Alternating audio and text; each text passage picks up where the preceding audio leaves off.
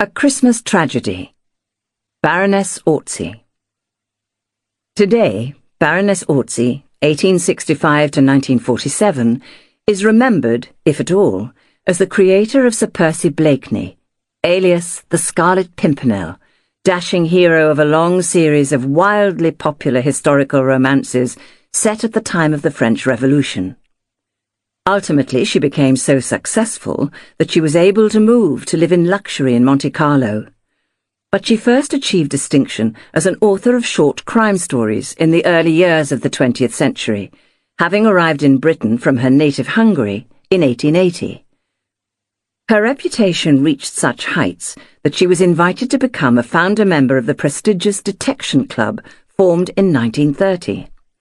Although by that time, her day as a detective writer was past, and she made an annual pilgrimage from her home by the Mediterranean to dine with fellow club members, the likes of Agatha Christie, Dorothy L. Sayers, Ronald Knox, and John Dickson Carr. Orczy created a number of detectives. The Old Man in the Corner is the most renowned. In all, he appeared in 3 collections of stories. The exploits of Patrick Mulligan, an Irish lawyer, were ultimately collected in a book with the improbable title Skin o' My Tooth. Lady Molly of Scotland Yard, 1910, recorded the eponymous heroine's battle to achieve justice for her disgraced husband. Her rapid rise to the top of the Metropolitan Police, at a time when true gender equality was scarcely imaginable, represents one of the most remarkable career ascents in the whole crime genre. This story first appeared in Cassell's magazine in December 1909. It was a fairly merry Christmas party, although the surliness of our host somewhat marred the festivities. But imagine 2 such beautiful young women as my own dear lady and Margaret Seeley, and a Christmas Eve Cinderella in the beautiful ballroom at Clevere Hall, and you will understand that even Major Seeley's well-known cantankerous temper could not altogether spoil the merriment of a good old-fashioned festive gathering. It is a far cry from a Christmas Eve party to a series of cattle-maiming outrages, yet I am forced to mention these now, for although they were ultimately proved to have no connection with the murder of the unfortunate Major, yet they were undoubtedly the means whereby the miscreant was enabled to accomplish the horrible deed with surety, swiftness, and, as it turned out afterwards, a very grave chance of immunity. Everyone in the neighbourhood had been taking the keenest possible interest in those dastardly outrages against innocent animals.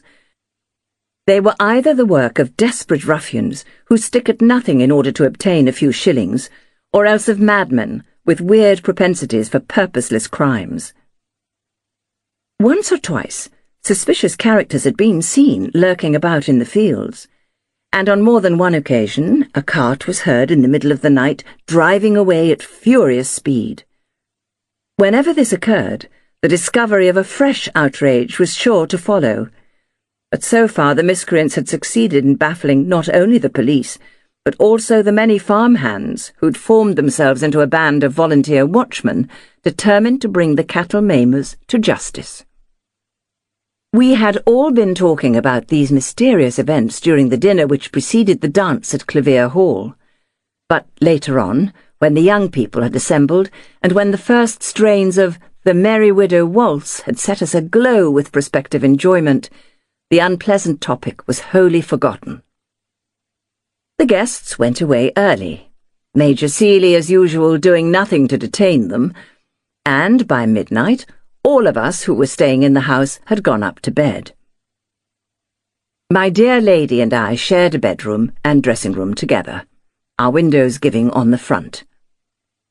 Clevere Hall is, as you know, not very far from York, on the other side of Bishopthorpe, and is one of the finest old mansions in the neighbourhood. Its only disadvantage being that, in spite of the gardens being very extensive in the rear, the front of the house lies very near the road. It was about 2 hours after I had switched off the electric light and called out "Good night" to my dear lady that something roused me out of my first sleep. Suddenly I felt very wide awake and sat up in bed. Most unmistakably, though still from some considerable distance along the road, came the sound of a cart being driven at unusual speed. Evidently my dear lady was also awake. She jumped out of bed and, drawing aside the curtains, looked out of the window. The same idea had, of course, flashed upon us both at the very moment of waking. All the conversation anent the cattle maimers and their cart, which we had heard since our arrival at Clavier, recurring to our minds simultaneously.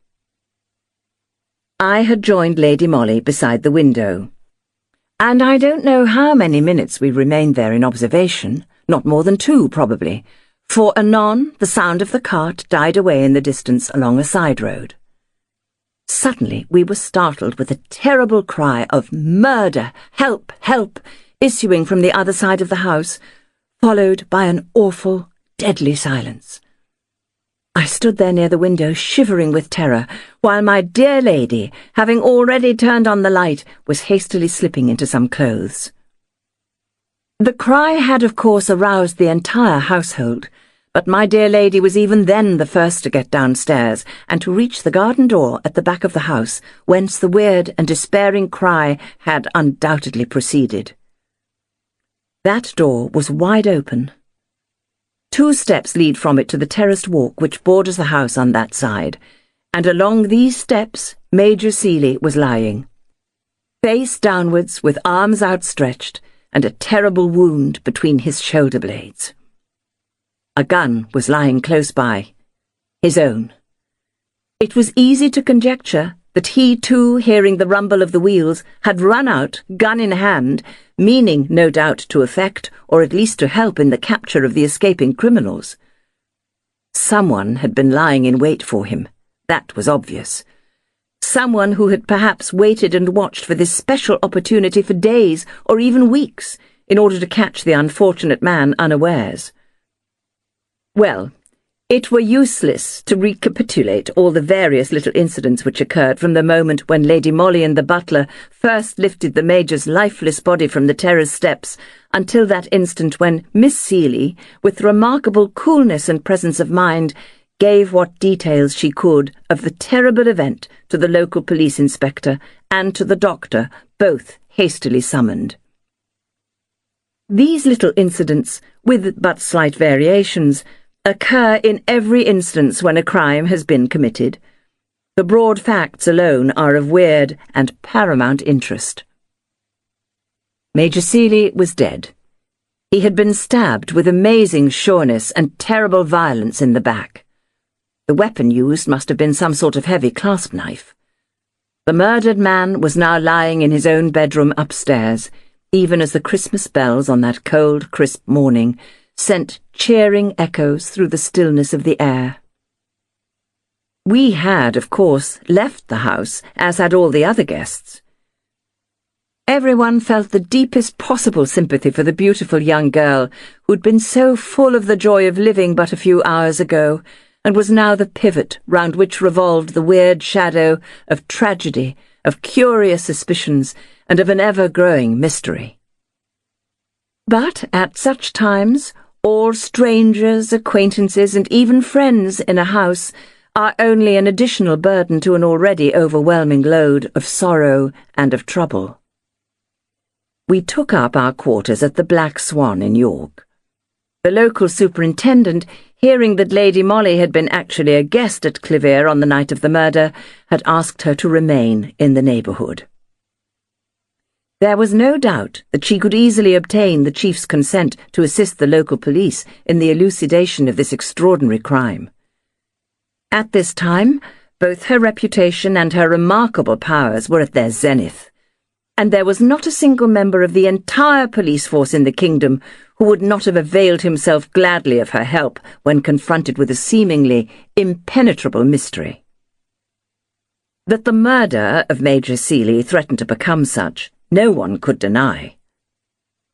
In cases of this sort, when no robbery of any kind has accompanied the graver crime, it is the duty of the police and also of the coroner to try to find out, first and foremost, what possible motive there could be behind so cowardly an assault, and among motives, of course, deadly hatred, revenge, and animosity stand paramount.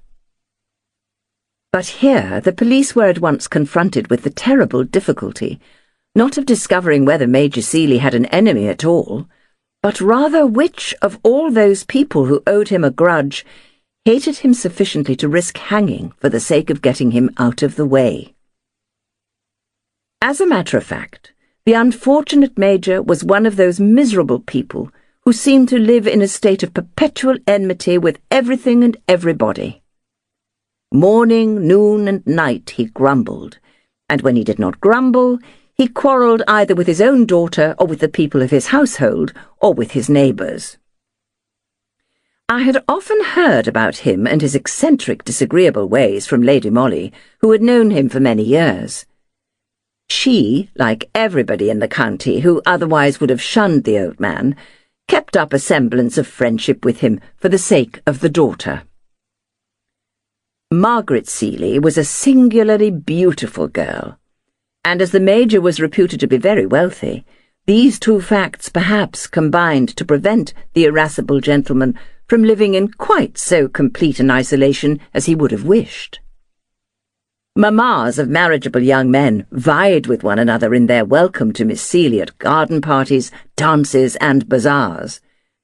Indeed, Margaret had been surrounded with admirers ever since she'd come out of the schoolroom.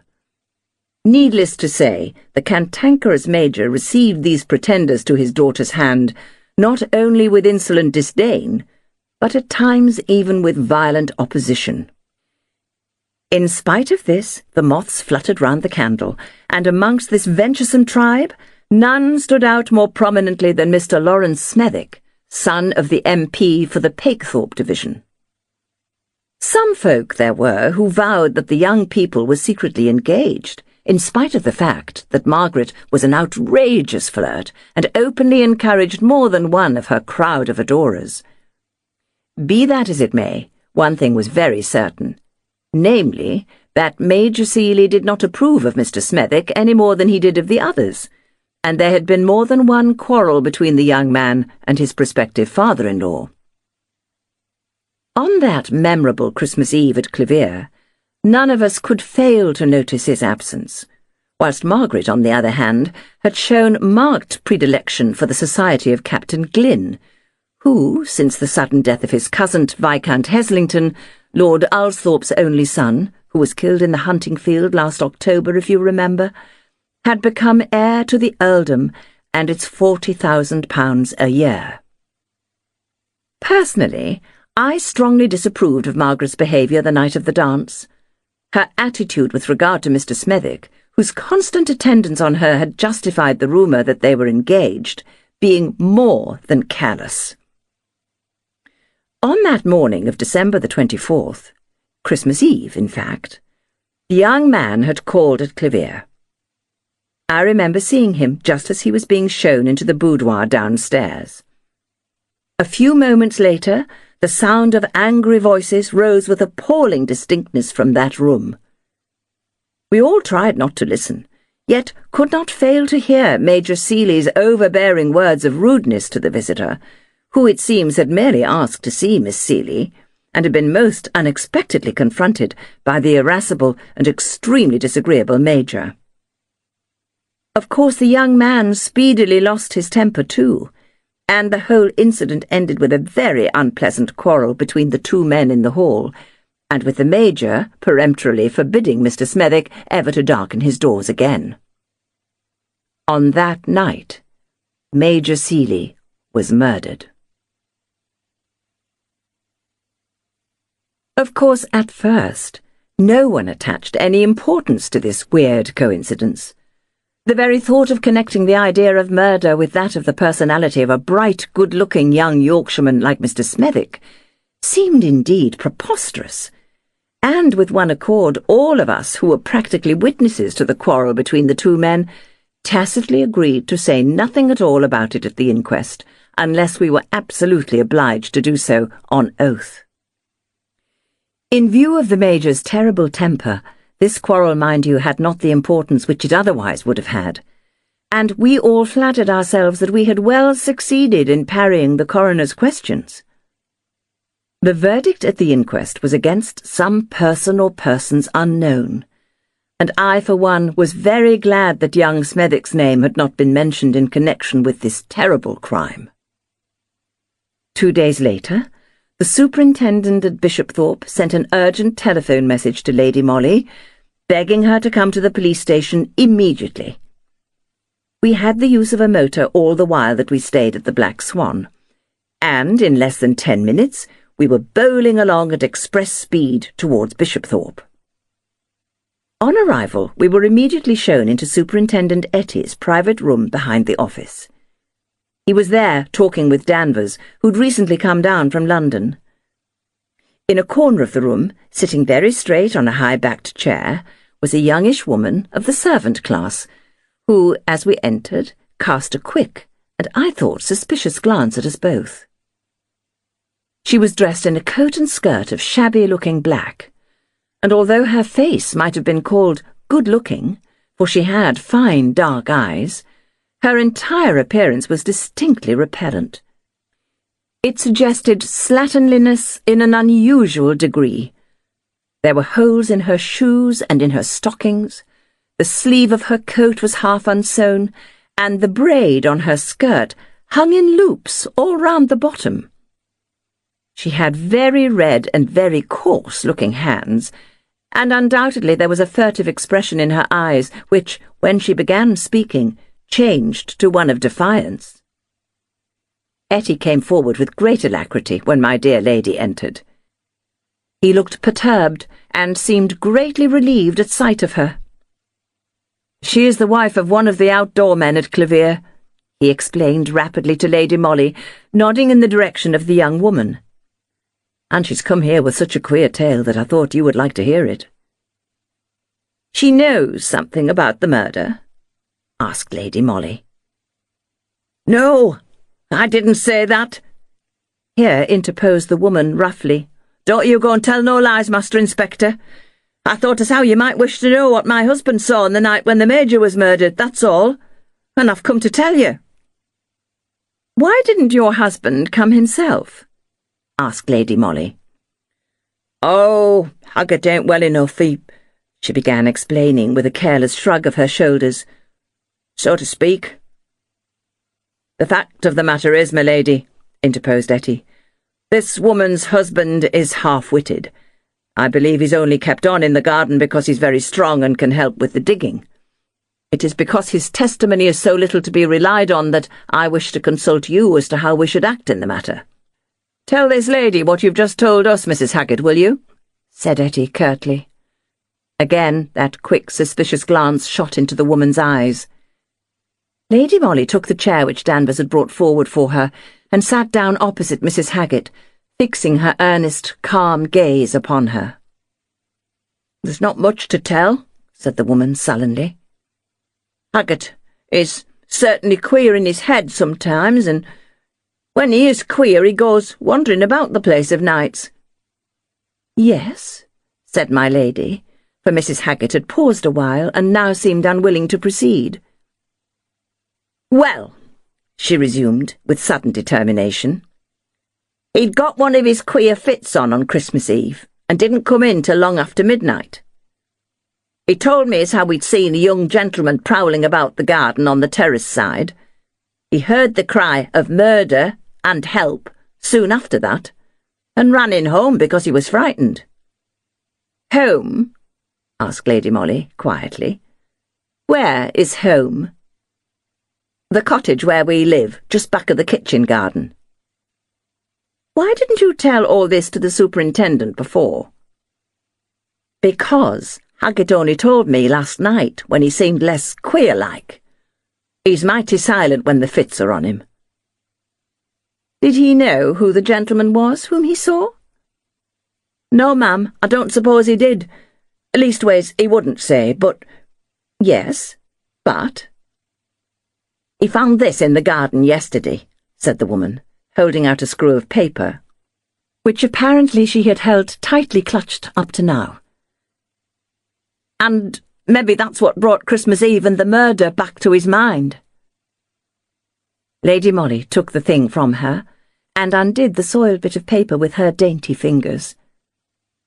The next moment, she held up for Etty's inspection a beautiful ring composed of an exquisitely carved moonstone surrounded with diamonds of an unusual brilliance.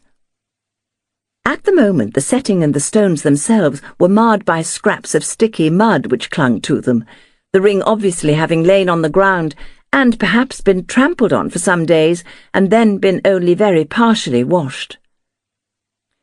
"At any rate, you can find out the ownership of the ring," commented my dear lady after a while, in answer to Etty's silent attitude of expectancy. "There would be no harm in that." Then she turned once more to the woman. "I'll walk with you to your cottage, if I may," she said decisively, "and have a chat with your husband. Is he at home?" I thought Mrs. Haggett took this suggestion with marked reluctance. I could well imagine from her own personal appearance that her home was most unlikely to be in a fit state for a lady's visit. However, she could of course do nothing but obey, and after a few muttered words of grudging acquiescence, she rose from her chair and stalked towards the door, leaving my lady to follow as she chose. Before going, however, she turned and shot an angry glance at Etty. "You'll give me back the ring, Master Inspector," she said, with her usual tone of sullen defiance. "Findings is keepings, you know." "I'm afraid not," replied Etty curtly. "But there's always the reward offered by Miss Seeley for information which would lead to the apprehension of her father's murderer. You may get that, you know. It is £100. "Yes, I know that," she remarked dryly, as without further comment she finally went out of the room. My dear lady came back very disappointed from her interview with Haggett. It seems that he was indeed half-witted, almost an imbecile in fact, with but a few lucid intervals of which this present day was one. But of course his testimony was practically valueless. He reiterated the story already told by his wife, adding no details. He had seen a young gentleman roaming on the terraced walk on the night of the murder. He did not know who the young gentleman was. He was going homeward when he heard the cry of murder, and ran to his cottage because he was frightened. He picked up the ring yesterday in the perennial border below the terrace, and gave it to his wife. Two of these brief statements made by the imbecile were easily proved to be true, and my dear lady had ascertained this before she returned to me. One of the Clavier undergardeners said he had seen Haggett running home in the small hours of that fateful Christmas morning. He himself had been on the watch for the cattle maimers that night, and remembered the little circumstance quite plainly. He added that Haggett certainly looked to be in a panic. Then Newby, another outdoor man at the hall, saw Haggett pick up the ring in the perennial border and advised him to take it to the police. Somehow all of us who were so interested in that terrible Christmas tragedy felt strangely perturbed at all this. No names had been mentioned as yet, but whenever my dear lady and I looked at one another, or whenever we talked to Etty or Danvers, we all felt that a certain name, one particular personality, was lurking at the back of all our minds. The two men, of course, had no sentimental scruples to worry them.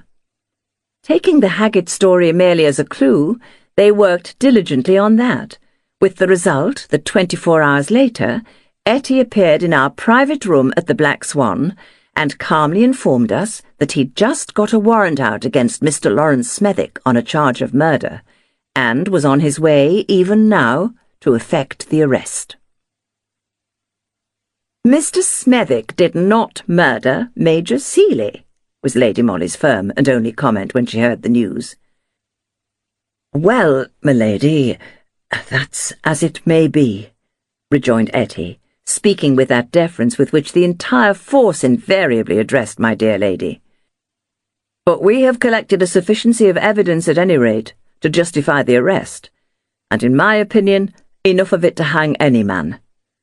Mr. Smethwick purchased the moonstone and diamond ring at Nicholson's in Coney Street about a week ago.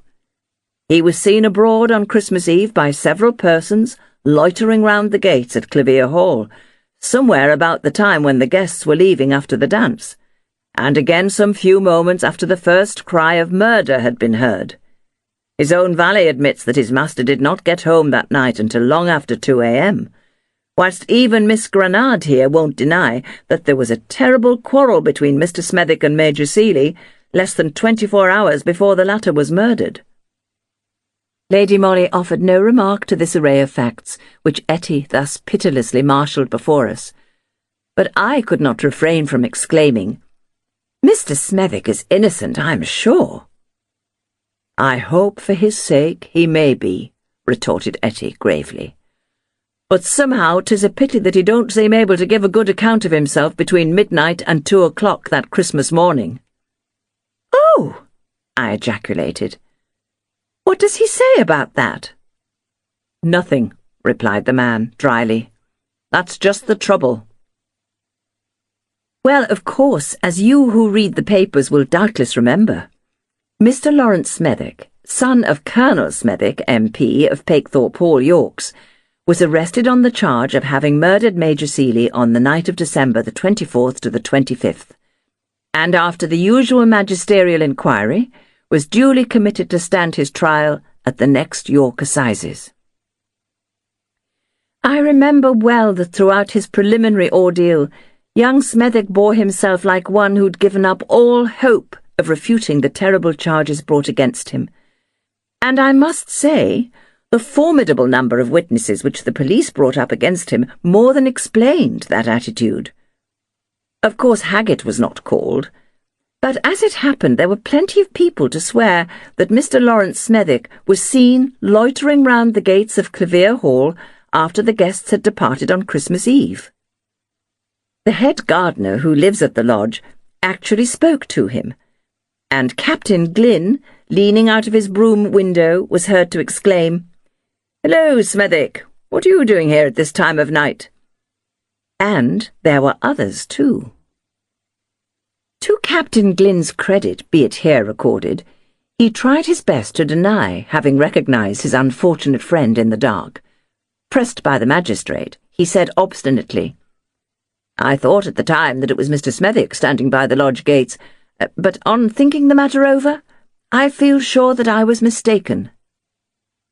On the other hand, what stood dead against young Smethwick was, firstly, the question of the ring, and then the fact that he was seen in the immediate neighbourhood of Clevere, both at midnight and again at about 2, when some men who'd been on the watch for cattle maimers saw him walking away rapidly in the direction of Pakethorpe.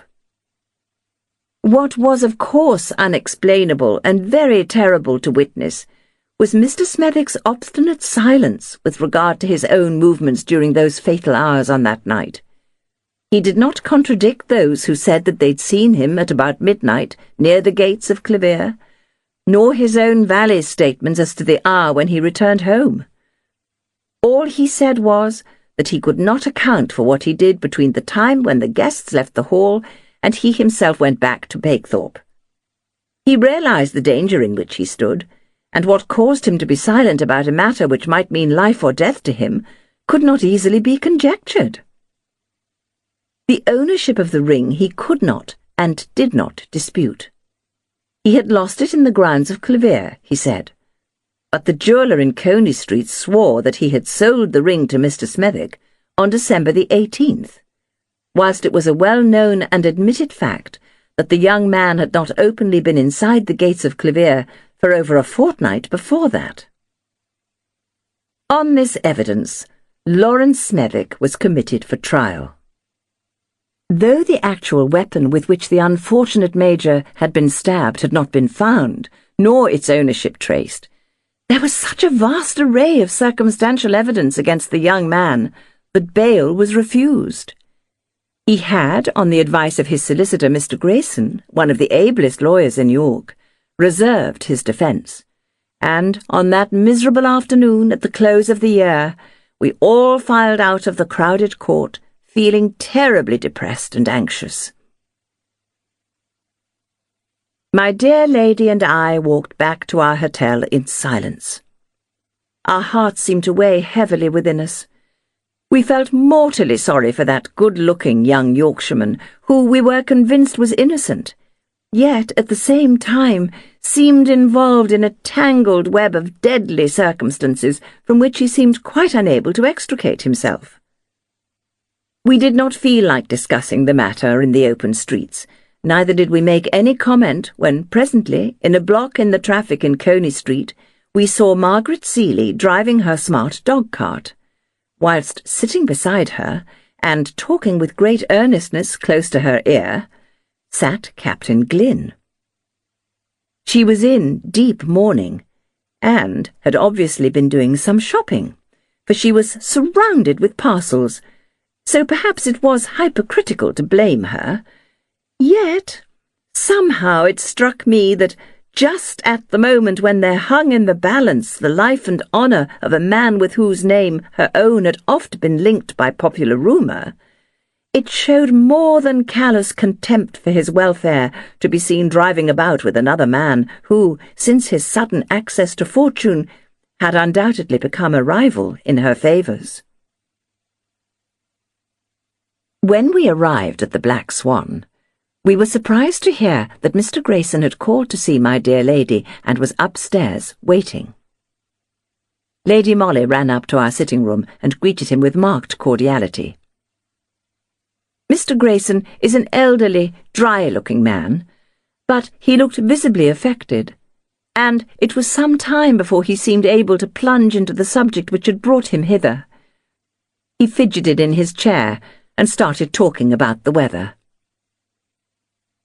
"I am not here in a strictly professional capacity, you know," said Lady Molly presently with a kindly smile, and with a view to helping him out of his embarrassment.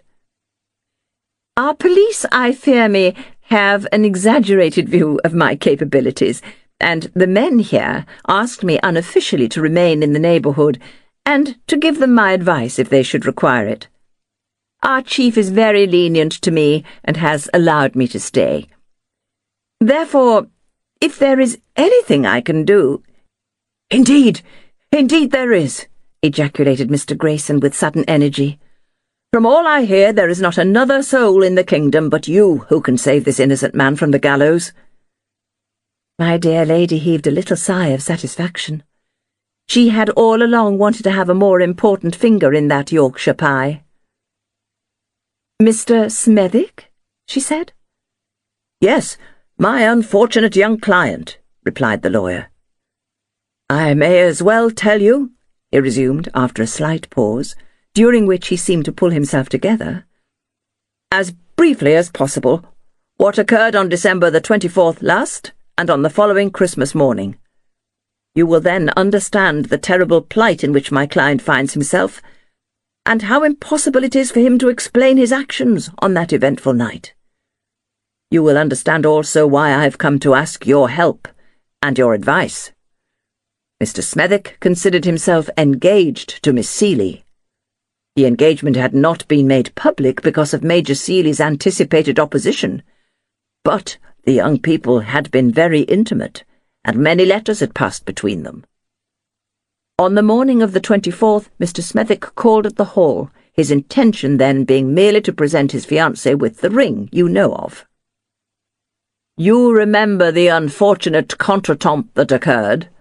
I mean the unprovoked quarrel sought by Major Seeley with my poor client, ending with the irascible old man forbidding Mr. Smethwick the house.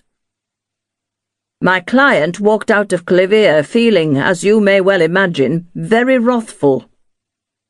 On the doorstep, just as he was leaving, he met Miss Margaret, and told her very briefly what had occurred.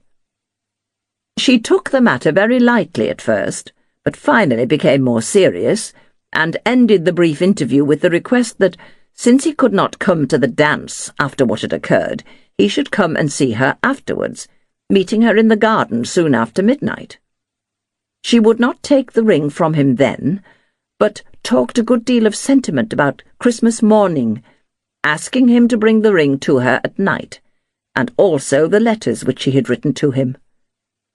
Well, You can guess the rest." Lady Molly nodded thoughtfully. "Miss Seeley was playing a double game," continued Mr. Grayson earnestly. "She was determined to break off all relationship with Mr. Smethwick, for she had transferred her volatile affections to Captain Glynn, who had lately become heir to an earldom and £40,000 a year. Under the guise of sentimental twaddle, she got my unfortunate client to meet her at night in the grounds of Clevere, and to give up to her the letters which might have compromised her in the eyes of her new lover. At 2:00 a.m., Major Seeley was murdered by one of his numerous enemies, as to which I do not know, nor does Mr. Smethwick. He had just parted from Miss Seeley at the very moment when the first cry of murder roused Clevere from its slumbers. This she could confirm if she only would, for the two were still in sight of each other. She inside the gates, he just a little way down the road. Mr. Smethwick saw Margaret Seeley run rapidly back towards the house. He waited about a little while, half hesitating what to do. Then he reflected that his presence might be embarrassing, or even compromising to her, whom, in spite of all, he still loved dearly. And knowing that there were plenty of men in and about the house to render what assistance was necessary, he finally turned his steps and went home a broken-hearted man, since she'd given him the go-by, taken her letters away, and flung contemptuously into the mud the ring he had bought for her. The lawyer paused, mopping his forehead, and gazing with whole-souled earnestness at my lady's beautiful, thoughtful face. "Has Mr. Smethwick spoken to Miss Seeley since?" asked Lady Molly after a while. "No, but I did," replied the lawyer. "What was her attitude?" "One of bitter and callous contempt. She denies my unfortunate client's story from beginning to end, declares that she never saw him after she bade him good morning on the doorstep of Clevere Hall when she heard of his unfortunate quarrel with her father. Nay, more, she scornfully calls the whole tale a cowardly attempt to shield a dastardly crime behind a still more dastardly libel on a defenceless girl." We were all silent now, buried in thought which none of us would have cared to translate into words. That the impasse seemed indeed hopeless, no one could deny. The tower of damning evidence against the unfortunate young man had indeed been built by remorseless circumstances with no faltering hand. Margaret Seeley alone could have saved him, but with brutal indifference she preferred the sacrifice of an innocent man's life and honour to that of her own chances of a brilliant marriage. There are such women in the world. Thank God I have never met any but that one. Yet am I wrong when I say that she alone could save the unfortunate young man, who throughout was behaving with such consummate gallantry, refusing to give his own explanation of the events that occurred on that Christmas morning, unless she chooses first to tell the tale? There was one present now in the dingy little room at the Black Swan, who could disentangle that weird skein of coincidences, if any human being not gifted with miraculous powers could indeed do it at this 11th hour. She now said gently, "What would you like me to do in this matter, Mr. Grayson? And why have you come to me rather than to the police?" "How can I go with this tale to the police?" he ejaculated in obvious despair. "Would they not also look upon it as a dastardly libel on a woman's reputation? We have no proofs, remember, and Miss Seeley denies the whole story from first to last. No, no," he exclaimed with wonderful fervour. "I came to you because I've heard of your marvellous gifts, your extraordinary intuition. Someone murdered Major Seeley. It was not my old friend Colonel Smethwick's son. Find out who it was, then, I beg of you. Find out who it was." He fell back in his chair, broken down with grief. With inexpressible gentleness, Lady Molly went up to him and placed her beautiful white hands on his shoulder. "I will do my best, Mr. Grayson." We remained alone and singularly quiet the whole of that evening. That my dear lady's active brain was hard at work I could guess by the brilliance of her eyes, and that sort of absolute stillness in her person through which one could almost feel the delicate nerves vibrating. The story told her by the lawyer had moved her singularly. Mind you, she had always been morally convinced of young Smethwick's innocence, but in her the professional woman always fought hard battles against the sentimentalist, and in this instance the overwhelming circumstantial evidence and the conviction of her superiors had forced her to accept the young man's guilt as something out of her ken. By his silence, too, the young man had tacitly confessed. And if a man is perceived on the very scene of a crime, both before it has been committed and directly afterwards, if something admittedly belonging to him is found within 3 yards of where the murderer must have stood, if, added to this, he has had a bitter quarrel with the victim, and can give no account of his actions or whereabouts during the fatal time, it were vain to cling to optimistic beliefs in that same man's innocence. But now matters had assumed an altogether different aspect. The story told by Mr. Smethwick's lawyer had all the appearance of truth. Margaret Seeley's character, her callousness on the very day when her late fiancé stood in the dock, her quick transference of her affections to the richer man, all made the account of the events on Christmas night as told by Mr. Grayson extremely plausible. No wonder my dear lady was buried in thought. "I shall have to take the threads up from the beginning, Mary," she said to me the following morning, when after breakfast she appeared in her neat coat and skirt with hat and gloves ready to go out. "So, on the whole, I think I will begin with a visit to the Haggets." "I may come with you, I suppose?" I suggested meekly. "Oh, yes," she rejoined carelessly. Somehow I had an inkling that the carelessness of her mood was only on the surface. It was not likely that she, my sweet, womanly, ultra-feminine, beautiful lady, should feel callous on this absorbing subject. We motored down to Bishopthorpe. It was bitterly cold, raw, damp and foggy. The chauffeur had some difficulty in finding the cottage, the home of the imbecile gardener and his wife. There was certainly not much look of home about the place. When, after much knocking at the door, Mrs. Haggett finally opened it, we saw before us one of the most miserable, slatternly places I think I ever saw. In reply to Lady Molly's somewhat curt inquiry, the woman said that Haggett was in bed, suffering from one of his fits. "That is a great pity," said my dear lady, rather unsympathetically, I thought, "for I must speak with him at once." "What is it about?" asked the woman sullenly. "I can take a message." "I am afraid not," rejoined my lady. "I was asked to see Haggett personally." "By whom, I'd like to know?" she retorted, now almost insolently. "I dare say you would, but you're wasting precious time. Hadn't you better help your husband on with his clothes?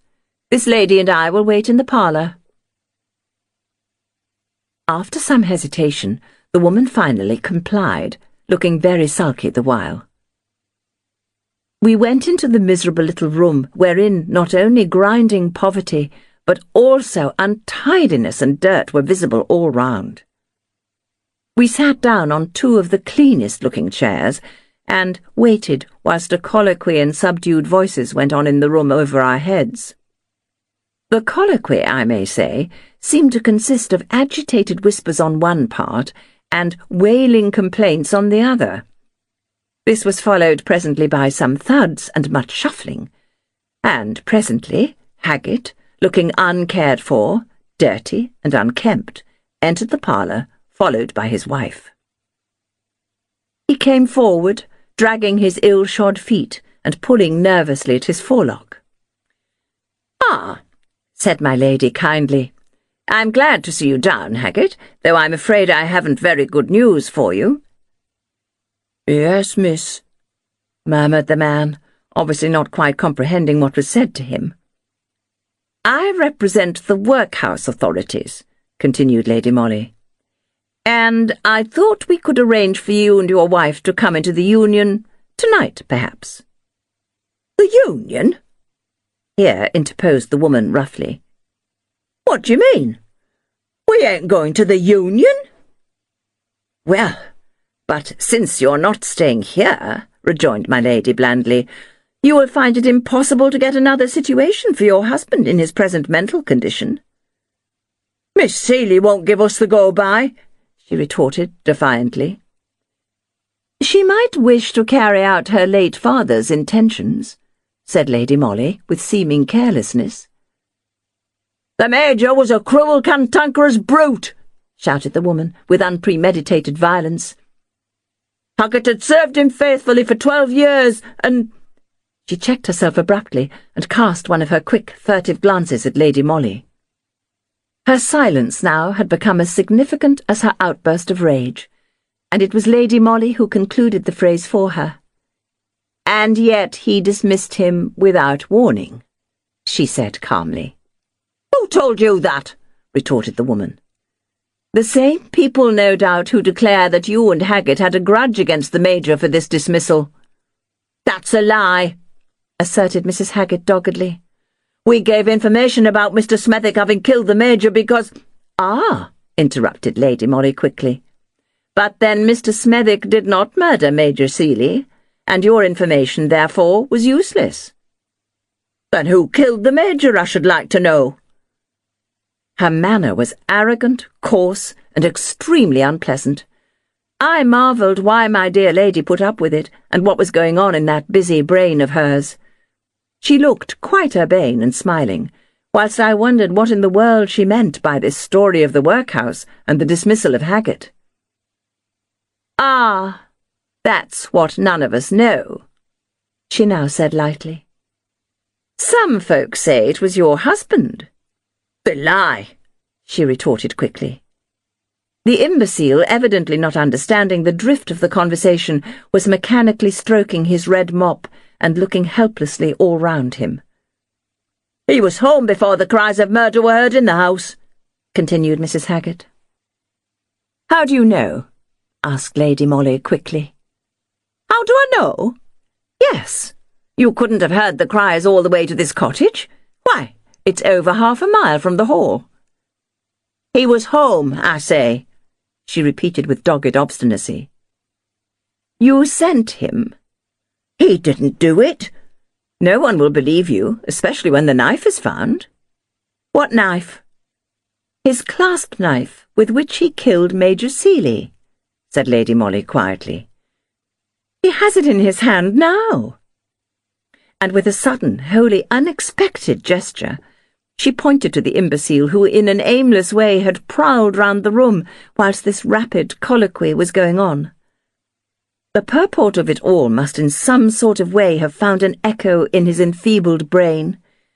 He wandered up to the dresser whereon lay the remnants of that morning's breakfast, together with some crockery and utensils.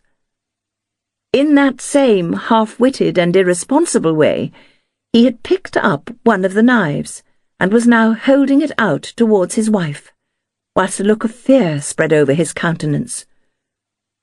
"I can't do it, Annie, I can't. You'd better do it," he said. There was dead silence in the little room. The woman, Haggett, stood as if turned to stone. Ignorant and superstitious as she was, I suppose that the situation had laid hold of her nerves, and that she'd felt that the finger of a relentless fate was even now being pointed at her. The imbecile was shuffling forward, closer and closer to his wife, still holding out the knife towards her, and murmuring brokenly, "I can't do it. You'd better, Annie. You'd better." He was close to her now, and all at once her rigidity and nerve strain gave way. She gave a hoarse cry, and snatching the knife from the poor wretch, she rushed at him, ready to strike. Lady Molly and I were both young, active, and strong, and there was nothing of the squeamish grande dame about my dear lady when quick action was needed. But even then we had some difficulty in dragging Annie Haggett away from her miserable husband. Blinded with fury, she was ready to kill the man who had betrayed her. Finally, we succeeded in wresting the knife from her. You may be sure that it required some pluck after that to sit down again quietly and to remain in the same room with this woman who already had one crime upon her conscience, and with this weird, half-witted creature who kept on murmuring pitiably, "You'd better do it, Annie." Well, you've read the account of the case, so you know what followed. Lady Molly did not move from that room until she had obtained the woman's full confession. All she did for her own protection was to order me to open the window and to blow the police whistle which she handed me. The police station fortunately was not very far, and sound carried in the frosty air. She admitted to me afterwards that it had been foolish, perhaps, not to have brought Etty or Danvers with her, but she was supremely anxious not to put the woman on the alert from the very start. Hence her circumlocutory speeches anent the workhouse and Haggett's probable dismissal. That the woman had had some connection with the crime, Lady Molly, with her keen intuition, had always felt. But as there was no witness to the murder itself, and all circumstantial evidence was dead against young Smethwick, there was only one chance of successful discovery, and that was the murderer's own confession. If you think over the interview between my dear lady and the Haggetts on that memorable morning, you will realize how admirably Lady Molly had led up to the weird finish. She would not speak to the woman unless Haggett was present, and she felt sure that as soon as the subject of the murder cropped up, the imbecile would either do or say something that would reveal the truth.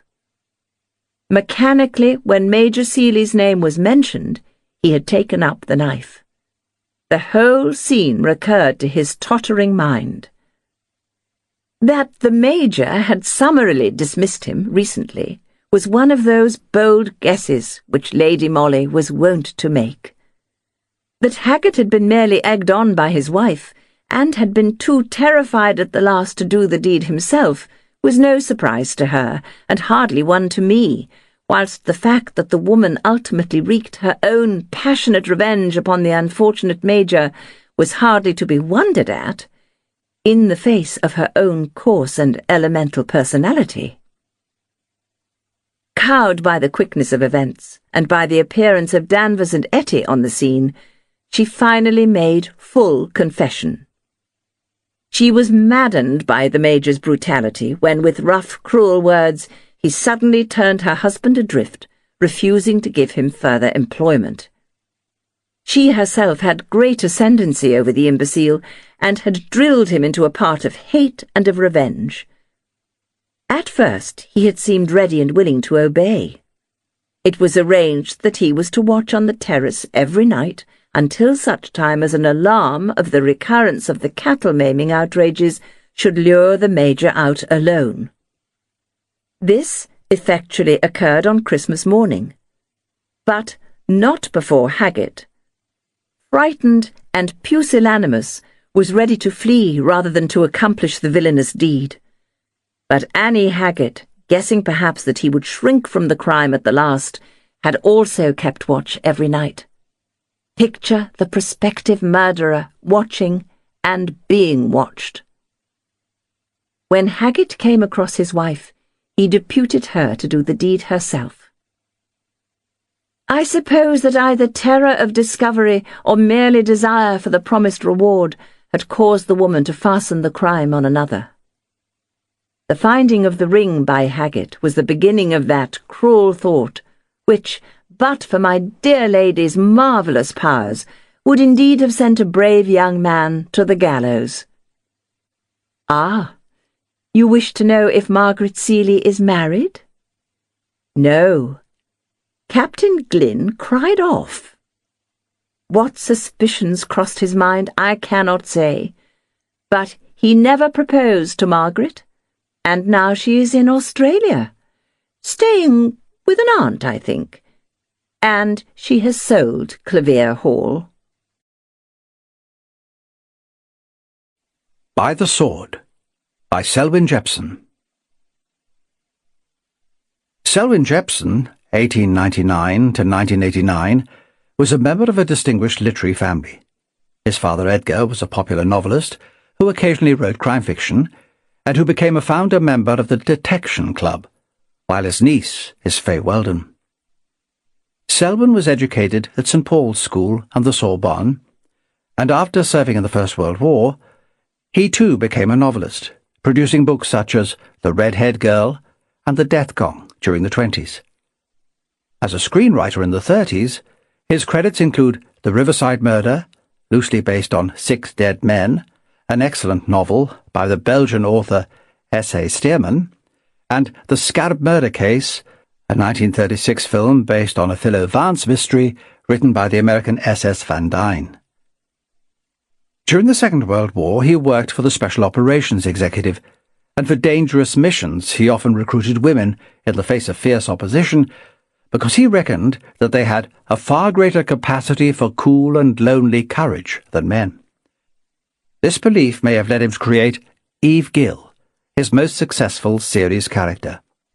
Eve's most memorable adventure was recorded in Man Running, a 1948 thriller, which Hitchcock adapted a couple of years later as Stage Fright, with a cast including Jane Wyman, Marlene Dietrich, and Richard Todd. Jepson was a talented, unpretentious storyteller, as By the Sword, one of his early stories, demonstrates. It appeared in Castle's magazine in December 1930. Alfred Caithness stayed on for Christmas for 2 reasons. Quite apart from the cold weather, which he found easier to support at Dingle House than alone in his Baker Street flat. Snow had fallen heavily in the middle of the month, and again on Christmas Day. It lay thickly now, with the thermometer showing 4 degrees of frost, and it hid the lawns of the Dingle Gardens and coated the roofs and gables of the old house like icing sugar on a cake. Although he told himself that the reasons he had stayed were because an old-fashioned Christmas appealed to him, and also because his cousin Herbert would undoubtedly lend him £2,000 if he handled him right, there was another thing which kept him here. This, however, he had not yet fully admitted to himself. He only knew that he was in no great hurry to talk to Herbert about the money. Life was very pleasant at Dingle House, he reflected. Why go out of the way to speed one's own departure? This morning he sat by the blazing logs in the great stone fireplace of the library and watched Barbara, who was his cousin's wife, sewing at some pink thing, which lay like a pool of silken foam in her lap. The boy, young Robert, who was 5 and a bit, was marching a regiment of tin soldiers up and down the low, broad window-sill behind her. Every now and then she would turn her head to smile at him and admire some new arrangement of their ranks. Life Guards on horseback they were, with red coats and silver breastplates, a gay and gallant company. "You couldn't have given him anything he would have liked better, Alfred," she said. "It's the Caithness in him." He nodded, but was more attentive to the graceful poise of her head on the white column of her neck. "He'll be a soldier like the rest of them," she added, and sighed. Her husband was not one, but only because his left leg was 2 inches shorter than his right, a childhood accident. Alfred, too, was an exception to the family tradition. "I've never cottoned to the idea," he remarked, following her thought, "but not because the old story frightened me." "You mean that a Caithness always dies by the sword?" She'd been thinking of it a moment before, when she'd seen Robert, grown to a man and pursuing his career, which his ancestors had fulfilled so gloriously. "It's very queer, though," Alfred said. "How many of them have been killed that way?" He glanced at the crest carved in the limestone of the mantelpiece, a short sword gripped in a mailed hand. "But in these days soldiering isn't so fashionable," he added. "Perhaps your boy will be a legal luminary like his famous father." His eyes went back to her, to the helmet of sleek fair hair and the cream of her temples. Heaven! How sorry he was for her. Married to Herbert, who was 28 years her senior, a lame, dry-voiced man, consciously enigmatical, proud of his keen logical brain, his freedom from sentiment and the cloying dangers of emotionalism. In other words, the Honourable Mr. Justice Caithness, whose judgments in the criminal court were renowned for the clarity of their law and the severity of their consequences. Small wonder his life was so often threatened. To hear the smug self-righteousness of the man's voice, as he condemned some poor devil to penal servitude, was enough to arouse any vengeance. If he had had one threatening letter since the last sessions, he must have had a dozen. Alfred shifted restlessly in his armchair and banged the dottle out of his pipe against the hearth. What joy could Barbara get out of a husband like that? Precious little. Where was he now, for that matter? Shut away in his study, at the other end of the house, with his dictionaries, encyclopedias, and books of references, striving to solve Torquemada's crossword puzzle by Wednesday night. That was his weekly excitement, his one relaxation from the administration of justice, and the textbook Anomalies in Criminal Law, which he was preparing with young Donaldson's help. At the thought of Jim Donaldson, Alfred frowned. "Left, right, left, right, left," sang Robert at the window. "Barbara," said Alfred, and stopped abruptly. She looked up, and then dropped her eyes quickly. He bit on the empty pipe. "They are horsemen, dear," she explained, turning to the boy. "Only foot soldiers march in step. These are different." Alfred knew suddenly why he had stayed at Dingle House for Christmas. He went over to Robert and asked him to run along. The boy did not want to. A little disgruntled, he obeyed. "I'll find the Book of Engines for Uncle Jim, and I'll come back presently," he said at the door. Alfred closed it on him and crossed to the chair in which the golden head was bent over the silk. She had not commented on his sending the child away, and he took heart. Surely she guessed what was coming. "I've been here 10 days now," he said, searching for words. "And I've seen how things are. With you and Herbert." "Alfred, please." But he hurried on. He knew what he wanted to say. "You can't go on with it. You can't.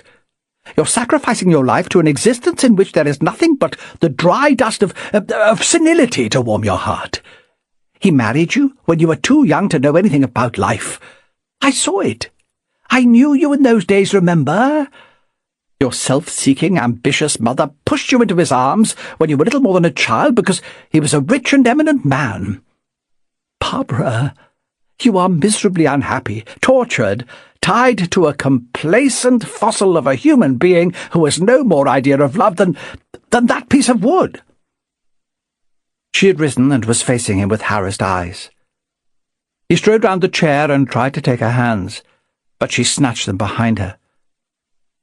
"Look at it honestly, Barbara. You know I'm stating no more than the truth of the thing. I've got eyes in my head. I've seen you looking at him. Heard your silence when he says something particularly inane. You're rushing into disaster. Presently you'll begin to look for an escape, and because the desire is so urgent, your judgment will be faulty. You make a ghastly mistake. Some casual man will take advantage of your misery. Alfred, stop. I won't stop. You've got to listen to me.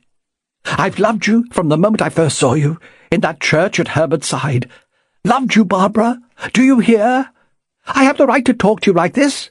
I have the right to look after you, to take you away." She stared at him with her hands to her cheeks, as though she could not believe what she'd heard, dared not, Alfred thought, with a throb of triumph. The words came easily now. "You must come away with me, you and the boy. You won't have to give him up. I wouldn't ask that. I can't take you to a luxurious home, but I can give you the warmer things of life, of the heart. Listen, Barbara, you know how I have felt about you for a very long time. Last summer when I was here, do you remember the harvesting? When we rode home in the dusk on the top of that great mound of hay? You guessed then, didn't you, my darling? I held back because I wasn't sure of you, because I hadn't realized quite how terribly unhappy you were.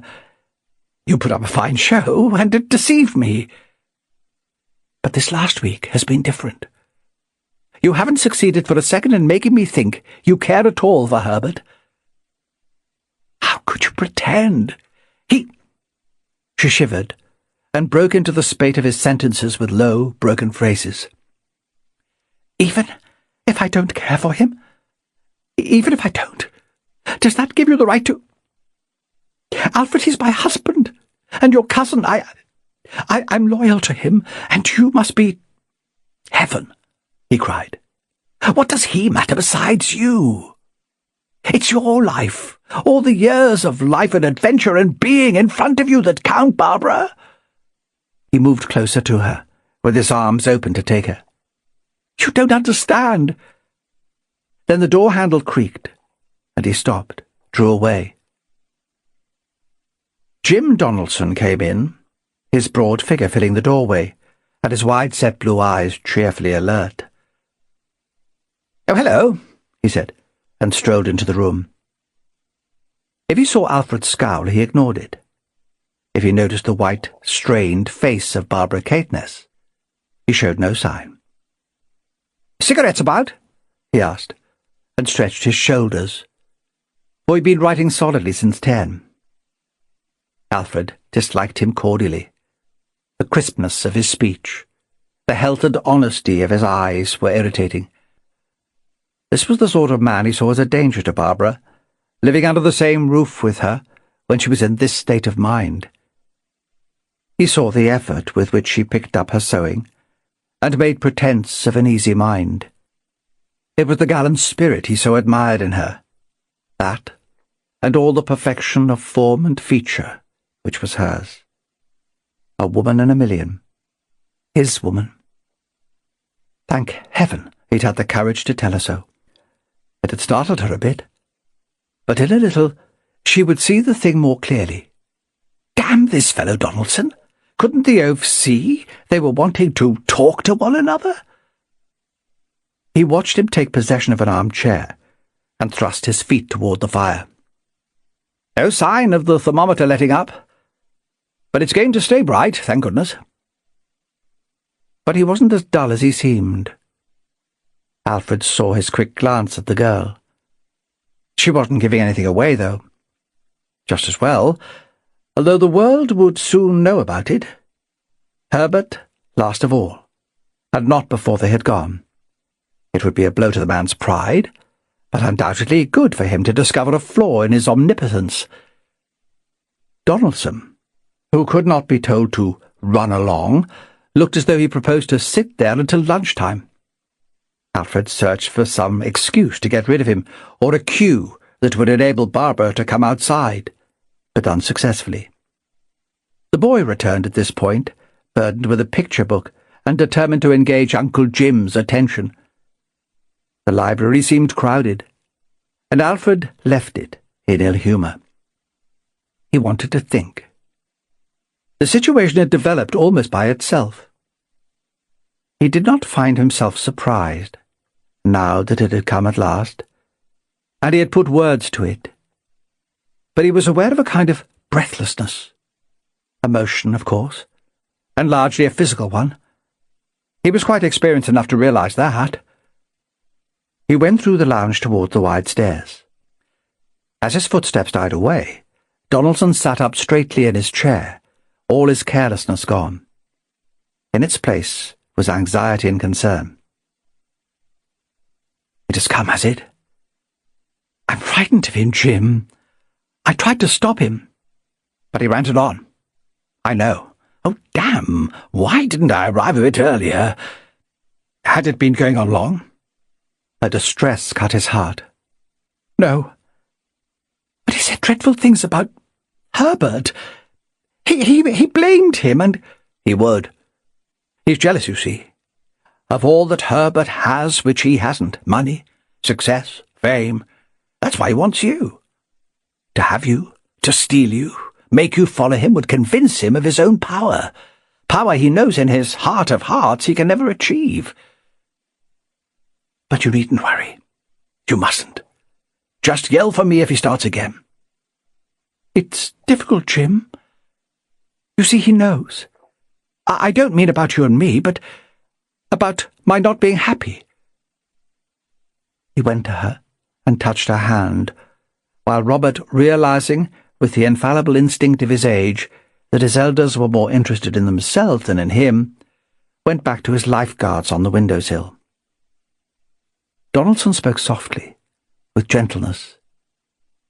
"Was it only yesterday we discovered one another? I'm still a little dazed, but I'm beginning to think straight. My dear, I shall have to tell Herbert and go. It's the only thing to do. I'll tell him soon, tomorrow. I shan't involve you. He'll be fair. You know, sometimes I think he knows already, and understands, that he knew before I myself did. He's odd in that way.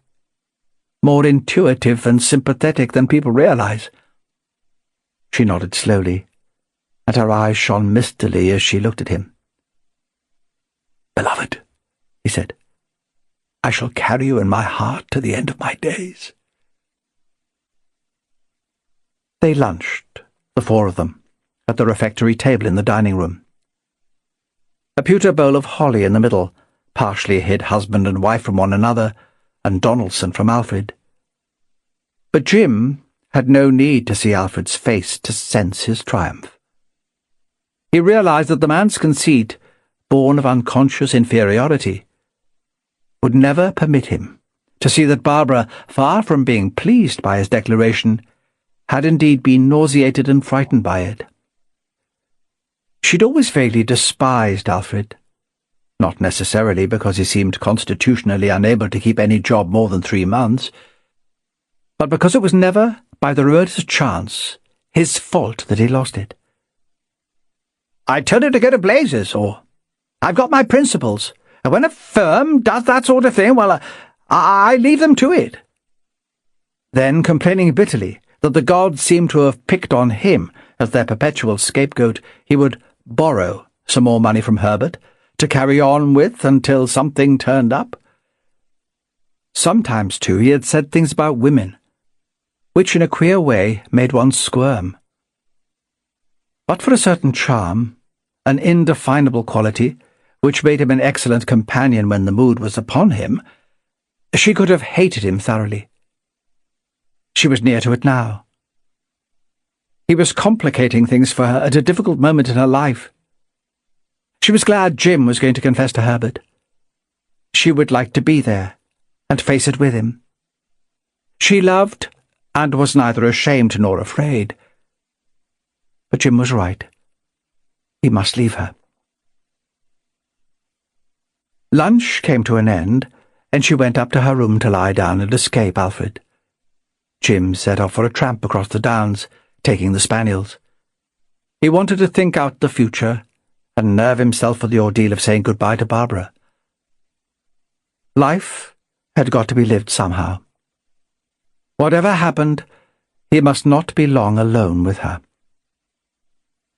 Alfred was also of a mind to consider the future and the practical aspect of the money shortage, in view of his decision to take Barbara away now, became very clear to him. He must settle it as soon as possible. With the thought of Barbara strengthening his resolve, he followed the limping Herbert from the lunch table to the study.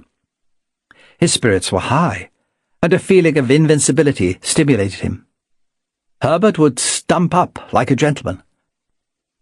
He was as certain of it as he had been of anything in his life. He accepted a cigar and hoped, he said, that he wasn't in the way. How's the book going?" "Very well, Alfred. Donaldson's help is invaluable. An exceedingly astute brain for such a young man. His knowledge of jurisprudence is remarkable. He'll make a great name for himself when he begins practising in earnest. Like few men with large private incomes, he is ambitious. He will be Attorney General before he has finished." "Lucky devil," Alfred commented. "I wish I had had a quart of his chances. I'm only a couple of years older than he is, and if things had been a bit different, gone better for me, I would be doing as well. It's not a comfortable feeling, that." Herbert put on a pair of spectacles and turned over a page in a dictionary. "You indeed seem to have been unfortunate," he said. Alfred nodded and glanced at his cousin. The keen, straight face was not unsympathetic. This seemed to be the moment. "I've been on the wrong track. That's the whole trouble," he went on. "I've always been doing things for other people instead of for myself. Look at that sugar beet exploitation business. Why, in 6 weeks, I put the thing on its feet. I suppose I did more to start that company off than anybody else in it. It must have made a profit of 100,000 this year. You see if I'm not right when they publish the balance sheet next month. And I would have been on the board, but for Murgatroyd. I made a friend of the man, and he started some ridiculous gossip about a row I'd had in Coventry with the Invicto crowd. He got it all wrong, of course, but that didn't prevent people listening to him. It got round to me in time, thank goodness. I called him a scandal-mongering liar to his face and walked out. They tried to get me back, of course, but I wouldn't go. No. The whole secret of it is that I ought to be my own boss. Herbert, I've got the idea of a lifetime. An export agency business, a one-man business, and with this new fiscal policy gaining ground all the time, I'm onto a marvellous thing.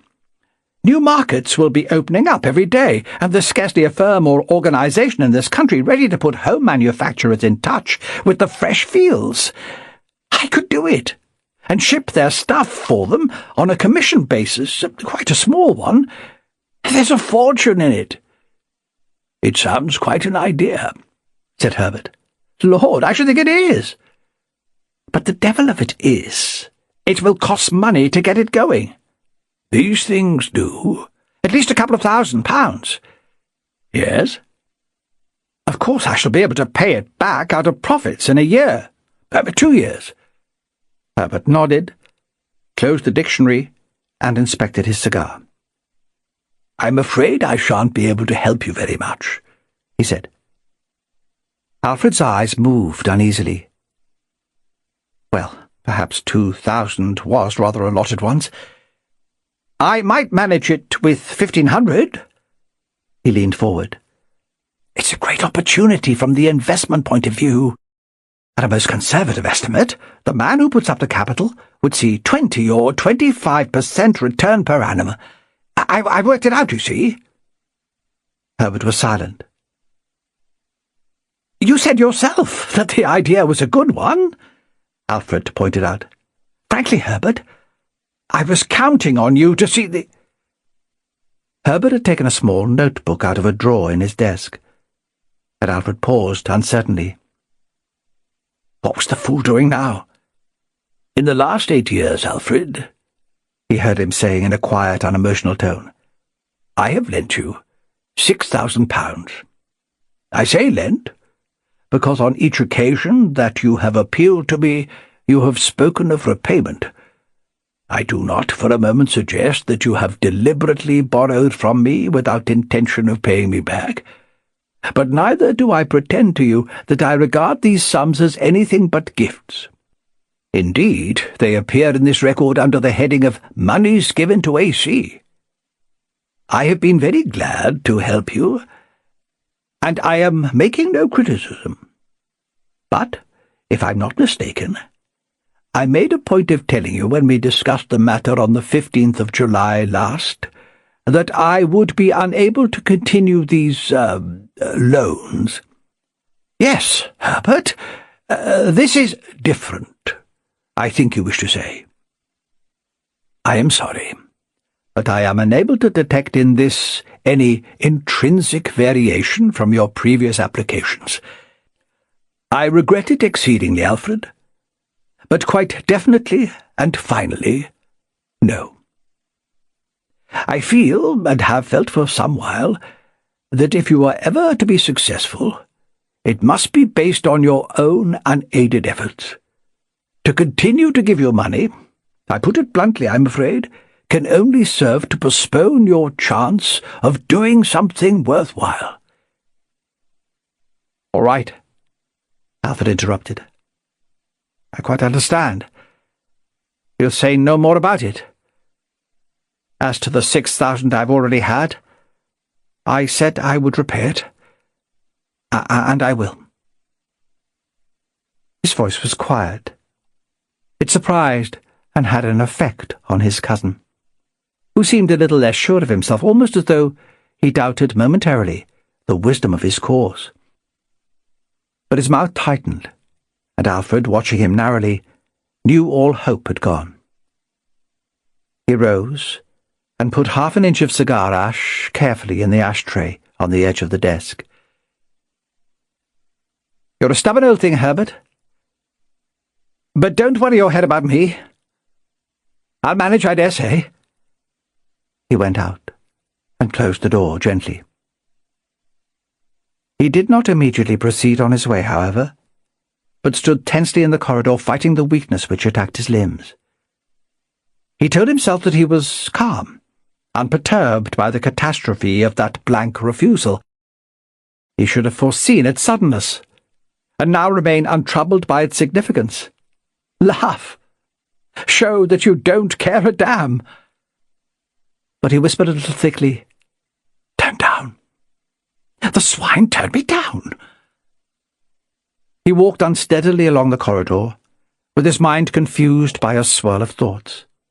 Barbara, the money, Herbert's stern face, with its eyes full of comprehension hovering in front of him.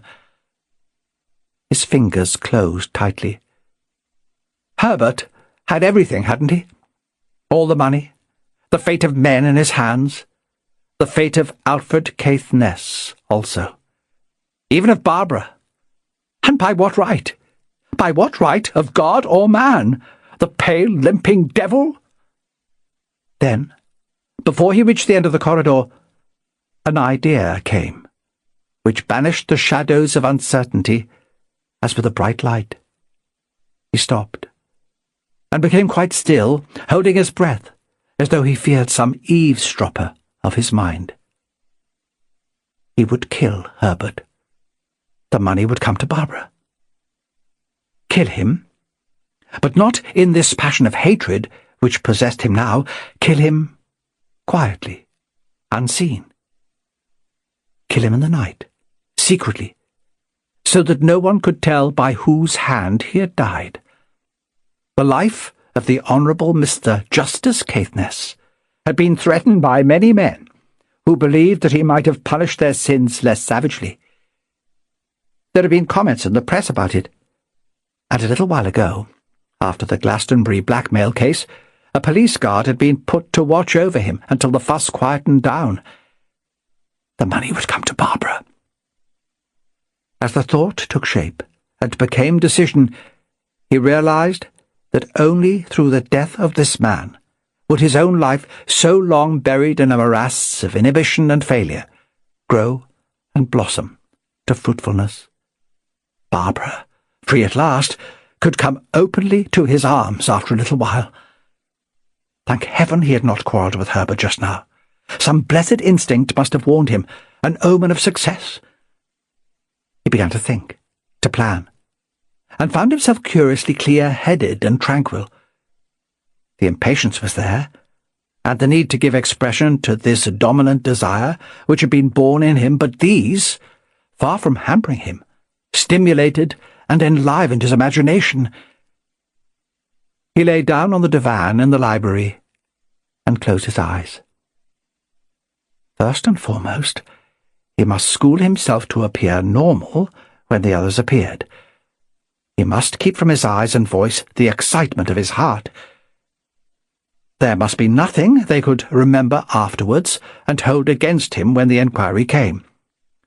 Next, it must be a simple crime. The act of a man who is seeking vengeance without much thought for the consequences. An unsubtle, rather brutal murder. His glance fell on the long Elizabethan dagger hanging with other antique arms on the wall between the windows. He did not get up and inspect it more closely, but he remembered handling it idly years ago, a weighty, dangerous weapon. It would come readily to the hand of anyone who climbed in by one of the windows. These were very low to the ground. He saw the carpet of snow stretching across the tennis lawn to the drive at the London road. The road itself had been cleared and threaded like a black ribbon between the white hills. He drew a sudden, deep breath, like a swimmer who comes out of the buffeting of heavy waves into smooth water. At tea he was quiet. This suited both his mood and his tactics. Barbara would expect him to be on tenterhooks because of his declaration this morning. Herbert, knowing him to be disappointed about the money, would not look to him for any great display of cheerfulness. He noticed that Donaldson was rather silent, but that was no more than reasonable in a man who had walked nearly 10 miles since lunch. Barbara talked of little things, but with an effort. Alfred thought he knew why, and was wrong. Only Donaldson knew. She, like himself, was seeking the courage to face a grievous parting. They were both dreading and yet welcoming the morrow. Being near each other was heaven, but the agony of the situation was difficult to bear. Herbert was the only one of them who seemed to be in an entirely normal frame of mind. He was amiable and discursive. He was glad Alfred had decided to be philosophical. There was no reason why he should not pull himself together and make good. Dusk had fallen before 5. By 5:30 it was almost dark, with the snow outside a vague blur of lightness. At 7:15, the dressing gong sounded, and Alfred, once again in the library, had the others go to their rooms. He had several minutes in which to work. With a little hurrying, he could do what he had to do, and be changed and in the drawing-room before the rest. He went swiftly to the window he had chosen, and opening it, stepped carefully out into the snow. The closed curtains would hide him from the eyes of an unlikely invader of the room. He stood for a moment in the darkness, and then ran silently in the yielding snow, covering the 50 yards across the lawn and down the drive to the road in less than half a minute. Then he turned and walked back to the window, taking a slightly indirect route. His reasoning was sound. The traces of a murderer who had come from outside would appear clearly in the snow between the road and the house, and not on the road, which was clear. Furthermore, they would indicate that he had cautiously approached the scene of his intended crime, and having committed it, had fled quickly away. In preparing this evidence, he was at pains to make sure that the two sets of tracks did not intersect. Were they to do so, it might betray the fact that the running ones had been made before the walking ones. He was taking no chances. That the road was free from snow was a godsend. A car could have stood there, its wheel marks lost in those of previous and later traffic while the man was about his job. And since the footprints passed in and out of the snow at nearly the same spot on the edge of the road, obviously the detectives would say a car had been used. He regained the window, parted the curtain stealthily, and stepped across the sill into the room. He closed the window and wiped what little frozen snow there was from the edges and soles of his boots, using a handkerchief, which he dropped into the red heart of the fire as he parted on his way to the door. They were not his boots, but an old pair, at least 2 sizes larger than his own, which he'd come upon some nights ago when he was looking for an extra blanket at the bottom of a cupboard on the landing outside his bedroom. He reached his room unseen, and while the boots were drying on the radiator, changed quickly into his dinner jacket. On the way down to the drawing-room, he returned them unobserved to their place, confident that they would never be connected with the tracks in the snow, and that, even if by some incredible chance they were, there'd be no evidence to show that he had ever worn them. He was reading in the drawing-room when the others came down. Donaldson was more himself, and Herbert mellower than his wont. If Barbara was pale, the two younger men had their own and different explanations for it. Herbert, who seldom if ever betrayed his observation, seemed, however, not to have noticed it. He went to his study after dinner, but reappeared within a few minutes in the drawing-room and suggested bridge. It was a welcome suggestion, and enabled those who heard it to get through what threatened, for each of them, to be a difficult evening. The game came to an end after the fifth rubber at about 10:30, with Alfred the only winner, 27 shillings to the good. "Luck seems to be in," he said. A few minutes later he asked Barbara to excuse him and bade them good night. Herbert nodded very amiably to him as he went, and Alfred interpreted a relief that he had made so little fuss. Selfish hypocrite. He closed the door of his bedroom, got quickly into pyjamas and dressing-gown, lay down under the eiderdown, and switching off the light composed himself, to wait as patiently as he might. The moment for action was approaching. Herbert, one of those people who seemed to need very little sleep, would follow his invariable custom of reading a book by the library fire for some while after the rest of the household had gone to bed. Alfred listened to the sounds of the old house and analysed them as they occurred. Once, during this period, he experienced a moment of uncertainty, which was when he heard Barbara pass his door on her way to her room. She stopped and went back to the landing. He thought he heard Donaldson's voice in a subdued key. He smiled grimly. Was that brilliant young fellow already falling under her spell? He heard her return after several minutes, and noticed that she walked slowly. He resisted the strong impulse to open his door and speak to her, to see her alone for a moment or two, and to hold her closely in his arms. The thought of her embrace made him tremble. Time enough in the swiftly approaching future. Time enough. She went into her room and the door closed. Donaldson's was too far away in the east wing to be heard, but Alfred detected his heavy tread on the polished oak as he crossed the landing into the passage which led to it. What had they said to one another? It was an idle, vaguely jealous question, but he comforted himself with the knowledge that if Donaldson was beginning to get tiresome, he could soon be dealt with when matters had been straightened out. Barbara was too attractive to be allowed any great degree of freedom. When Herbert was out of it, and she... He forced his attention to the necessities of the present, and after lying there for 20 minutes or so, swung his feet off the bed into a pair of felt-soled slippers.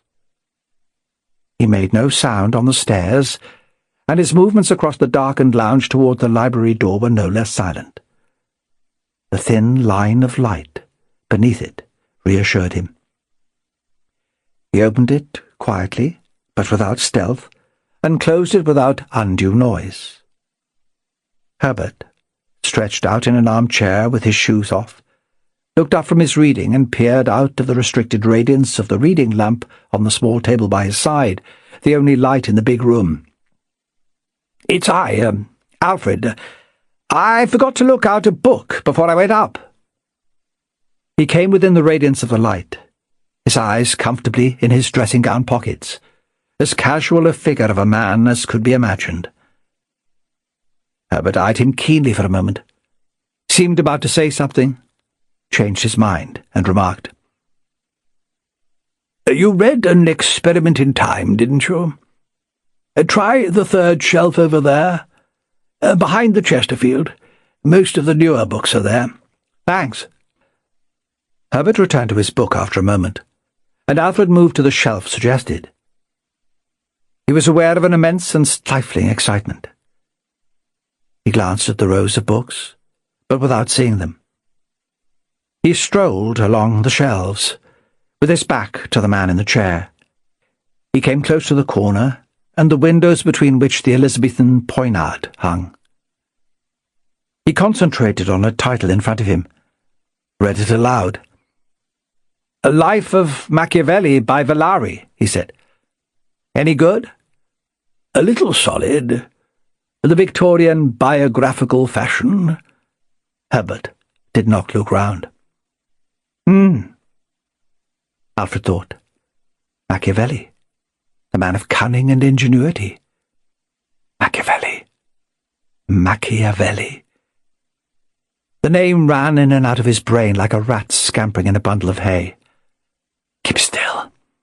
Keep quiet. He edged silently to the wall between the windows and lifted down the dagger. His mind slowed and became rational. Only his breathing was a little faster than normal as his grip closed round the hilt. Murder in theory was now to be murder in fact. For a moment he had to nerve himself for the physical necessity of action. No holding back now. The back of Herbert's head was visible above the chair. He was deeply engrossed.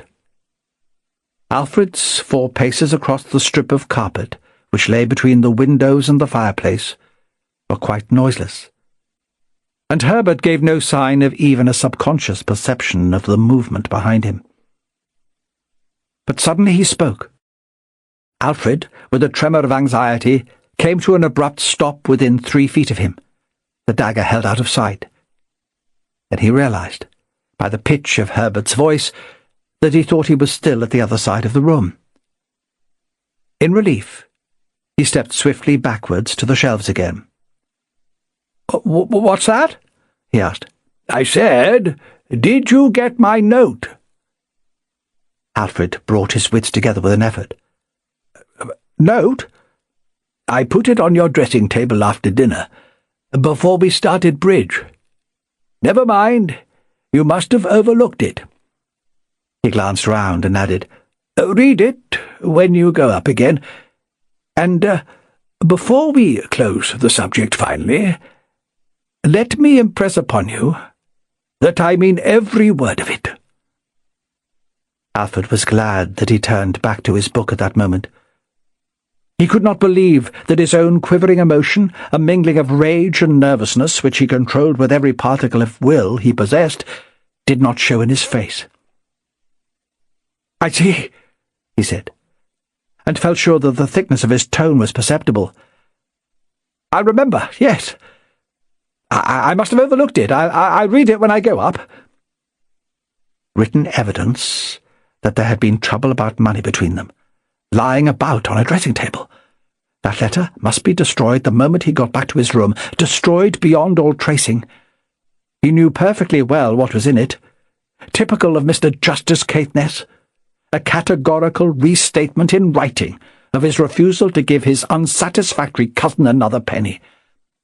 "And let me impress upon you that I mean every word of it. All right. Savour your power. Savour it well while you have it, Cousin Herbert, for you won't have it long." Alfred moved again across the space of carpet, his mouth like a scar which is nearly healed, thin and mauve with the tenseness of his muscles. He was no longer conscious of hesitation, of physical reluctance. Savage determination burned in him like a fire. Herbert did not speak this time, attentive to his book. However, a fraction of a second before the knife swept sideways over the armchair, he straightened himself a little, as though some sixth sense had begun to stir, to warn him of the peril which was upon him. But the small movement availed him nothing. Indeed, it exposed his side and made the blow more certain. Alfred used all his strength, far more actually than was necessary to reach the heart, driving the slim blade under the ribs at a slightly upward angle. He whipped back his hand and left the weapon there. A slight gasp, it could scarcely be called an exclamation, was the only sound with which death came. The body twisted once and was still. The head lolled down onto the white shirt front. Alfred stood motionless behind the chair for perhaps 3 age-long seconds, and then held out his hand in the white rays from the reading lamp and stared at it. It was quite steady. He looked up and saw the Caithness crest carved in the stone. It glowed redly in the firelight. Funny. Even Herbert, lame and sedentary all his days, had come to his end by the sword. The aptness of it pleased strangely. He took the white handkerchief from the dead man's breast pocket, and bending down, rubbed the hilt of the dagger clean of possible fingerprints. He arranged the handkerchief neatly in its pocket again, and went to the window. Kneeling on the wide sill, the curtains closed behind him, he took out a penknife, opened the window with his hand wrapped in the skirt of his dressing gown, and scratched the paintwork of the frame where the latch came, so that it would look as though it had been forced from outside. The garden was dark and silent, and the cold of the snow smote his cheeks. He shot the penknife and slipped it back into his dressing-gown pocket. As he did so, he heard a short sound in the room, an inexplicable clatter. It brought his breath to a standstill, cutting him to the depths of his being with a sharp, agonizing fear. He slid off the sill onto the floor behind the curtains, his one instinct being to keep low and out of sight. He landed on hands and knees rather heavily, crouching, and in great fright lest he was bulging the bottom of the curtains. He stayed there, utterly still, with every sense alert to define the slightest noise or movement in the room he could not see. As the persistent quietness, unbroken after that one sound, reassured him somewhat, he crawled backwards a foot or so, and put his eye to the join of the curtains. The library was peaceful, and held nothing living. The dead man's legs and his dangling right arm broke the silhouette of the armchair before the fire. They had not moved. He stole across the room, and saw that the book Herbert had been reading had dropped from his knees to the floor, and striking the shaft of a steel poker as it fell, had disturbed it on the stone hearth. He brushed his lips with a nervous hand, and had the presence of mind to leave the light switched on. A man who fled in haste would not wait to turn it off. He went unhurriedly out of the library. All had gone according to plan. No one had heard him. No one had seen him.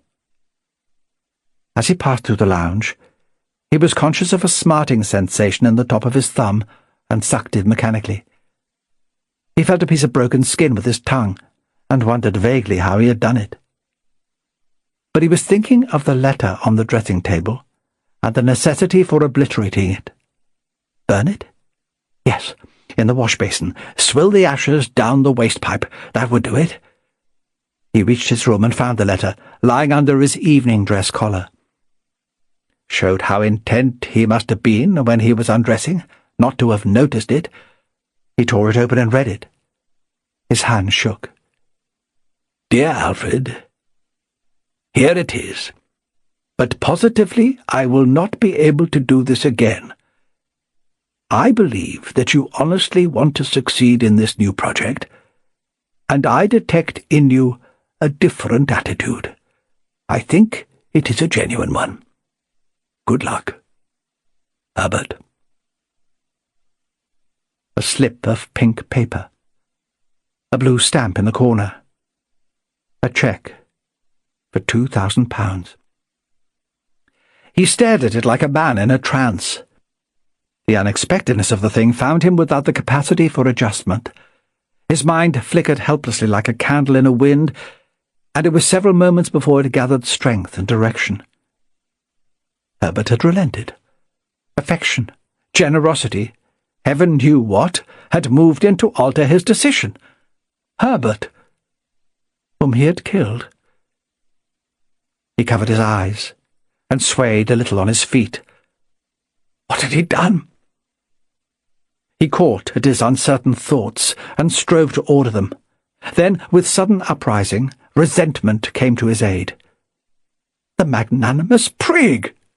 He had given the money, yes, but with a cramped spirit, reflecting that cramped soul. He was glad he had killed him, glad. He exulted in it.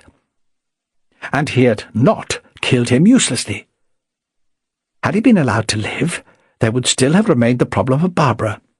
His death had set her free. Free! Nothing stood between them now. It had to be. Fate had ordained that he should not see the letter until afterwards. He would not dream of destroying it. Together with the cheque, it removed beforehand any motive the authorities could find should they, by some impossible effort of imagination, suspect him. He was safer than ever. He regarded himself carefully in the mirror, and saw nothing in his eyes to suggest knowledge of what he had done, of what had happened downstairs. He glanced at his wristwatch. It congratulated him that he had been out of his bedroom exactly 9.5 minutes. He took off his dressing gown and slid between the cold sheets. But he did not sleep. His deportment the next morning, during the hour of horror which followed the discovery of the murder by a housemaid, was precisely what it should have been. His pallor and shakiness were no more than to be expected. It was he who rang up the police station, and, as a relative of the dead man, took upon his shoulders the burden of the affair in those respects which would have caused pain to Barbara. He welcomed the superintendent and the detective inspector, and was exceedingly helpful to those individuals in their preliminary investigation.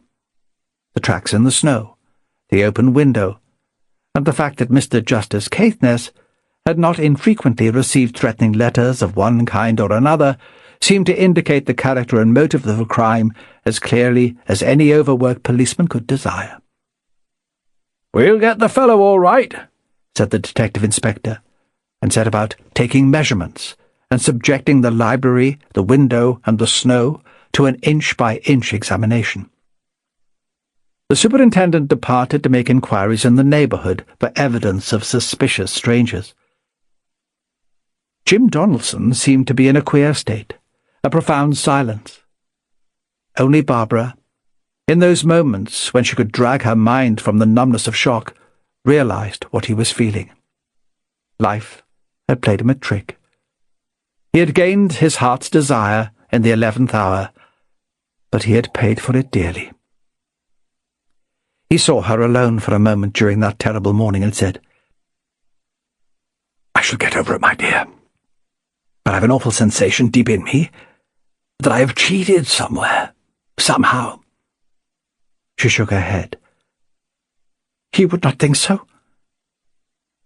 He took courage at that, and saw the sun shining on the snow-burdened trees. Presently, it would disappear, magically. Alfred, grim, but professedly interested in the detective inspector's procedure, watched the man at work. He was satisfied that all was going well, but he was not blind to the sudden abstraction which came upon the police officer shortly before midday.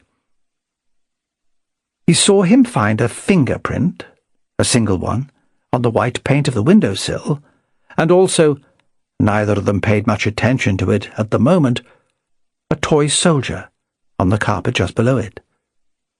"One of young Robert's," Alfred explained.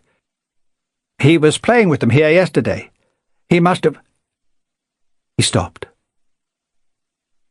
The detective inspector, who was puzzled by the fact that the print, which was so particularly clear, except for an unevenness in the middle, and looked like that of a left thumb, should be alone in its glory, and noticed the sudden pause. He did not realize that his companion was struggling with a rising and overwhelming panic because he had seen that the tiny sword of the life guardsman was bent, and that something had dulled the brightness of its point. "The sword," he muttered, and with his forefinger felt the small place on the pad of his left thumb where the skin was broken. "Oh, my God! By the sword!" The detective inspector regarded him curiously and said nothing. He was not unaccustomed to the sight of a guilty man's face. It was, in that moment, that he neglected the trend of his inquiry for a less obvious one. And after a little, things began to fit in. A very curious affair. And then the widow's story. Counsel for defence did his best. He asked, was it sensible to suggest that a man should murder the person who had given him so many reasons for gratitude? 2,000 reasons, for example, that very evening? But the jury thought it might be. Apart from all that, however, they were much impressed by the evidence of the fingerprint expert and the doctor, who together were unshakably convincing on the subject of the prisoner's left thumb. The blood chemist proved very successfully that the print on the windowsill had not been there more than 10 hours when the inspector found it. The time it had been made corresponded with the time of the murder. The prisoner displayed no great effort in denying the charge the Crown had brought against him. He listened to the proceedings without emotion, his eyes now and again fixing themselves in an unwavering stare on the smallest of the exhibits ranged on the table in the well of the court. A toy lifeguard with a broken sword. It seemed to fascinate him. He was hanged in May. The Christmas Card Crime by Donald Stewart. Donald Stewart was one of the pen names adopted by John Robert Stewart Pringle, 1897 to 1980, a prolific writer whose work, especially under his principal pseudonym Gerald Verner, bore the influence of that great entertainer, Edgar Wallace. Like Wallace, he had a flair for publicity, as an interview he gave to the Surrey Comet describing his rise from rags to riches makes clear. The journalist breathlessly recorded how he once sat up all night and guarded the dead body of a man lest he should rise and frighten his timid wife. The wife was Mr. Verner's landlady, and for his services he was absolved from the cost of board and living, which he could not pay. He has bumped ice at Billingsgate, designed posters and magazine covers, been a pavement artist, a journalist, produced cabarets for £200 a week, acted, associated with thieves and cutthroats, and done 101 other exciting things. Now, at the age of 40, he is one of the most successful crime writers in the country.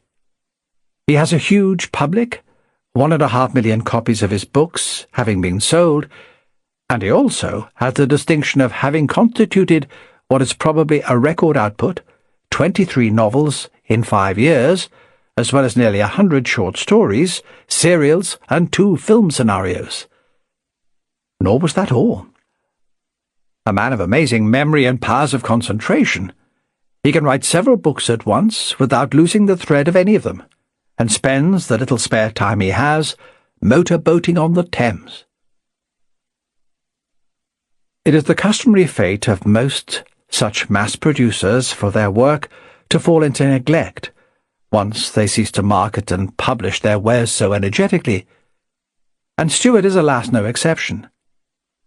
However, the reason for the success he achieved was that he knew how to engage his readers, and this story is a good example of his talent to entertain. It first appeared in Detective Weekly number 96 in December 1934. With a long hiss of escaping steam that sounded like light relief, the Western Express came to a halt beside the platform at Bodmin Station. From a first-class compartment, a tall, thin man alighted and turned to assist a middle-aged lady whose ample proportions were enveloped in a voluminous coat of some mysterious black furry material. "I hope there's a waiting room," she remarked, shivering violently as a blast of icy wind came whistling along the platform. "This weather is bad for them what's got rheumatics." "I've no doubt there's a waiting room," said Trevor Lowe, the well-known dramatist, smiling at the woman's distortion of the King's English. "But we haven't very long to wait anyhow. Our own train goes in 20 minutes. He turned as his secretary, Arnold White, and Detective Inspector Shadgold joined them. "Will you see about the luggage?" Arnold White nodded. "We'll meet you at the train," added the dramatist. And as his secretary hurried away down the platform towards the guard's van, "Come along, Shadgold." The Scotland Yard man, his red face glowing, set his bowler hat more firmly on his bullet head, thrust his hands into the pockets of his overcoat, and fell into step at Lowe's side as they headed toward the bridge that crossed the line to the other platforms. The three of them were on their way to spend Christmas with a friend of Lowe's who lived at St. Merion, a little Cornish village nestling on the moors. The invitation was a long-standing one, and if the truth must be told, the dramatist had forgotten all about it until his friend had written 3 days previously reminding him of his promise. It had been Lowe's intention to spend Christmas at home, and he had invited Shadgold to join him. Reluctant to disappoint the burly inspector at the last moment, he had wired his friend, who was an old school chum, asking if he might bring the Scotland Yard man with him. The reply had been characteristic. "Bring the entire police force, only come. I shall expect you on the 9/5/23rd. The journey from Paddington had been a long and tedious one, but the worst of it was over, and another couple of hours would see them at their destination. They crossed the footbridge, found a waiting room, in which they installed the ample lady before a microscopic fire as she waited for a different train, and went off to stretch their legs until the local train, which would take them to St. Merion, pulled in. It was snowing heavily, and the platform beyond the shelter was covered with a thick layer of white, which was gradually growing deeper. "By Jove, it's cold," grunted Shadgold, his ruddy face a deeper red and his breath steaming. "It's a treat to get a breath of fresh air, though, after the stuffiness of that carriage." Lowe agreed. It was a tonic to breathe that ice-cold wind that had come across the snow-swept moor. They walked as far as the end of the shelter, and then turned to retrace their steps. And as they did so, Lowe saw that the platform was no longer deserted. Several men were pacing up and down, and at the other end stood the solitary figure of a girl. They'd obviously transferred from the Western Express and were waiting to catch the 7:20 local. Lowe was rather surprised that there should be so many passengers for this train, for it only ran to Dragoni, which was one station beyond St. Merion, and itself little more than a village. Almost mechanically he counted them. There were 6 men. The girl made the 7th passenger. Arnold White, accompanied by a porter with a loaded truck, joined them as they reached the foot of the steps leading up to the bridge, and Lowe dismissed the other people who were waiting for the train from his mind. Had he known what lay in store, and how important those 7 passengers were to become, he would have taken more interest in them. But he had no knowledge then of the strange business in which he was about to be involved, and the terrible experience which awaited him and his fellow travellers in the snow-flecked darkness of the night. The train backed into time. It was not a very long one, and there was only one first-class carriage. Lowe was hoping that they would have the compartment to themselves when the girl, who had been waiting on the platform, and whom he had originally seen get into one of the other coaches, almost fell into the carriage. She was breathing quickly, and as Lowe took her suitcase and put it on the rack, He saw that she was trembling violently. Something had apparently frightened her, and he wondered what it was. With a murmured word of thanks, she sat down in the corner seat, which Arnold White gave up to her, and almost immediately became absorbed in a newspaper. She was a slim girl, with a face that might have been lovely but for its extreme pallor. Lowe, who was watching her covertly, noticed that her stockings were of artificial silk. In the left one was a ladder that had been neatly darned, and her shoes were slightly down at heel. The gloves she wore were cheap, and 2 of the fingers had been carefully mended. Her coat was shabby, the fur at the neck worn, and the little black hat, which was tilted on one side of the shapely head, was obviously of the cheapest. She looked up from the paper she was reading, and catching Lowe's eye, looked down again quickly, but not before he had seen the startled expression which flashed for a moment in her grey eyes, an expression that held more than a percentage of fear. With the preliminary blast of its whistle, the train began to move. It jolted forward, stopped, as though loath to leave the shelter of the station and face the coldness of the night, thought better of it, and with a resigned grunting, started in earnest on its cross-country journey. The girl did not look up again, but kept her eyes fixed on her paper, though Lowe was convinced that she was not reading. He began to feel curious about the girl, and amused himself by wondering who she was and where she was going. She'd come from London, for he remembered having seen her on the platform at Paddington, and he concluded that most probably she was going home to her parents for Christmas. But why, and of what, was she afraid?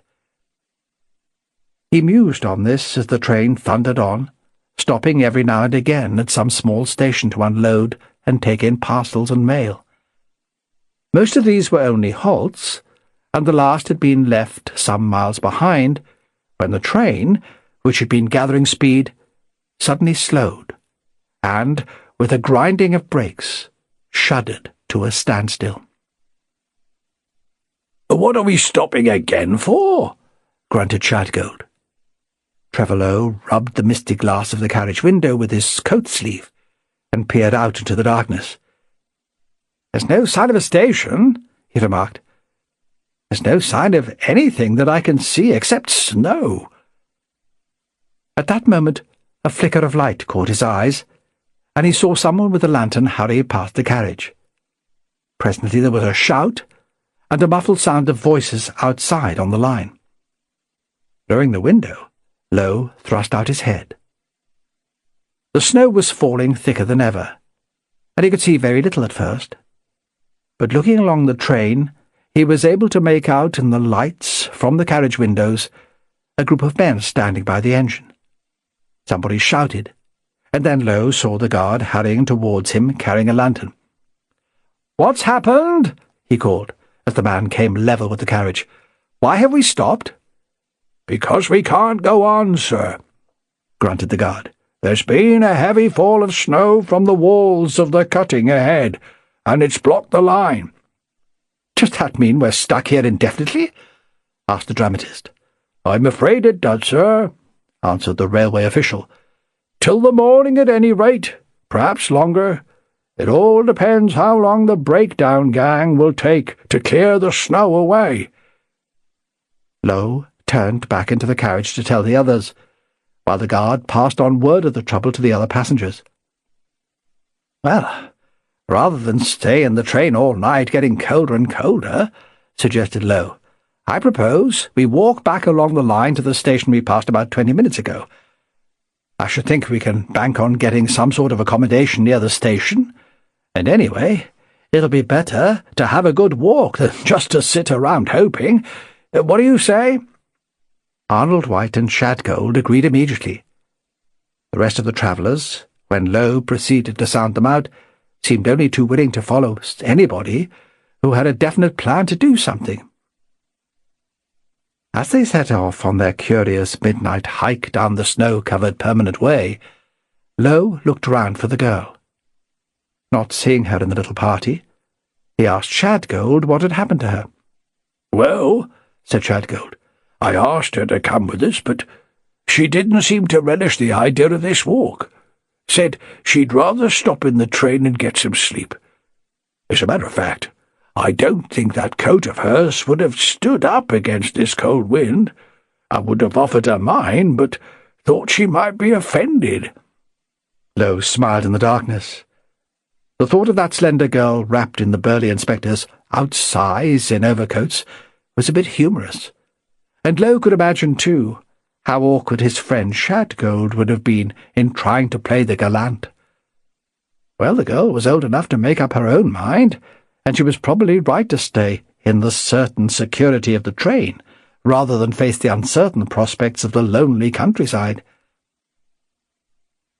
The group of stranded travellers soon got strung out in 2s and 3s. Lowe's group were the last, chiefly because they elected to talk amongst themselves as they walked. They had been making rather uneven progress for about a quarter of an hour, when from behind them came a thin shriek of terror. It was very faint, and could not have reached the next group in front. The 3 men halted in their tracks in an attitude of strained attention. "Stay here, Shadgold, and alert the others what's happened," chirped Lowe. "White and I will run back and investigate." With White at his heels, he started to run back over their tracks, the whirling snowflakes buffeting his efforts to pierce the gloom ahead. Round a bend, he was able to make out the vague arched shadow of a bridge they had passed under some moments before. Then came another scream, which caused him and White to look up. Dangling from a rope, which hung from the parapet of the bridge, was the figure of a girl. It was intuition, rather than recognition, which made Lowe associate that helpless figure instantly with the girl on the train. What had made her leave the train? Why on earth should anyone be trying to harm her? Though the question flashed through Lowe's mind, he did not stop to work them out. Instead, he redoubled his speed and shouted to the vague figure on the bridge, who was striving to haul the struggling girl to the top. The effect of his shout was instantaneous and drastic. The figure let go of his lasso, and the girl fell with a scream to the track. Luckily the snow helped break her fall, and beyond being winded and very frightened, she did not seem to be badly hurt. Whilst Lowe assisted her to her feet and reassured her, White climbed the bank to the bridge in the hopes of getting a line on the mysterious assailant. But it was hopeless. The man, whoever he was, had a good start, and in the darkness and blinding snow it was futile trying to give pursuit. Lowe concurred when White slithered down to the track to report, so they turned back with the girl between them. The girl was naturally frightened and shaking, but beyond saying that she could not make out at all why she should have been attacked, Lowe could get very little from her. He was sure she was keeping something back, but that again was her affair. He did ask her definitely why she had left the train after expressly stating to Shadgold that she would stay there. "I would have stopped," she suddenly blurted, "but a man must have climbed up onto the footboard. I saw his face staring in, and it frightened me. I jumped up the other side and ran, meaning to catch up with you. He must have been waiting for me on that bridge." It wasn't satisfactory enough to answer all the obvious queries that came to the dramatist's mind, but in view of the shock that she'd suffered, they forbore from pressing further questions. When they rejoined Shadgold and the others, Lowe gave only the baldest outline of what had happened, nudging the inspector to save up his queries. At length the party from the train reached the deserted station, which had been their goal. Here, fresh disappointment awaited them. The place was an isolated halt, and the solitary railway official they found on duty quickly disillusioned them on their chances of finding any accommodation near Moorland Halt. Glum and shivering, the little group stood on the snow-covered platform of Moorland Halt and stared in consternation at the solitary railway servant who covered the duties of porter, booking clerk, and station-master. "Do you mean to say," said Trevor Lowe, "that the nearest hotel is 12 miles away?" "Aye, mister, I do," said the man. 12 miles it be. And you can't stay here, because I'm going to lock up."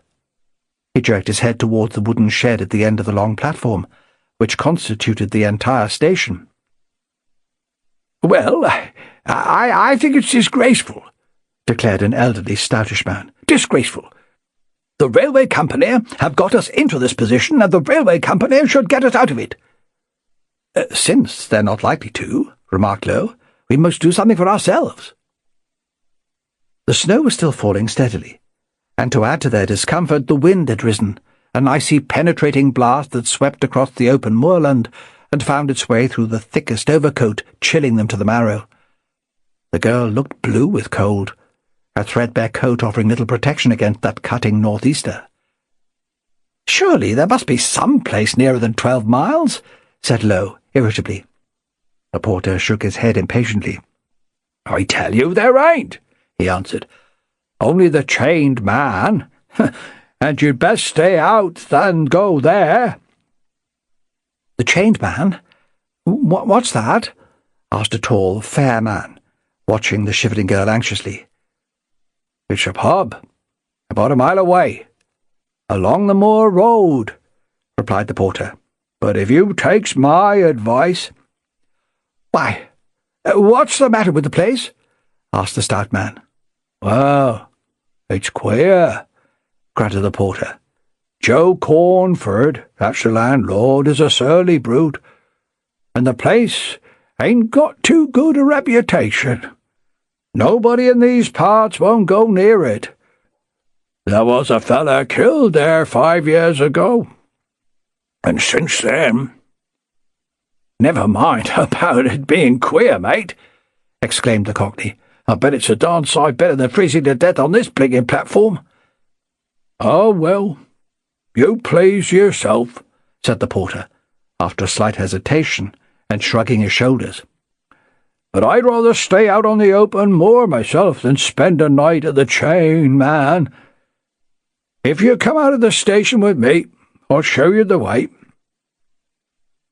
They followed him to the wooden building that served as booking office and waiting room, waited, while he carefully locked up behind him, and then descended a flight of wooden steps to the lower level of the road. "Follow that there path," he said, pointing to a ribbon of road that faded away in the curtain of falling snow.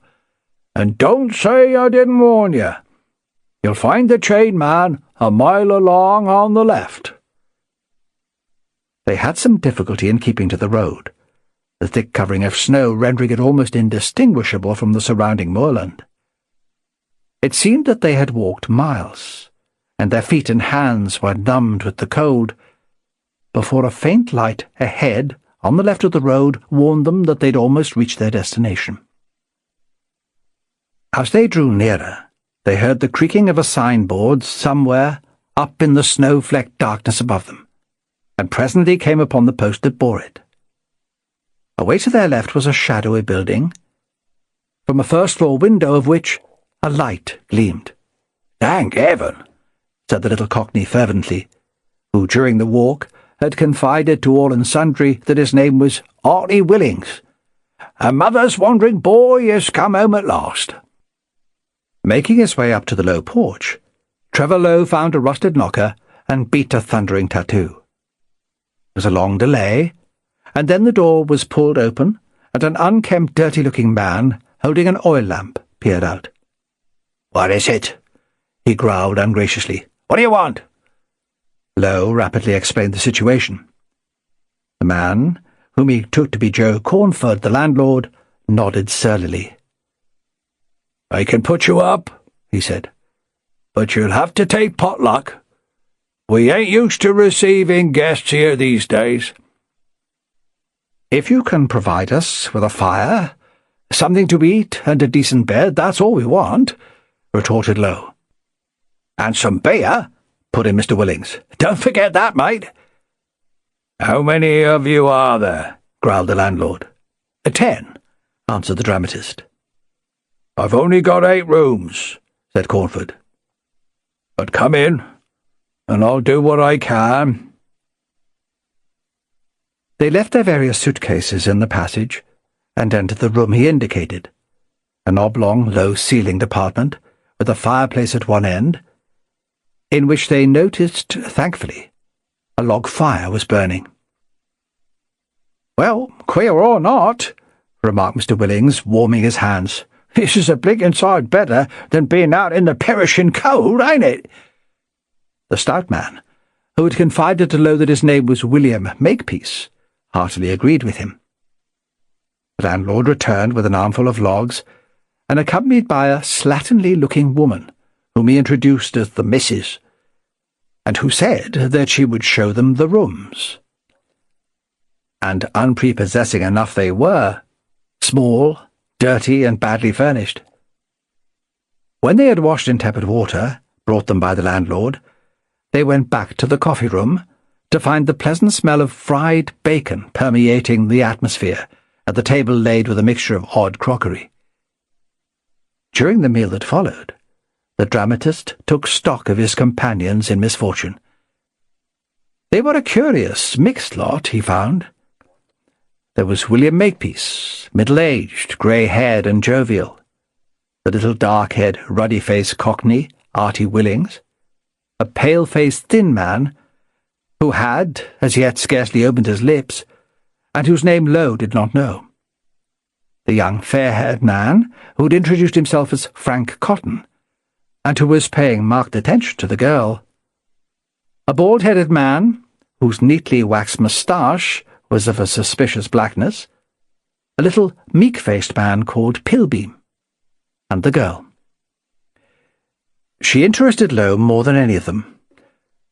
The frightened look, which she'd surprised in her eyes when she'd got in the carriage at Bodmin, had deepened. He caught her once or twice glancing uneasily at the men grouped round the table. Her eyes flickered from face to face with an anxious, searching look, as though she was trying to satisfy herself about something that was troubling her mind. Did she recognize here the mysterious assailant on the bridge? Low had noticed something else. When he thought he was unobserved, the stout man, William Makepeace, kept on darting little covert glances at the girl. Low became aware of a curious tension in the atmosphere.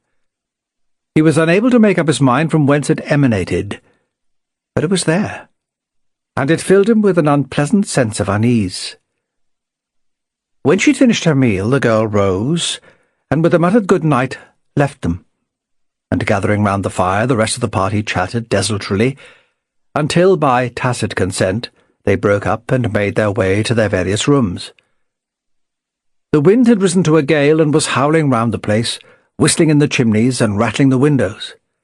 Somewhere below, a loose shutter was banging intermittently, and tired though he was, this sound kept Low awake for some time. That peculiar feeling of unease that he'd experienced in the coffee-room had become stronger and more potent. Instinct, which, when fully awake, is stifled by reason, is more active when the brain is dulled by the approach of sleep. Lying half awake and half asleep, the old inn became quite suddenly sinister. The feeling that possessed him was fanciful and imaginative, and he tried to throw it off, but it persisted. As sleep took possession of his brain, a picture formed in his dreams, a picture of a frightened girl crouching in the middle of a circle of shadowy shapes, faceless shapes, who mouthed and gibbered at her, and stretched out long talon-like hands to grasp her shrinking form. And then as she cried out in fear and terror, the faces suddenly took on form and features, and became the faces of the 6 men who had sat round the long table in the coffee-room. It seemed to Trevor Low that he'd only been asleep for an instant, when suddenly he was wide awake. At first he thought it was the sound of the loose shutter swinging in the wind that had wakened him. And then as he listened, he heard the low rumble of voices. They came from somewhere beneath him, and was on the point of turning over and going to sleep again, when he heard someone scream, a sharp cry of agony that broke off abruptly in the middle. He sat up in bed, his senses alert. But although he listened, there was now no sound from below. He slipped out of bed and put on his jacket and trousers over his pyjamas and opened the door. The passage was in pitch darkness, but when he reached the head of the stairs, he caught a momentary gleam of light from the hall below. "Who's there?" he called softly. "Anything the matter?" Instantly, the light went out, and he heard the creak of a door, but no one answered. He reached the hall and started to cross it to enter the coffee room. But suddenly he stumbled and fell over something that lay on the floor. His hands, outstretched to check his fall, came in contact with something silky and wet. With a muttered exclamation, he scrambled to his feet, opened the coffee room door, and going over to the dying fire, kicked one of the logs till it blazed. In the flickering light, he examined his hands. They were both darkly stained with something that glistened red in the flame. A glance through the door, and he discovered the reason. Huddled on the floor was the figure of a man, clad in pyjamas and dressing-gown. Trevor Lowe went over and bent down. Staring up at him was the distorted face of the stout man William Makepeace, and round the knife that protruded from the breast of his silk pyjamas was a similar stain to that which covered his hands. The man was quite dead. One look at the sightless eyes staring up at the discoloured ceiling told him that. And it was murder. He remembered the voices he had heard immediately on awakening, the sudden flash of light, and the creak of the door. On the end of the long table was the oil lamp which the landlord had brought to the door to admit them. Lowe touched the china shade, and drew his fingers away quickly. It was still unpleasantly hot. It must have been that light which he had seen when he called from the head of the stairs, and it must have been the murderer who had blown it out and escaped as Lowe made his way down to the hall. An uncomfortable little shiver ran down his spine. The man must have been crouching somewhere in the darkness as he'd groped his way to the door of the coffee room. He hurried over to the fireplace, and with a spill, which he made from a strip torn from an old newspaper, lighted the oil lamp.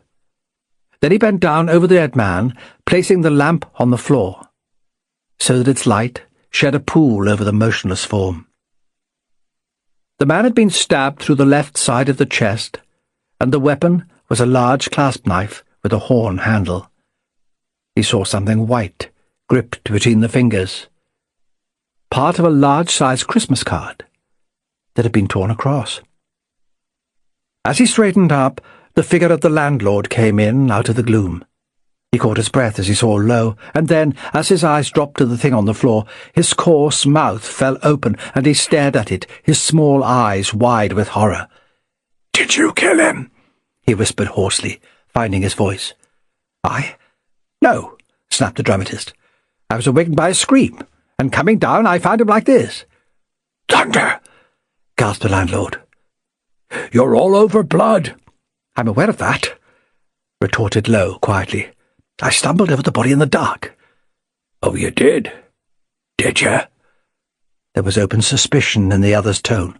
"Listen," said Lowe sharply. "I didn't kill him, and I know nothing about him. Now, go upstairs and waken my friends." He waited, staring with half-closed eyes at the corpse. Presently, he heard the thudding of knuckles on wood, followed by the sound of voices, and a moment or two later, Shadgold appeared on the stairs, his eyes heavy with sleep and his bristling hair ruffled. "What's the matter, Lowe?" he asked, and then following the dramatist's eyes. "My God! What is it? An accident?" "No," answered Lowe gravely. "Murder." "Murder?" The ominous word was echoed by Arnold White, Trevor Lowe's secretary, as he peered over the Scotland Yard man's shoulder. Briefly and concisely, Lowe explained. "We must wake everybody in the house," said Shadgold, "and we ought to notify the local police." He turned to the sullen-faced landlord, who was leaning against the doorpost. "Have you got a telephone here?" Cornford shook his head. "You say you heard the person, whoever it was, leave the room as you were coming downstairs?" Shadgold went on, rubbing vigorously at his toothbrush moustache. I heard somebody moving about, corrected Low. Also, there is the fact that the lamp had only recently been put out. You, don't know anything about this, do you? Shadgold glared at the landlord. What should I know about it? Retorted Cornford. There ain't no reason why I should want to kill the feller. I never saw him till tonight. What were you doing up? Asked Low, and noted the momentary hesitation before the landlord replied. I couldn't sleep, he answered, passing his tongue over his dry lips. That blessed shutter was making such a row. I came down to see if I could fix it. The sound of protesting voices reached them from upstairs, and in the light of the lamp that Shadgold had placed on a table, Low saw a collection of scantily dressed figures being shepherded down the stairs by White. "I've wakened everybody," said the secretary, "except the girl." "I'm afraid you'll have to waken her," said Low. "We can't make any exceptions." "I can't waken her," said White. "She isn't there." "Take me to the girl's room," muttered Low beneath his breath to his secretary. White led the way upstairs to the end of a long passage, and paused before an open door on the right. "This is the room," he said, and Low entered the tiny chamber. It was in pitch darkness, but this was dispelled when Low lighted the candle. On the floor was the girl's suitcase. It was open, and the contents lay strewn in every direction. There was evidence of frantic haste here, haste on the part of somebody, presumably the girl herself. A dark object caught his eye among the crumpled bedclothes, a dark, furry object, and as he straightened out the none-too-clean coverlet, he saw that it was the threadbare coat with the fur collar which he'd been wearing. Moving away from the bed, his foot struck something, and bending down to see what it was, he found the girl's handbag. It was lying half under the bed, and like the suitcase had been opened and its contents scattered on the floor. He collected the scattered contents and put them on the bed. There was a nearly used-up lipstick, a flat metal container for face powder, a nail file, a little purse containing a shilling, some coppers, and a £1 note, a handkerchief, and a letter, or rather the envelope of a letter, addressed to Iris Lake, 125B Coram Street, WC2. He noticed that the faded curtain which draped the window had been caught up, where someone, in shutting the window, had rammed a bit of the hem between the window and the wooden crosspiece. Only a person in a terrible hurry or panic would have overlooked that and left it. He went over to the window and pushed it up as far as it would go. Outside, and barely 2 feet from the window, was the flat roof of a one-story extension to the main building. Outlined in white by the snow, several chimney stacks were visible. But what interested him most was the unmistakable tracks of feet in the snow on the rooftop. It did not take him long to visualize what had happened. Someone had entered the girl's room. Possibly she'd been stunned. Then something had alarmed the intruder. He had picked up the senseless girl and carried her out onto the roof and hidden behind the stack until the alarm had passed. He shut the window. They went downstairs again and found the coffee room deserted. Shadgold had evidently marshalled the others in the bar. "We'll take a look outside," said Low. And as he opened the front door, a swirling cloud of snow blinded him. He switched on the torch that he'd taken from White's hand and swept the light over the white expanse of snow that seemed to stretch away to infinity in front of the door. The virgin whiteness was undisturbed by mark or footstep. Fighting their way in the teeth of the howling gale, the driving snow making their cheeks smart and tingle, they made a complete circuit of the old building, and presently found themselves back in the porch from whence they had started. And in every direction, all around the inn, the thick carpet of snow lay smooth and undisturbed. "That settles it," said Low, as he opened the door, and they thankfully entered the comparative warmth of the hall. "No one came from outside, and no one has left from within." "Which means that the girl is somewhere on the premises," said Arnold White, vigorously rubbing his numbed hands. "Also the murderer of William Makepeace," added Trevor Lowe gravely. Shadgold appeared at the half-glass door, leading into the bar as they came in. "Hello," he grunted. "Where have you been?" Lowe explained, wiping the melting snow from his face and neck with his handkerchief. Grunted the Scotland Yard man. "Then the killer is amongst that bunch I've got in there." "Have you succeeded in discovering anything?" asked the dramatist. Shadgold shook his head gloomily. "They all swear they were in bed and asleep and heard nothing until White roused them. And they all deny having known Makepeace or ever having seen him before until they met him on the train." He rubbed irritably at the back of his coarse neck. "Of course, somebody's lying," he grunted. "But the difficulty is to find out who. Not one of them has got an alibi, except Cornford." "What's his alibi?" asked Lowe. "His wife," answered the Scotland Yard man. "If you can call her an alibi. She confirms his story that he came down to see if he could fasten the banging shutter, and that he didn't move from her side until then. She remembers noting the time by the alarm clock they keep in their room. And it was 2:30 when Cornford got up." "Well, somebody wasn't in bed," said Lowe. "Before we go any further, I think we ought to find Miss Lake." "Who's Miss Lake?" demanded Shadgold. And then, "Oh, you mean the girl?" "I feel sure she's in the building," said the dramatist. And he gave the inspector a brief account of his discoveries. "It certainly sounds bad," agreed Shadgold. "I think you're right. We ought to find out what has become of her." It was not until they searched the fourth room on the landing that they were rewarded for their diligence. The cupboard here refused to open when Lowe tried the handle. "What is it?" grunted Shadgold. "I can't get this cupboard open," said the dramatist. "It's locked. See if you can find anything to break it open with."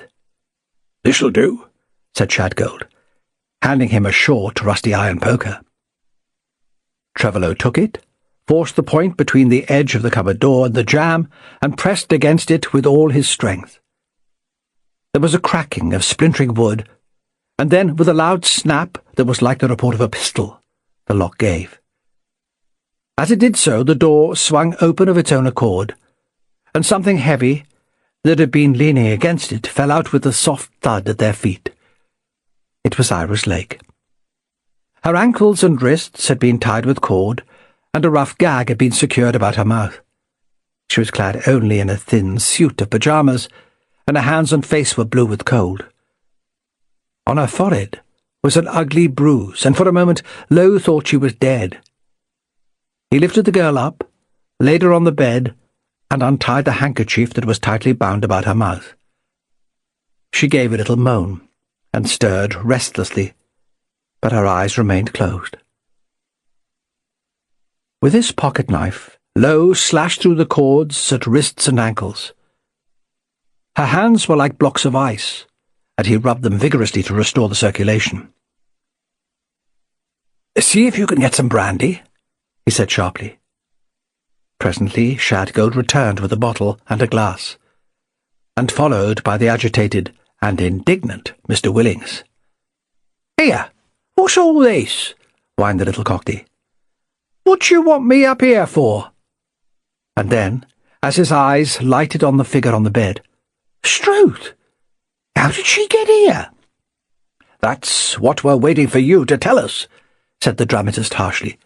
"Me?" Mr. Willings's voice was even shriller than usual in his excitement. "Why ask me? How should I know?" "This is your room, isn't it?" asked Lowe, pouring some brandy out into a glass. "Yes, it's my room, all right," answered the other. "But what's that got to do with it?" "I'll tell you in a moment." After great difficulty, Lowe succeeded in getting the girl to swallow about a tablespoonful of brandy. When he had done this, he set the glass down and turned his attention to the unhappy Mr. Willings. "Now," he said, "you say you don't know how this lady came to be in your room. You were either lying when you said you hadn't left your room previously, or you're responsible for the condition of this girl. How'd you make that out? There was a silence, and Mr. Willings licked his dry lips. Ah, well, he said, I suppose I'd better make a clean breast of it. As a matter of fact, I wasn't in this here room all the time. You see, it was like this here. I went to bed and went to sleep, but the noise the wind was making and the banging and the creaking woke me up. Lying awake, I began to feel thirsty, and I thought how good a nice drop of beer would taste, so I hopped up and pulled on me coat and went down to the bar. I was afraid it might be locked, but the door was open, and I went in and drew myself a pint. That's the truth, and there ain't nothing criminal than that. What time was it when you went down for the beer? Said Lowe. I couldn't tell you that, answered the other. But it wasn't very long before your friend came round waking everybody up. When you went down for the beer, said Lowe, did you see or hear anybody about? The little man hesitated before replying. Well, I did and I didn't, he said at length. And what I mean is, I thought there was somebody about, but I may have been mistaken. The wind was making funny noises. You heard something, said Trevor Lowe quickly. And again there was a hesitation before he got a reply. Well, yes, I did, said Mr. Willings reluctantly. And it wasn't so much what I heard as what I felt. I could have sworn that while I was drawing that there beer, I was being watched. Did you see someone then? Asked Lowe as he paused. The little man shook his head. No, I didn't see no one. And I didn't properly hear anyone. It was just a feeling. Said Lowe. Well, you ought to have told us all this before. After you'd had your beer and got back to your room, did you hear anything then? No, nothing, was the answer. I was so perishing cold that I pulled the bedclothes right up over me head and tried to get warm again. Before Lowe could frame the next question, a long quivering sigh from the girl attracted his attention, and bending over the bed, he saw that her eyes were open. She was gazing up at him blankly, without any sign of recognition, and as he stooped closer, he saw that her lips were moving. No words came at first, and then faintly, so faintly as to be almost inaudible, she spoke. "The Christmas card," she whispered. "Don't let them get it. Don't let—" The feeble voice faded away into silence. Her eyes closed, and with another long sigh she relapsed into unconsciousness again. There came a hurried step outside the door of the little parlour, and a second later it was thrown open. Shadgold, breathing a little quickly, and with his red face flushed with excitement, came in hastily. "I've made a discovery, Lowe," he jerked. "I've found out what Makepeace was." Lowe looked up interestedly. He'd been sitting thoughtfully in front of the fire. "What was he?" he asked. "You heard of Cranston and Small?" said the inspector. And a curious light came into Trevor Lowe's eyes as he nodded. "You mean the firm of private investigators, who handle so much divorce work?" he said. "They're the people," answered Shadgold. "Well, William Makepeace was on their staff. He was a detective." There was no doubt about the dead man's identity. The contents of a wallet which Shadgold had found in his room provided ample testimony in the shape of letters and several visiting cards. "A detective, was he?" said Lowe thoughtfully. Well, that gives us a new angle. His firm will be able to state what business he was engaged on, and that may help." "If he was engaged on any," answered the inspector. "You've always got to take into consideration, Mr. Lowe, that this is the holiday season. He may only have been on his way to spend Christmas somewhere. The thing that puzzles me, Shadgold, is the torn half of that Christmas card. Where is the other half? Did the person who killed Makepeace remove it? And if so, why didn't he remove the whole? There was obviously no struggle, so it didn't get torn accidentally. And what has the girl got to do with it? There came a tap on the door, and without waiting for an invitation, the surly-faced landlord slouched in, a worried look on his unpleasant face. He stopped just within the open doorway and looked from one to the other hesitantly. "What is it? What do you want?" growled Shadgold. Cornford advanced another step and cleared his throat. When he spoke, his voice was dry and husky. "I wanted to have a word with you," he said. "Do you know something?" snapped the Scotland Yard man eagerly. The landlord nodded slowly. "Yes, I know something," he replied. "'Tain't much, but I think I ought to tell you." He seemed to find some difficulty in putting his story into words, and they waited expectantly and impatiently. "It's like this," said Cornford after a pause. "One of those fellers has been lying to you. I can prove—" What he could prove, they never knew. For at that instant from outside the room came a sharp, spitting crack, and the landlord's face sagged. His jaw dropped, and his little black eyes opened wide. A stupid look of astonishment crossed his ugly face, and both his hands went to his back. He tried to speak, groaned, and fell forward. With a startled exclamation, Lowe caught him as he slumped to the ground, easing his fall. A second shot whistled past Shadgold's ear as he made a dash for the door, and then a heavy object struck him in the face, and with a cry of pain he staggered backwards. There was a sharp thud as something fell on the floor of the little room. The man in Lowe's arms gave a convulsive shudder, and his head fell limply backwards. Lowe took one look at the landlord's face, and knew that Joe Cornford would never utter the words he had been about to speak. He was dead, and the weapon that had killed him lay a few feet away, shining dully blue in the light from the lamp on the table. As he lowered the limp form of the landlord to the floor, Trevor Lowe heard an excited shout, followed by the sound of running feet, and a second later Arnold White appeared in the open doorway. "What was the shooting?" he began, and stopped abruptly as he saw the thing at the dramatist's feet. "That's what the shooting was," said Lowe grimly, pointing down at all that was left of Joe Cornford. "He was shot through the doorway." "Did you see anyone?" White shook his head. "Not a soul," he replied.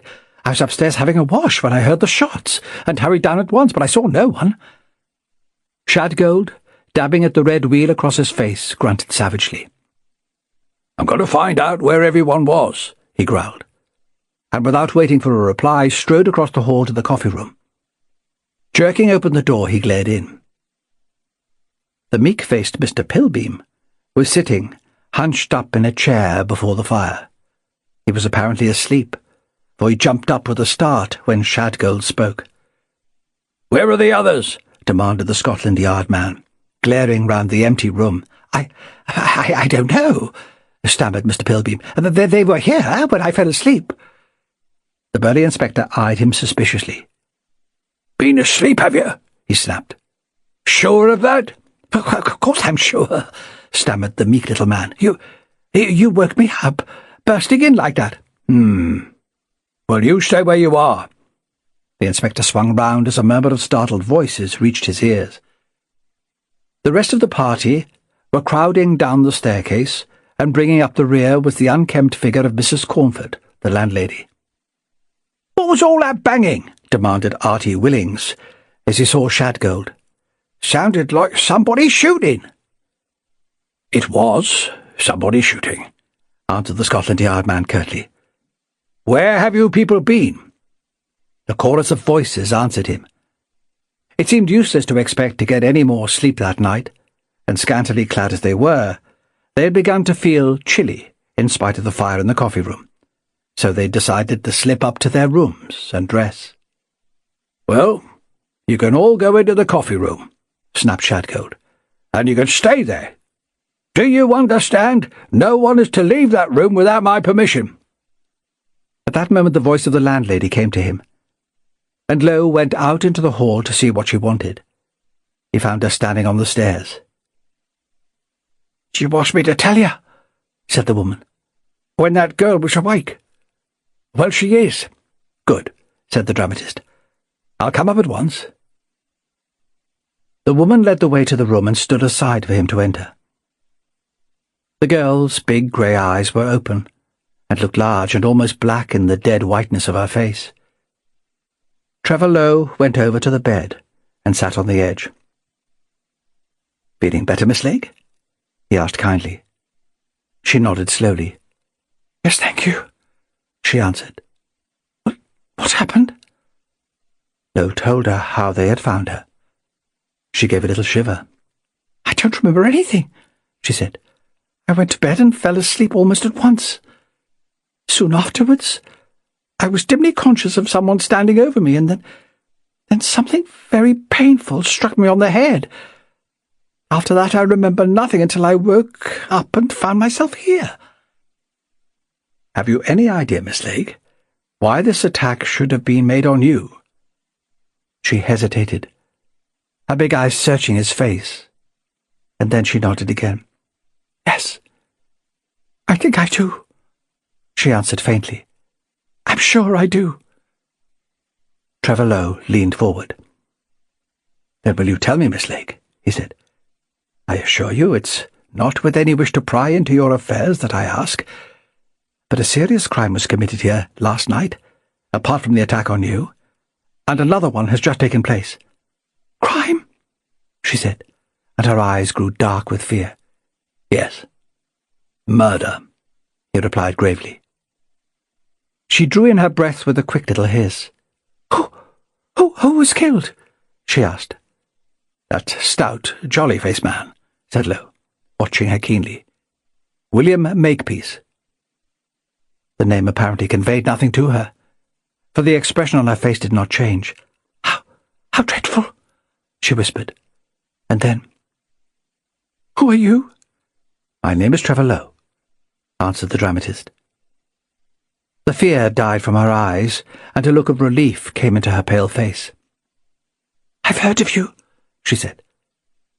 "Who were you frightened of?" he asked. Then she shook her head. "I don't know," she replied. "That's the dreadful part of it." "I think you'd better tell me everything," he said, as she paused. "I will," she answered. "But it's rather a difficult story. I mean, it's not very easy to tell a stranger, and I don't quite know where to begin." "Tell me why you were attacked," said Lowe. "Do you know why?" "Oh, yes," she answered at once. "I was attacked because of something I possess." She smiled rather sadly, and added hastily, "I haven't any money. I've so little that I don't know how I've managed to live during the last year, but I've got something that's worth, roughly, about £500,000. Lowe stared at her in amazement. "You've got something that's worth £500,000? He echoed incredulously. "Do you mean you've got it here?" She nodded, and a little glimmer of amusement crept into her eyes at the astonishment that her words had created. "Yes, I've got it here," she said. "At least, I've got half of it. What I have isn't worth a cent all by itself. You see, this is the way of it, Mr. Lowe. I'm going to start really from the beginning. I'll make it as brief as I can." Her voice was stronger now, and a tinge of colour had crept into the creamy whiteness of her cheeks. "I'd better start by telling you," she went on, "that my name isn't Lake. Lake is the name I've been known by all my life, but my real name is Lanning." Trevor Lowe started. "You're not any relation of Sir Joshua Lanning?" he asked. "Yes," she said. "I'm his daughter." Lowe's brows contracted. The daughter of Sir Joshua Lanning, the steel millionaire? "Please go on, Miss Lanning," he said. "I'm very interested." "As I said," she continued. "It's very difficult. Although I'm Sir Joshua Lanning's daughter, I've never seen him. You see, my mother divorced him when I was 2 years old, and she was given the custody of the child. She was very bitter against my father, and she took me away, returning to her maiden name of Lake. My father, I believe, begged and prayed her not to go, but when she insisted, gave her an envelope, and said that if at any time she wished to return to him and remarry him, she'd only to send the contents of the envelope, and he would come to her, wherever she was. My mother told me this just before she died, 7 years ago, but she also made me promise that I would never go near my father until he should first seek me out. I had no money, and I had to earn my living, which I succeeded in doing, more or less. Mostly less. And then, a week ago, I saw in a newspaper an advertisement. It had been put in by a firm of solicitors, and briefly stated that if Miss Iris Lake or Lanning would call on the advertisers, she would hear something to her advantage. I guessed that it concerned my father, and I went. Mr. Thompson, the head of the firm, told me at once that they had over 100 applicants, but that he had soon assured himself that they were none of them the person he was looking for. If I were really the person, there would be one means of identification, and only one, which would satisfy him. I knew what he meant, of course. The envelope which my father had given my mother. I told the solicitor that I knew what he meant, without exactly telling him what the thing was. He told me that my father was dying, and that he was very anxious to find his missing daughter. He'd already made a will in her favour. He asked me if I would travel down to Tregony, where my father was living, taking with me the means of identification which I had mentioned. He wrote to my father saying that I would arrive on the 23rd, and I was on my way when the snow block forced us to spend the night here.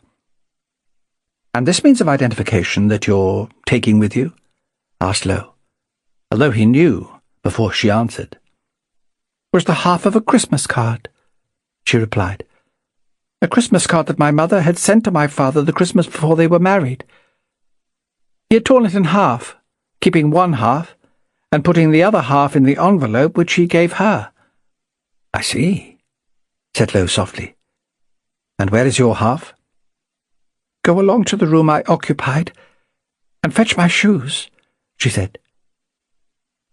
When he came back with them, she struggled up to a sitting posture, and taking the left one, pulled out the lining of the sole. Between it and the sole itself was an envelope, and opening this, she drew out the torn half of an old and faded Christmas card. "That's it," she said. Lowe looked at it. "If that's your half," he said slowly, "and the other half is in the possession of your father, then how does the third half come into it?" She looked at him puzzled. "The third half? What do you mean?" she asked. "I mean," replied Trevor Lowe, "that I found half a Christmas card in the hand of the dead man, William Makepeace." "Well, it's a queer story," remarked Detective Inspector Shadgold thoughtfully. An hour later, when Trevor Lowe had repeated to him what he had learned from Iris Lanning. "It's a queer business. I don't quite see how this fellow Makepeace fits in."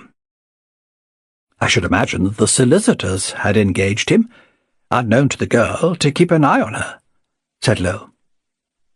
"You mean they expected something might happen?" said the Scotland Yard man. "It's not unnatural, is it?" asked Lowe. "The torn piece of cardboard she was carrying about with her is worth something in the nature of $500,000. A big enough bait for any crook to have a bite at." "Still, it wouldn't be any good without the girl," argued Shadgold. "Oh, my dear fellow," protested Lowe, "think for a moment. The last time Sir Joshua Lanning saw his daughter, she was 2 years old. He hasn't seen her since. Any girl would do, provided she could produce the necessary form of identification." "Yes, I suppose you're right," grunted the Scotland Yard man. But the solicitors had seen her. The solicitors had seen a girl who said she was the girl they were advertising for, answered the dramatist. They had no proof that she was, except her word that she had the necessary identification. Until she had shown her half of the Christmas card to Sir Joshua Lanning, nobody could tell whether she was the right girl or not. Then it's your opinion, said Shadgold, that the idea was to secure the girl's half and substitute someone else in her place. Exactly, replied Lowe, nodding. Makepeace had to die, because he knew the real Iris Lanning. But if we had found in the morning that the two of them were missing, everyone would have thought that they had gone off of their own free will. No doubt the killer would have tidied up the rooms and made it look like that. That's suggesting that he knew who Makepeace was and why he was here, said Shadgold. I'm suggesting just that, answered Lowe.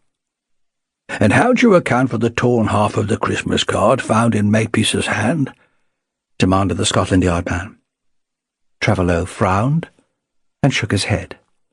I can't account for it, he replied frankly. But there must be some explanation. Let me look at it again. Shadgold thrust his hand into his pocket and produced his wallet. From it he extracted the torn Christmas card and handed it to the dramatist. Trevor Lowe carried it over to the lamp and examined it carefully. It was obviously a new card. The ragged edges were clean and unsoiled. In turning it sideways, he noticed something that he'd not seen before. In one corner were a number of indentations.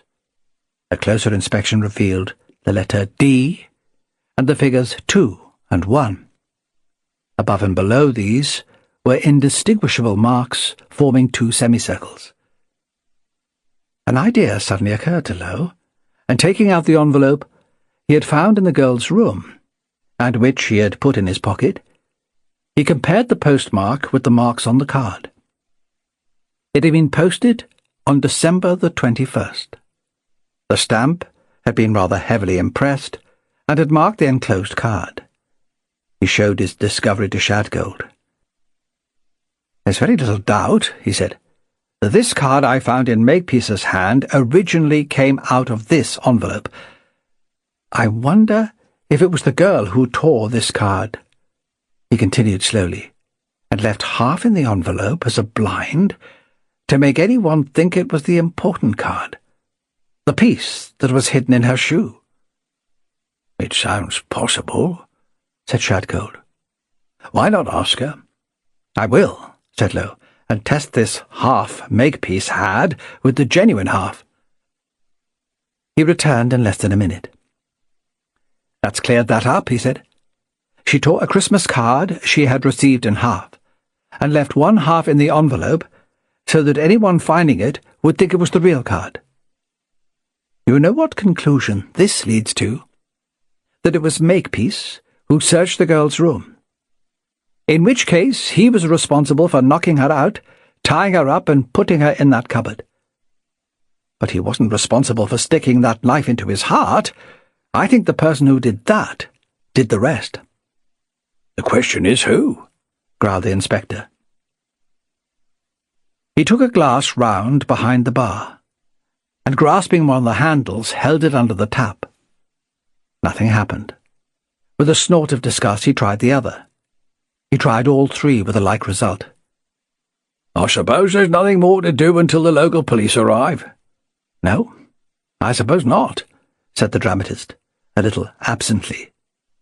And then, what happened to Mrs. Cornford? Shadgold looked at him rather surprised. I packed her off to her room, he answered. She wasn't in a fit state to remain up. I'd like to have a word with her, murmured Lowe.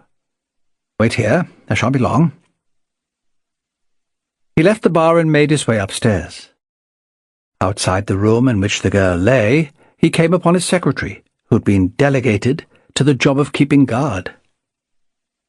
Anybody been near? He asked, and White shook his head. No, he he replied.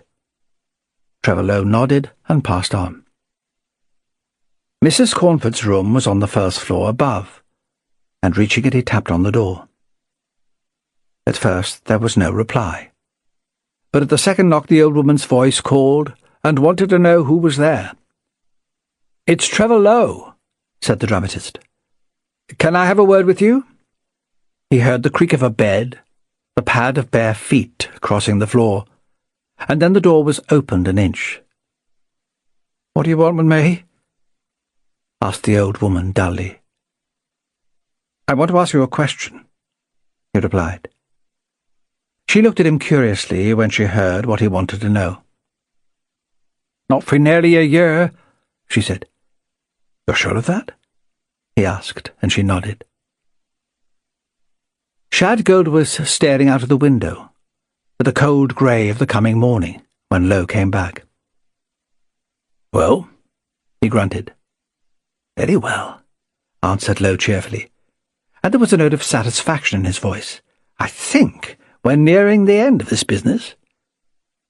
The Scotland Yard man stared at him incredulously. "If you'll ask Willings to come in for a moment, I'll show you." Shadgold hesitated, and then shrugged his shoulders.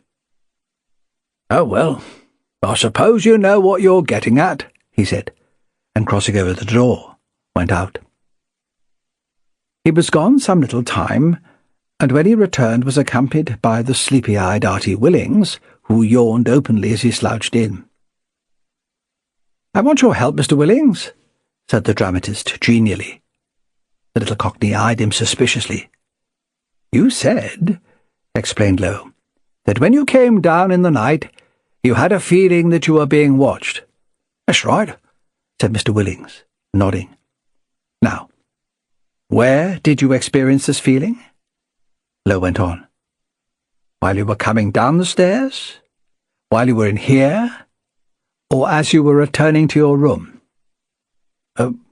"While I was in here," answered the other, after a momentary hesitation. "But you neither heard anything nor saw anyone?" said Lowe, and Mr. Willings shook his head. "No, I told you that before," he replied.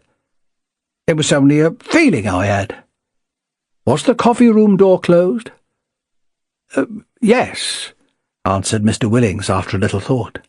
"I see," murmured the dramatist.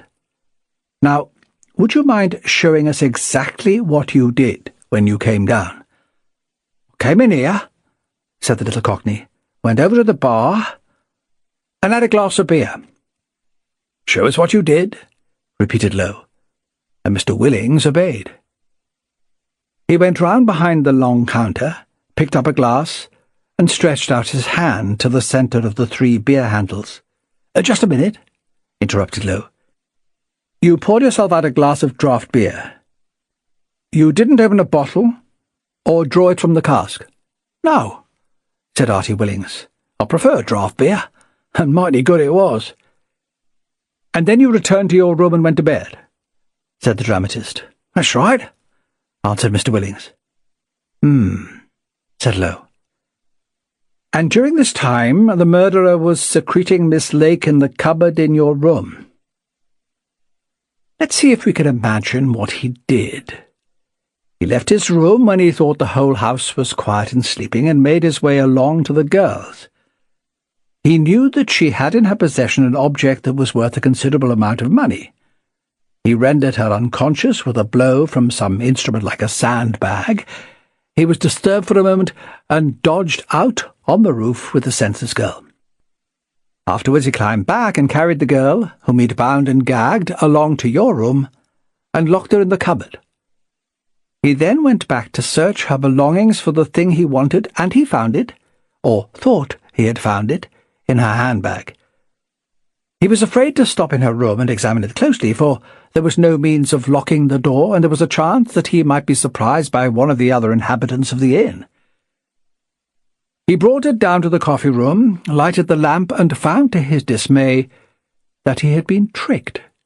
The thing he had taken so much trouble to get was a fake. He had just decided to make another search of the girl's room when William Makepeace appeared in the doorway and demanded that he hand over the object he had taken, and which was still in his hand. Makepeace informed him that he was a detective, who had been employed to see that no harm came to the girl. The man, whom we'll call X for the moment, saw his whole plan being ruined by this unexpected intruder. No doubt Makepeace threatened him. Probably there was a brief struggle for possession of the precious object that X had taken such pains to secure. The safest way to stop Makepeace from keeping it, and also from babbling afterwards, was to kill him. This X did, and so became a murderer. He placed the worthless article in Makepeace's hand to leave a false clue to suggest that it was Makepeace who had ransacked the girl's case. He was clever, continued Lowe, but like so many crooks, he wasn't clever enough. He made a mistake. If you fetch me the thing he took from the girl's room, I'll show you what that mistake was, Willings. Lowe nodded casually towards the far corner of the bar, on which lay several objects, and among them the torn card, which he had taken from Makepeace's hand. Mr. Willings went over, picked it up, and handed it to the detective. "Thank you," said Lowe, and his eyes gleamed. "I said just now that the murderer made a mistake. As a matter of fact, he made two. He's just made the second. A mistake I was hoping he would make. I never mentioned what the object was that he took from Miss Lake's room. Nobody knew, except Inspector Shadgold, my secretary, and myself, that the torn half of a Christmas card was found in the dead man's hand. How did you know, Willings?" The colour fled from the little Cockney's face, leaving it a dirty white. I don't know," he began. You knew," snapped Lowe sternly, "because it was you who took this card out of Miss Lake's handbag in the first place. You who tied her up and locked her in your cupboard. You who came downstairs and later killed William Makepeace. You who, when the girl was found, lied and said that you had felt thirsty and came down to this bar and drawn yourself beer." "You're talking nonsense," cried the man. "You're trying to frame this on me. I did come down for a drink. All I've told you is true." In his excitement, all trace of his Cockney accent had vanished, and Lowe was quick to remark on it. "You've forgotten your accent, Mr. Willings," he said softly, "the same as you forgot to verify your facts concerning your story of the beer." "What do you mean?" muttered the other. "I mean," retorted Trevor Lowe curtly, that beer engine has not been connected for a year. That's what Cornford was going to tell us when you shot him. It was absolutely impossible for you to have drawn any beer that way. That, coupled with the fact that you fell into the trap I had prepared for you, has given you away. No one but the man who searched Miss Lake's room could have known what the object was I referred to, and yet you went and fetched it without my telling you. Fetched it from among half a dozen other objects, all of which might equally have been the right one." The trapped man's lips drew back from his teeth in a snarl. Without warning, he picked up a wooden stool that stood in front of the bar and hurled it at Trevor Lowe's head. "I suppose you think you've got me," he cried harshly, "but you haven't yet." Lowe dodged the stool, and it went crashing through the window, ripping out glass and woodwork. And then Shadgold took a hand. As Willings made a dash for the door, he barred his path and gripped him by the arm. "No, you don't," he growled. And the revolver with which the other had shot the landlord appeared in his other hand. "You just keep quiet. If you can find any rope, Lowe, we'll tie him up until the police arrive." The police patrol was stopped as he passed the inn and given the news and instructions. Later came a sleepy-eyed inspector and a constable. They came in a car, and when they went away were accompanied by the man who called himself Artie Willings. Later on that morning, when the snow had stopped falling, and a pale sun shone coldly on the expanse of white, a car, which Low had asked the police to send from Bugle, arrived and drove the dramatist, Shadgold, Arnold White and the girl to Dragoni, where they left her to meet the father she had never seen. It was on the morning of Christmas Day that Trevor Low heard the last echo of that sinister business at the gloomy inn. Shadgold had just returned from Bugle and an interview with the police.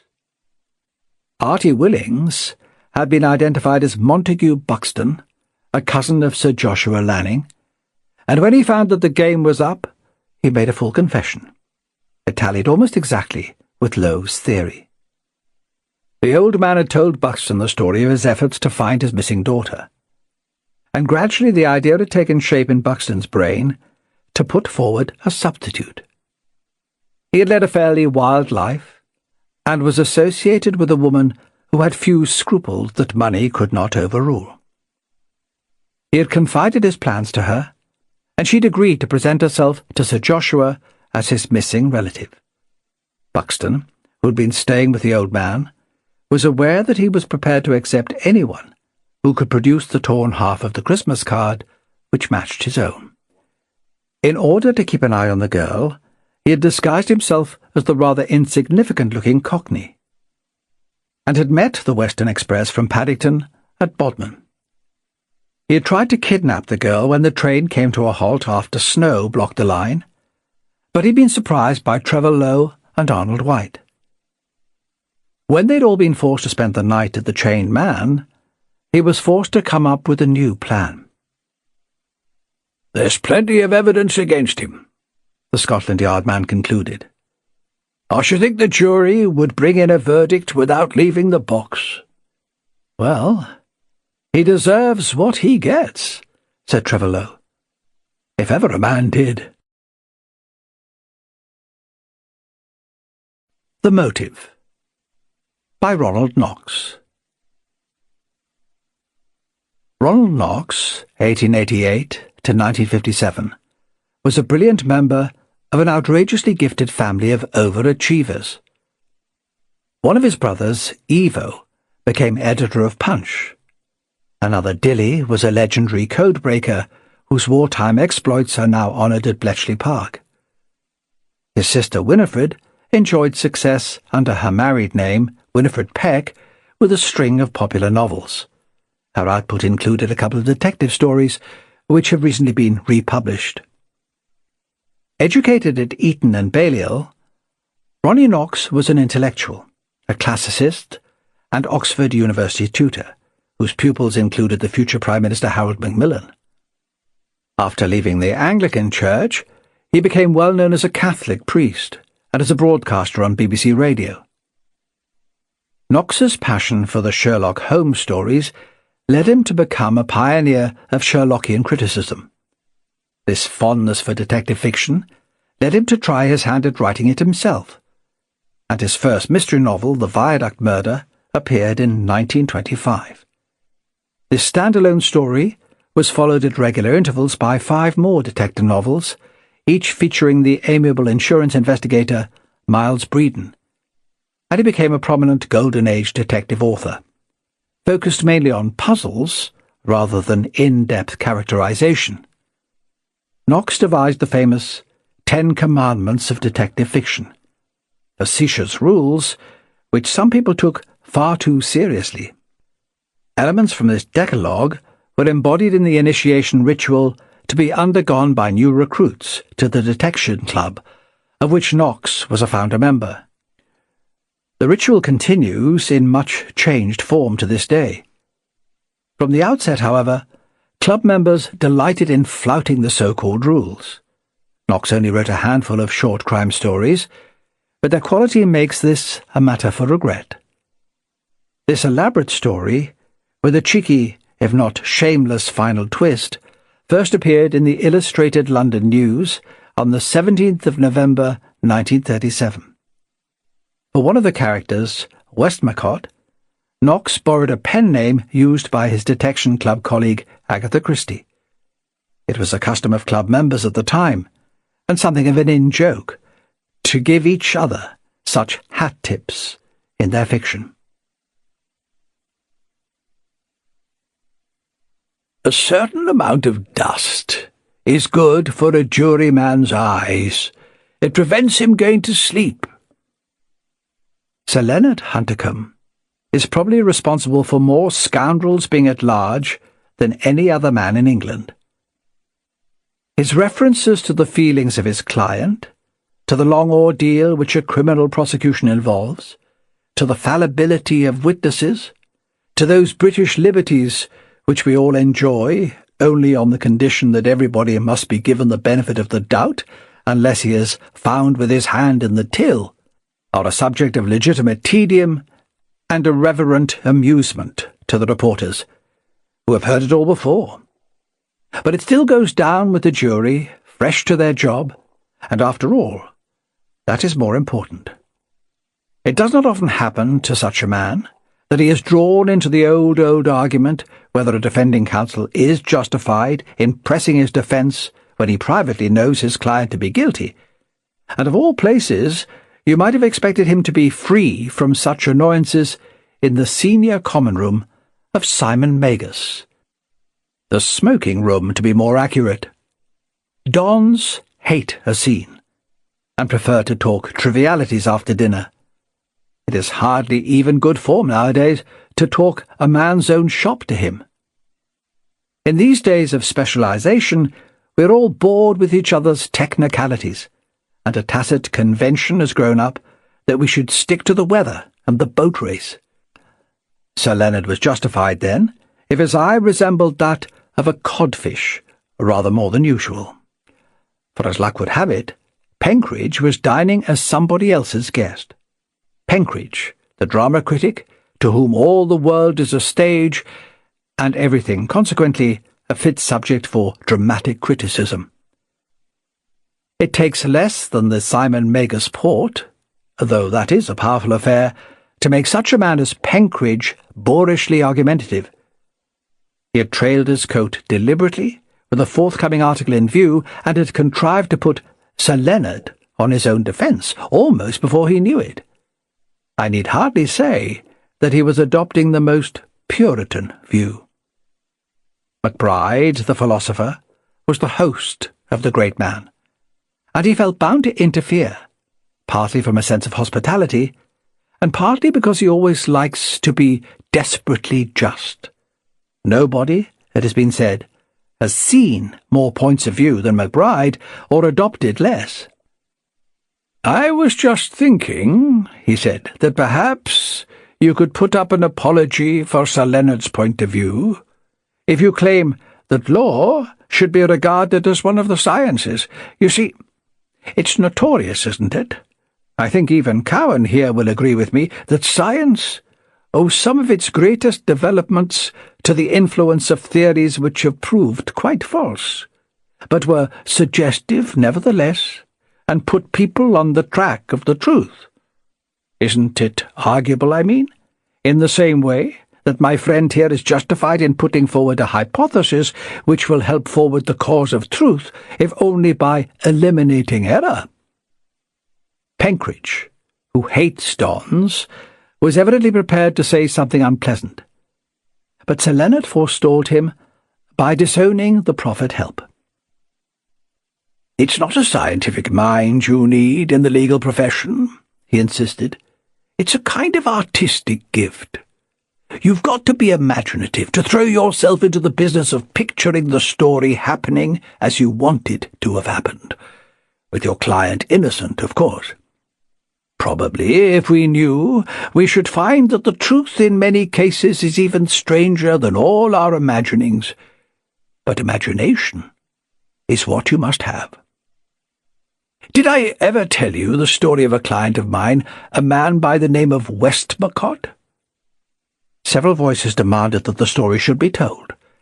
Better to have Sir Leonard being prosy than Penkridge being unmannerly. And Sir Leonard, when his cigar was going, went ahead with the story. "I first came across Westmacott explained Sir Leonard, over a business that never came into court, though it precious nearly did. I was only called in on a minor point to give counsel's opinion. He was a man of late middle age, with an unhealthy look about him, as if you wouldn't give him a very long life, and a depressed, restless sort of manner, as if his mind was preoccupied with something else than what he was talking about at that moment. He had done well on the stock exchange, and had retired just lately with a considerable income he hardly knew what to do with. At least, it was a surprise to his friends when he went to stay over Christmas at one of those filthy great luxury hotels in Cornwall. It was the kind of place that tried to make you believe you were on the Riviera, with any amount of central heating and artificial sunlight, and a covered-in bathing pool, where the water was kept at a temperature of 80 or so night and day. Of course, he might have gone to Cornwall for his health, but one didn't see why he should have gone to a place like that, because he was well known to be old-fashioned in his views and conservative in his opinions, whereas the Hotel Resplendent was all full of modern people, a cosmopolitan, rather bohemian crowd. Among the rest, there was a well-known literary man. He's still alive, and you'd all know his name, so I'll just call him Smith. I'm speaking of some years ago, you'll understand. Nowadays, of course, it doesn't matter what anybody writes or what sort of opinions he puts forward. It's all art. But at the time of which I'm speaking, there were still people going about who were capable of being shocked. And they were shocked by Smith. It wasn't so much his indecency, though every book he wrote looked as if it was meant to be seized by the police. He was really, if an old fogey like myself can be allowed to use such forgotten language, a bad influence on the young people. Everybody admitted it, though already most people rather admired him for it. Westmacott had never met him before, and the other people in the hotel felt pretty certain that the two wouldn't hit it off. The curious thing is, they were wrong. Westmacott hadn't read any of Smith's stuff, it appeared. Indeed, he read very little except detective stories, which he devoured at the rate of one a day. And, strange acquaintances do ripen, and ripen fast, in a godforsaken place like the Hotel Resplendent. It was a bad season. Money wasn't being thrown about that year as much as usual, and the management tried to make the best of the position by encouraging the guests to be a sort of family party, with any amount of oldie-worldy festivities. Naturally, they concentrated on Christmas Day, crackers and Christmas presents, and a synthetic boar's head, and a Yule log, especially imported from Sweden, and a set of waits who'd been in training under an opera expert for months past. By 10:30, the company, between 20 and 30 of them, when you'd counted out the invalids who'd gone to bed early, and the idiots who'd gone out in cars for no reason whatever, found themselves set down by the master of the revels to play blind man's buff. This didn't go too well, especially as the great hall in which they played it was heated like a crematorium. It was Westmacott, people remembered afterwards, who made the suggestion, you would have expected to come from anybody but Westmacott, that they should all go and play blind man's buff in the swimming bath. Well, they got some kick out of it after that. Westmacott didn't go in himself, but he hung about on the edge, as a matter of fact. It was only pretty strong swimmers who did go in, because the bath was a matter of 12 feet deep at the shallowest part, and there was nothing but a handrail to lug yourself out by. Smith and Westmacott got into an argument. Westmacott saying he didn't believe you could know what direction you were swimming in when you were blindfolded, and Smith, who was an exceptionally good swimmer himself, maintained that it was perfectly easy unless you'd got a bad sense of direction anyhow. It was nearly midnight when the party went away, and it seemed that Smith and Westmacott stayed behind to settle their differences with a practical tryout and a bet. Smith was to swim 10 lengths in the bath, each way, touching the ends every time but never touching the sides. They were quite alone when Westmacott adjusted the handkerchief on his new friend's forehead to make sure that everything was above board. Well, Smith did his 10 lengths each way, and by his own account made a good thing of it. As he swam, he didn't bother to touch the handrail, which was rather high out of the water, but when he'd finished, he naturally felt for it, and it wasn't there. He tore the handkerchief off his eyes, which wasn't too easy, and found the whole place was in the dark. The rail wasn't within his reach anywhere, and he tumbled to what must have happened. Somehow a goodish lot of water must have been let out of the bath while he wasn't looking, and there was nothing to do but go on swimming about until someone came to put things right for him, or, alternatively, until the level of the water fell so much that he was able to stand on the bottom. Other things began to occur to him before long. For one thing, he knew more or less where it was that the water escaped when the bath was changed, and he knew that there was a considerable undertow when it happened. He found there was no undertow now, which meant that the water wasn't escaping any longer, and there was no chance of finding that he'd got into his depth. Also, he remembered that the swimming bath was a long way from anywhere, and it wasn't very likely that he would be heard if he shouted. Also, he couldn't quite see how the water could have started emptying itself, and then stopped, unless somebody was controlling it. Well, they say the devil looks after his own, and it so happened that the night watchman, whom they kept at the Hotel Resplendent, chiefly to keep out of the way when he wasn't wanted, had spotted that the water was running away and mentioned it to someone. A search was made, and Smith was pulled out of the water with a rope, none too soon for his peace of mind. Smith was positive, of course, that he had been the victim of a particularly cunning, murderous attack.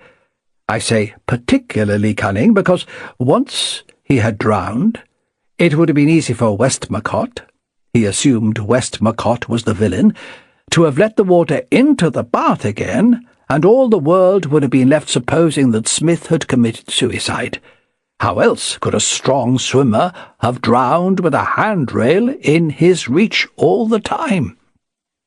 It looked as if it was going to be a very nasty business, and what didn't make it any better was Westmacott's own explanation, made privately to his lawyers, that the whole thing was a joke, and he had been meaning to rescue Smith later on. Nothing, it was explained to him, is more difficult to predict than a jury's sense of humour. Enormous efforts were made to hush the thing up, chiefly by the hotel people who thought it meant the end of their business if they were involved in a scandal. I'm not sure they were right there, but as I say, this happened some years ago. The difficulty of Smith's case was that there was no proving it was Westmacott who had tampered with the water apparatus. As a matter of fact, anybody could have done it. And it was that hitch that induced the police to let it go, and Smith to be content with a handsome compensation. Well, it was touch and go, and there was nothing I expected less than to find Westmacott, to all appearances a dull and unadventurous man, figuring in my line of business again. There was a matter of fact. The police had found out things about him which would have altered my opinion if I'd known about them. His man, fortunately for the police, had done time at an earlier stage in his career, and was all too ready to give them information. He assured them that a great change had come over his master within the last week or so. Before he went to the Resplendent, he had come home one morning, looking like a man bowed down by some hideous secret anxiety, though up to then he had been in normally good spirits. He cursed the servants freely. He would start at shadows. He bought a revolver, which the police found in his rooms. He was a bachelor, I forgot to say, and although this only looked like self-defence, it was a more peculiar circumstance that, about the same time, he got hold of a drug, I forget the name of it now, which is deadly poison, and I'm not sure that he hadn't forged a doctor's certificate to get it. It was less than a week after the trouble had died down that a new character came on the scene, a character nobody liked. Who had seen him? He was a seedy-looking fellow calling himself Robinson, who seemed very anxious to have an interview with Westmacott, for he made a great fuss with the servants when he called 3 times and found he was always out. It was the opinion of the servant that Robinson went about in disguise for no good end, but servants will always say that of anybody who wears dark spectacles. When the two did first meet, the servants weren't prepared to say, but Westmacott lived on one floor, and often let in his visitors himself. Anyhow, for a fortnight or so he was a familiar figure in the house, being seen several times coming in and out. Westmacott had the habit of going to stay with friends near Aberdeen about the New Year. This time he went a little later than usual, and it was a considerable surprise to his man when he was given the order to reserve 2 first-class sleepers on the night train from King's Cross, one in the name of Westmacott and another in the name of Robinson. It didn't look too good. You couldn't by any stretch of the imagination suppose that Robinson belonged to the same world as Westmacott and his friend. In fact, if he hadn't been professionally shy of them, I think the man would have gone to the police about it. It looked so much as if Robinson had got a hold of some kind over Westmacott, and was following him about for fear of losing his tracks. Anyhow, nothing was done about it. Westmacott was a man who fussed about trains, and he was at the station, it seems, a full 3/4 of an hour before the train started. He was worried, apparently, about Robinson. Asked the attendant once or twice whether he had shown up, and stood looking up and down the platform. As he did this, a telegram was brought to him which seemed to set his mind at rest. He shut himself up in his sleeper, and took no further notice as far as could be ascertained. Robinson turned up with only 2 or 3 minutes to spare, and was bundled hurriedly into the sleeper next door. Whether the two held any conversation was not known. The 2 sleepers communicated with one another in the ordinary way, and it was only a matter of slipping a bolt for either to enter the other's compartment. Robinson, it appeared, was not travelling all the way to Aberdeen. He was to get off at Dundee. The man was to come and call him about 3/4 of an hour before the train got in there. As a matter of fact, he cannot have slept too well, or possibly the lights and the shouting at Edinburgh woke him. At any rate, he went along the corridor just about when they were passing Dalmeny, and spoke to the attendant, who asked whether the order to call him still stood. He said yes, he expected to drop off again for a bit, and he was a heavy sleeper. Indeed, when the attendant knocked at his door, there seemed to be no waking him, and it was locked. With many apologies, the man knocked up Westmacott and asked his leave to try the communicating door between the 2 compartments. This, it proved, was locked on Westmacott's side, but not on Robinson's. The attendant went in and found the carriage quite empty. The bed had been slept in, that is, somebody had lain down on it. There was no mistaking the fact. Robinson's luggage was still there, his watch was hanging by the bunk, a novel he had been reading lay on the floor close by. His boots were there, and his day clothes, not his pyjamas. Well, there was all sorts of fuss and bother, as you could imagine. Westmacott, who seemed quite dazed by the news, and unable to give any account of it, naturally got out at Dundee and put himself at the disposal of the police authorities. They did not like the look of things from the start. They had rung up Scotland Yard, and through some unwonted piece of efficiency had got on to the story of Smith and his experiences in the bath at the Resplendent.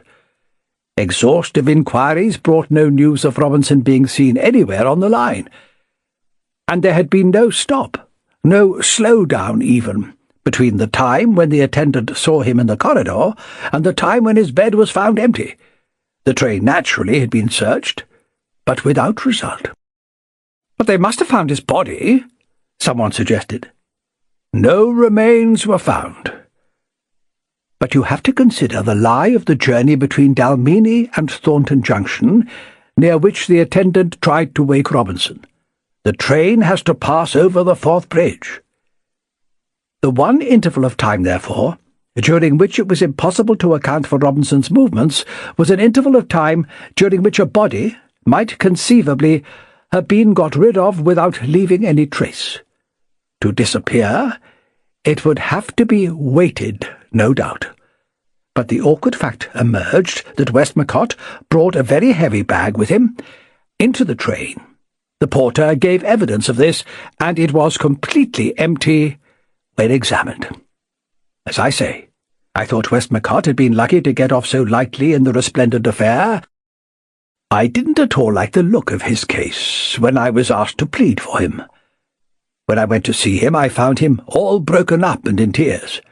He told me a long story in which he confessed to the murder of Robinson. Robinson, it was the old story, had been blackmailing him. He had evidence that it was Westmacott who attempted the murder of Smith in Cornwall. I gathered that there were other secrets behind it all which Westmacott was not anxious to get into, but it was the fear of exposure over the Smith case that made him reluctant to bring in the police against the blackmailer.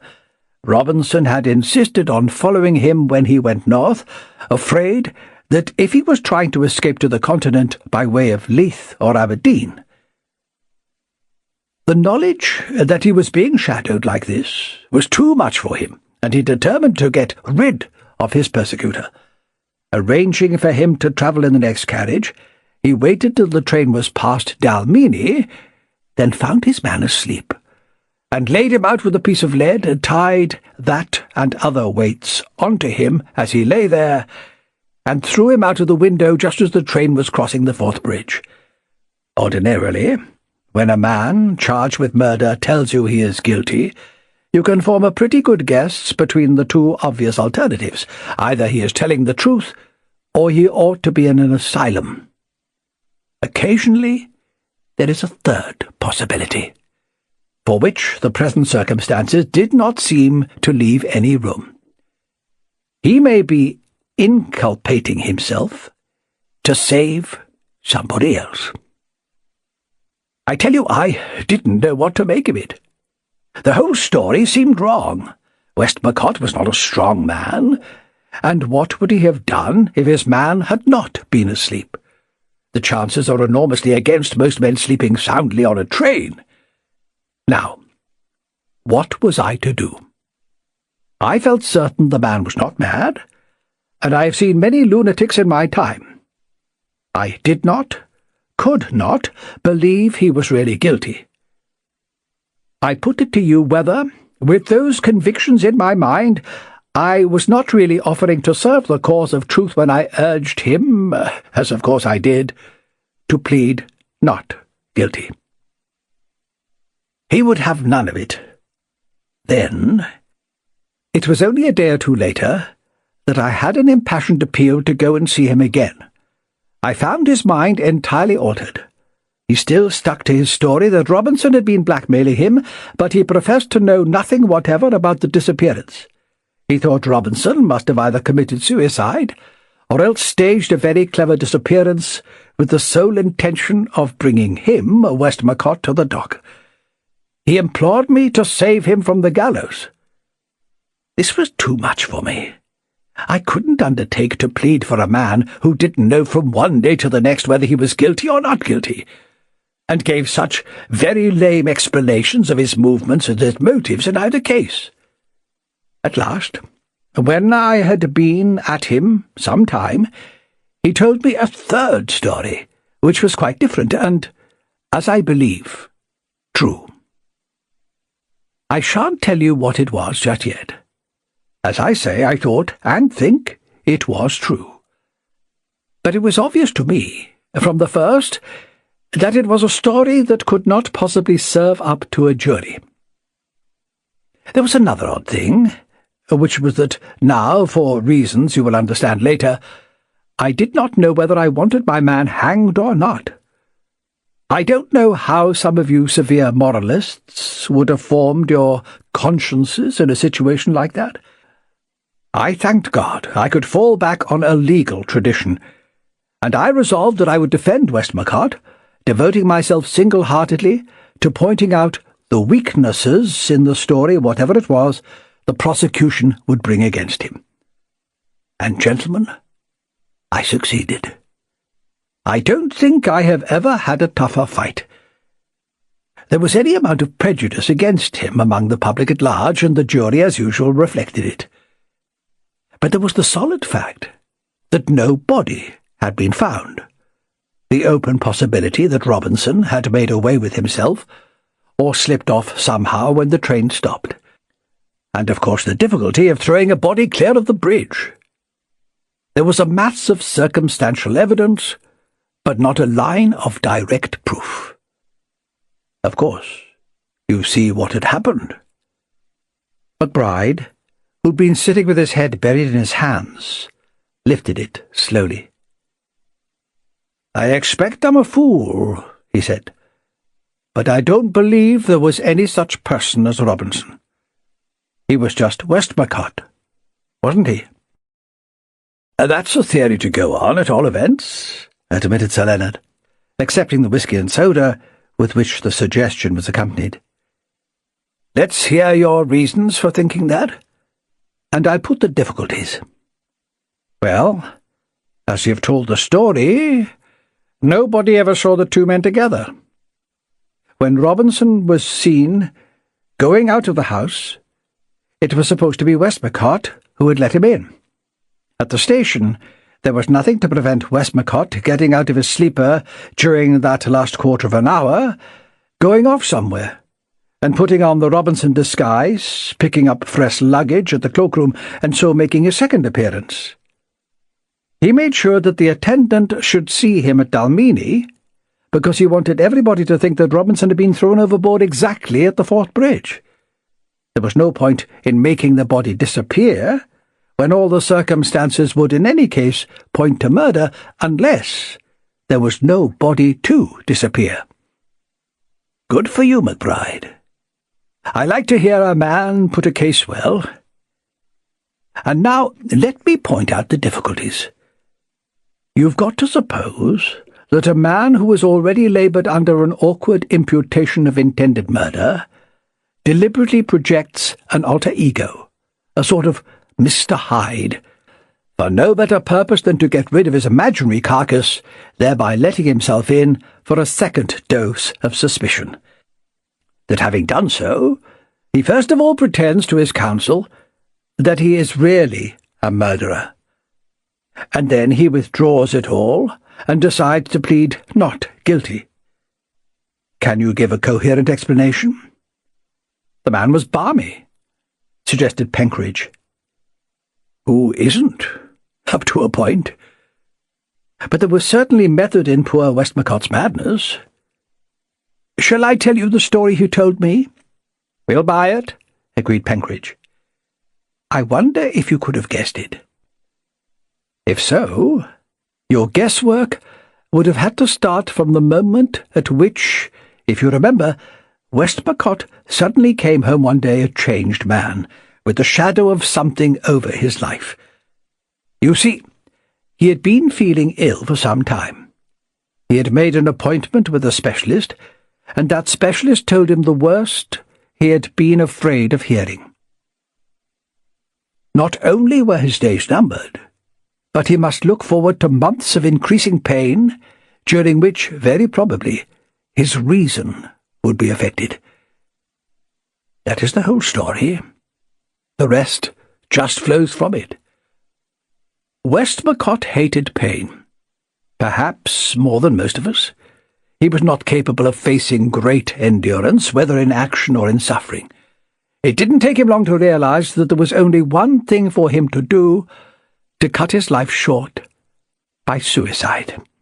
He went out and bought a revolver with the necessary ammunition. He shut himself up with it and found that his hand was that of a physical coward. It would not pull the trigger. He tried long-distance methods, bought some poison and tried to dose himself with it. Even here he had no better success. He realized with self-loathing that he was a man who could not take his own life. It is open to you to say, if you like, that something went wrong with his brain after that. But if he had the makings of a lunatic, his was the logic of lunacy. If he could not kill himself, he must make somebody else do it for him. He had not the physique to embark on some arduous adventure, fighting, for example, or a difficult mountain climb.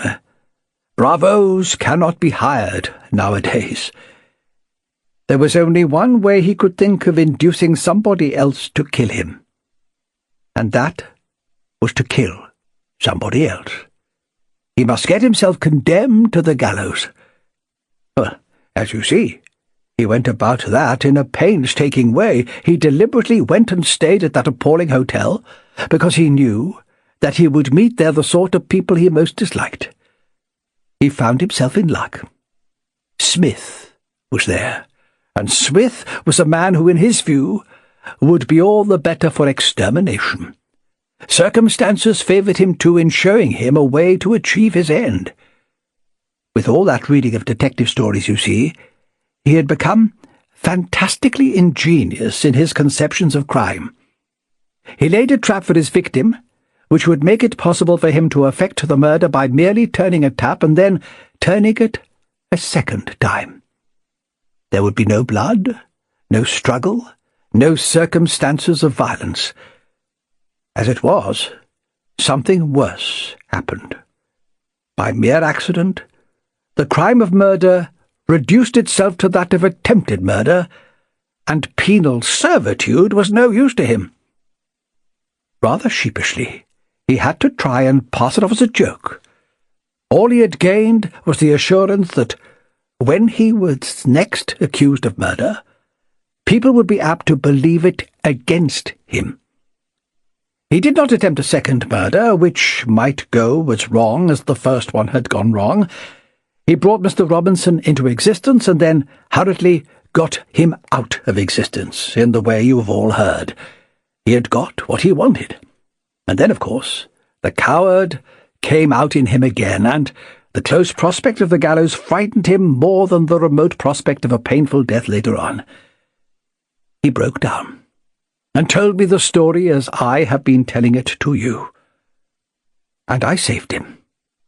But for the life of me, I did not know whether I was doing him a benefit in trying to save him. I simply had to proceed by rule of thumb and behave as a good advocate should. "What became of him?" asked McBride. Fate stepped in, if you like to call it that. As he left the court, rather dazed with all he had gone through, he stumbled at the edge of the pavement in a crowded street, and a lorry was on the top of him before I think he knew what was happening. No, I saw it, and I am certain he didn't throw himself off the pavement. I don't believe he could have either. "There's just one comment your story suggests to me," objected Penkridge, bitter to the last. "I always thought a lawyer was not allowed to repeat the story told him in confidence by his client. And that is why I said that the great gift in the legal profession is imaginativeness. You see, I have been making it all up as I went along." Blind Man's Hood by Carter Dickson. Carter Dickson was a pen name of John Dickson Carr, 1906 to 1977. widely regarded as the most gifted of all exponents of the locked room mystery. A native of Pennsylvania, he relocated to Britain after marrying a young Englishwoman and launched a career as a detective novelist with a taste for the Baroque. His first great detective, the French examining magistrate Henri Becolin, was succeeded by Dr. Gideon Fell, a rumbustious character modelled on G.K. Chesterton, whom Carr much admired. When Carr was elected to membership of the Detection Club, he was thrilled by the prospect that, as Chesterton was the club's first president, he would at last meet his hero. Sadly, Chesterton's death meant that this ambition remained unfulfilled.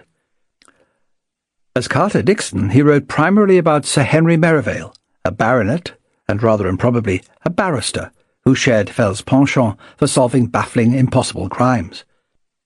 He also created Colonel March, a senior cop whose exploits were ultimately brought together in a book with a title very much of its time, The Department of Queer Complaints. March was based on Carr's friend and fellow Detection Club member John Rode, Major Cecil John Street, who also wrote as Miles Burton and Cecil Way. A television series, Colonel March of Scotland Yard, ran for 26 episodes from 1955 to 1956, with Boris Karloff cast as March and given an eye patch to wear. This story was inspired by the unsolved Peasenhall murder case of 1902. Carr was an aficionado of true crime, and first published in the Christmas edition of The Sketch in 1937. Although one snowflake had already sifted past the lights, the great doors of the house stood open. It seemed less a snowflake than a shadow, for a bitter wind whipped after it, and the doors creaked. Inside, Rodney and Muriel Hunter could see a dingy, narrow hall paved in dull red tiles, with a Jacobean staircase at the rear. At that time, of course, there was no dead woman lying inside. To find such a place in the loneliest part of the Weald of Kent, a 17th-century country house whose floors had grown humped and its beams scrubbed by the years, was what they'd expected. Even to find electricity was not surprising. But Rodney Hunter thought he had seldom seen so many lights in one house, and Muriel had been wondering about it ever since their car turned the bend in the road. Clear Lawns lived up to its name. It stood in the midst of a slope of flat grass, now wiry white with frost, and there was no tree or shrub within 20 yards of it. Those lights contrasted with a certain inhospitable and damp air about the house, as though the owner were compelled to keep them burning. "But why is the front door open?" insisted Muriel. In the driveway, the engine of their car coughed and died. The house was now a secret blackness of gables, emitting light at every chink, and silhouetting the stalks of the wisteria vines which climbed it. On either side of the front door were little paned windows, whose curtains had not been drawn. Towards their left, they could see into a low dining room, with table and sideboard set for a cold supper. Towards their right was a darkish library, moving with the reflections of a bright fire. The sight of the fire warmed Rodney Hunter, but it made him feel guilty. They were very late. At 5 o'clock, without fail, he had promised Jack Bannister they would be at Clear Lawns to inaugurate the Christmas party. Engine trouble in leaving London was one thing. Idling at a country pub along the way, drinking hot ale, and listening to the wireless sing carols until a sort of Dickensian jollity stole into you, was something else. Both he and Muriel were young. They were very fond of each other, and of things in general, and they'd worked themselves into a glow of Christmas which, as they stood before the creaking doors of Clear Lawns, grew oddly cool. There was no reason, Rodney thought, to feel disquiet. He hoisted their luggage, including a big box of presents for Jack and Molly's children, out of the rear of the car. That his footsteps should sound loud on the gravel was only natural. He put his head into the doorway and whistled. Then he began to bang the knocker. Its sound seemed to seek out every corner of the house, and then come back like a questing dog. But there was no response. "I'll tell you something else," he said. "There's nobody in the house." Muriel ran up the 3 steps to stand beside him. She'd drawn her fur coat close around her, and her face was bright with cold. "But that's impossible," she said.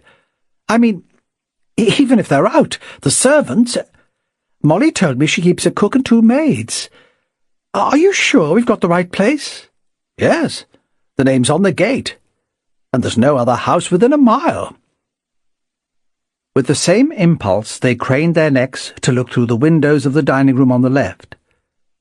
Cold fowl on the sideboard, a great bowl of chestnuts, and now they could see it, another good fire, before which stood a chair and a piece of knitting put aside on it. Rodney tried the knocker again, vigorously, but the sound was all wrong. It was as though they were even more lonely in that core of light, with the east wind rushing across the weald and the door creaking again. "I suppose we'd better go in," said Rodney. He added with a lack of Christmas spirit, "Here, this is a devil of a trick. What do you think has happened? I'll swear that fire has been made up in the last 15 minutes. He stepped into the hall and set down the bags. As he was turning to close the door, Muriel put her hand on his arm. "I say, Rod, do you think you'd better close it?" "Why not?" I don't know." "The place is getting chilly enough as it is," he pointed out, unwilling to admit that the same thought had occurred to him. He closed both doors and shot their bar into place. And at the same moment, a girl came out of the door to the library on the right. She was such a pleasant-faced girl that they both felt a sense of relief. Why she had not answered the knocking had ceased to be a question. She filled a void. She was pretty, not more than 21 or 2, and had an air of primness, which made Rodney Hunter vaguely associate her with a governess or a secretary, though Jack Bannister had never mentioned any such person. She was plump, but with a curiously narrow waist, and she wore brown. Her brown hair was neatly parted, and her brown eyes, long eyes, which might have given a hint of secrecy or curious smiles, if they had not been so placid, looked concerned. In one hand she carried what looked like a small white bag of linen or cotton, and she spoke with a dignity which did not match her years. "I'm most terribly sorry," she said. "I thought I heard someone, but I was so busy that I could not be sure. Will you forgive me?" She smiled. Hunter's private view was that his knocking had been loud enough to wake the dead. But he murmured conventional things. As though conscious of some faint incongruity about the white bag in her hand, she held it up. "For blind man's buff," she explained. "They do cheat so, I'm afraid. And not only the children. If one uses an ordinary handkerchief tied round the eyes, they always manage to get a corner loose. But if you take this, and you put it fully over a person's head, and you tie it round the neck—" A sudden gruesome image occurred to Rodney Hunter. "Then it works so much better, don't you think?" Her eyes seemed to turn inward and to grow absent. "But I must not keep you talking here. You are... my name is Hunter. This is my wife. I'm afraid we've arrived late, but I understood Mr. Bannister was expecting—" "He did not tell you?" asked the girl in brown. "Tell me what?" "Everyone here, including the servants, is always out of the house at this hour, on this particular date. It is the custom. I believe it has been the custom for more than 60 years. There is some sort of special church service." Rodney Hunter's imagination had been devising all sorts of fantastic explanations, the first of them being that this demure lady had murdered the members of the household and was engaged in disposing of the bodies. What put this nonsensical notion into his head, he could not tell, unless it was his own profession of detective story writing, but he felt relieved to hear a commonplace explanation. Then the woman spoke again. Of course, it is a pretext, really. The rector, that dear man, invented it all those years ago to save embarrassment. What happened here had nothing to do with the murder, since the dates were so different. And I suppose most people have forgotten now why the tenants do prefer to stay away during 7 and 8 o'clock on Christmas Eve. I doubt if Mrs. Bannister even knows the real reason, though I should imagine Mr. Bannister must know it. But what happens here cannot be very pleasant, and it wouldn't do to have the children see it, would it? Muriel spoke with such sudden directness that her husband knew she was afraid. "Who are you?" Muriel said. "And what on earth are you talking about?" "I am quite sane, really," their hostess assured them, with a smile that was half cheery and half coy. "I dare say it must be all very confusing to you, poor dear. But I am forgetting my duties. Please come in and sit down by the fire, and let me offer you something to drink."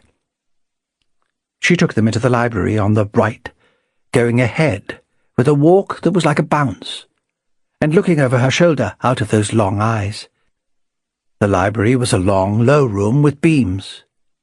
The windows toward the road were uncurtained, but those in the side wall, where a faded red brick fireplace stood, were bay windows with draperies closed across them. As their hostess put them before the fire, Hunter could have sworn he saw one of the draperies move. "You need not worry about it," she assured him, following his glance towards the bay. "Even if you looked in there, you might not see anything now. I believe some gentleman did try it once, a long time ago. He stayed in the house for a wager, but when he pulled the curtain back, he did not see anything in the bay. At least, anything quite. He felt some hair, and it moved. That is why they have so many lights nowadays." Muriel had sat down on a sofa and was lighting a cigarette, to the rather prim disapproval of their hostess, Hunter thought. "May we have a hot drink?" Muriel asked crisply. "And then, if you don't mind, we might walk over and meet the Bannisters coming from church." "Oh, please don't do that," cried the other. She'd been standing by the fireplace, her hands folded and turned outwards. Now she ran across to sit down beside Muriel, and the swiftness of her movement, no less than the touch of her hand on Muriel's arm, made the latter draw back. Hunter was now completely convinced that their hostess was out of her head. Why she held such fascination for him, though, he could not understand. In her eagerness to keep them there, the girl had come upon a new idea. On a table behind the sofa, bookends held a row of modern novels. Conspicuously displayed, probably due to Molly Bannister's tact, were 2 of Rodney Hunter's detective stories. The girl put a finger on them. "May I ask if you wrote these?" He admitted it. "Then," she said, with sudden composure, "it would probably interest you to hear about the murder. It was a most perplexing business, you know. The police could make nothing of it, and no one ever has been able to solve it." An arresting eye fixed on his. "It happened out in the hall there. A poor woman was killed, where there was no one to kill her, and no one could have done it. But she was murdered." Hunter started to get up from his chair. Then he changed his mind and sat down again. "Go on," he said. "You must forgive me if I'm a little uncertain about dates," she urged. "I think it was in the early 1870s, and I'm sure it was in early February because of the snow. It was a bad winter then. The farmers' livestock all died.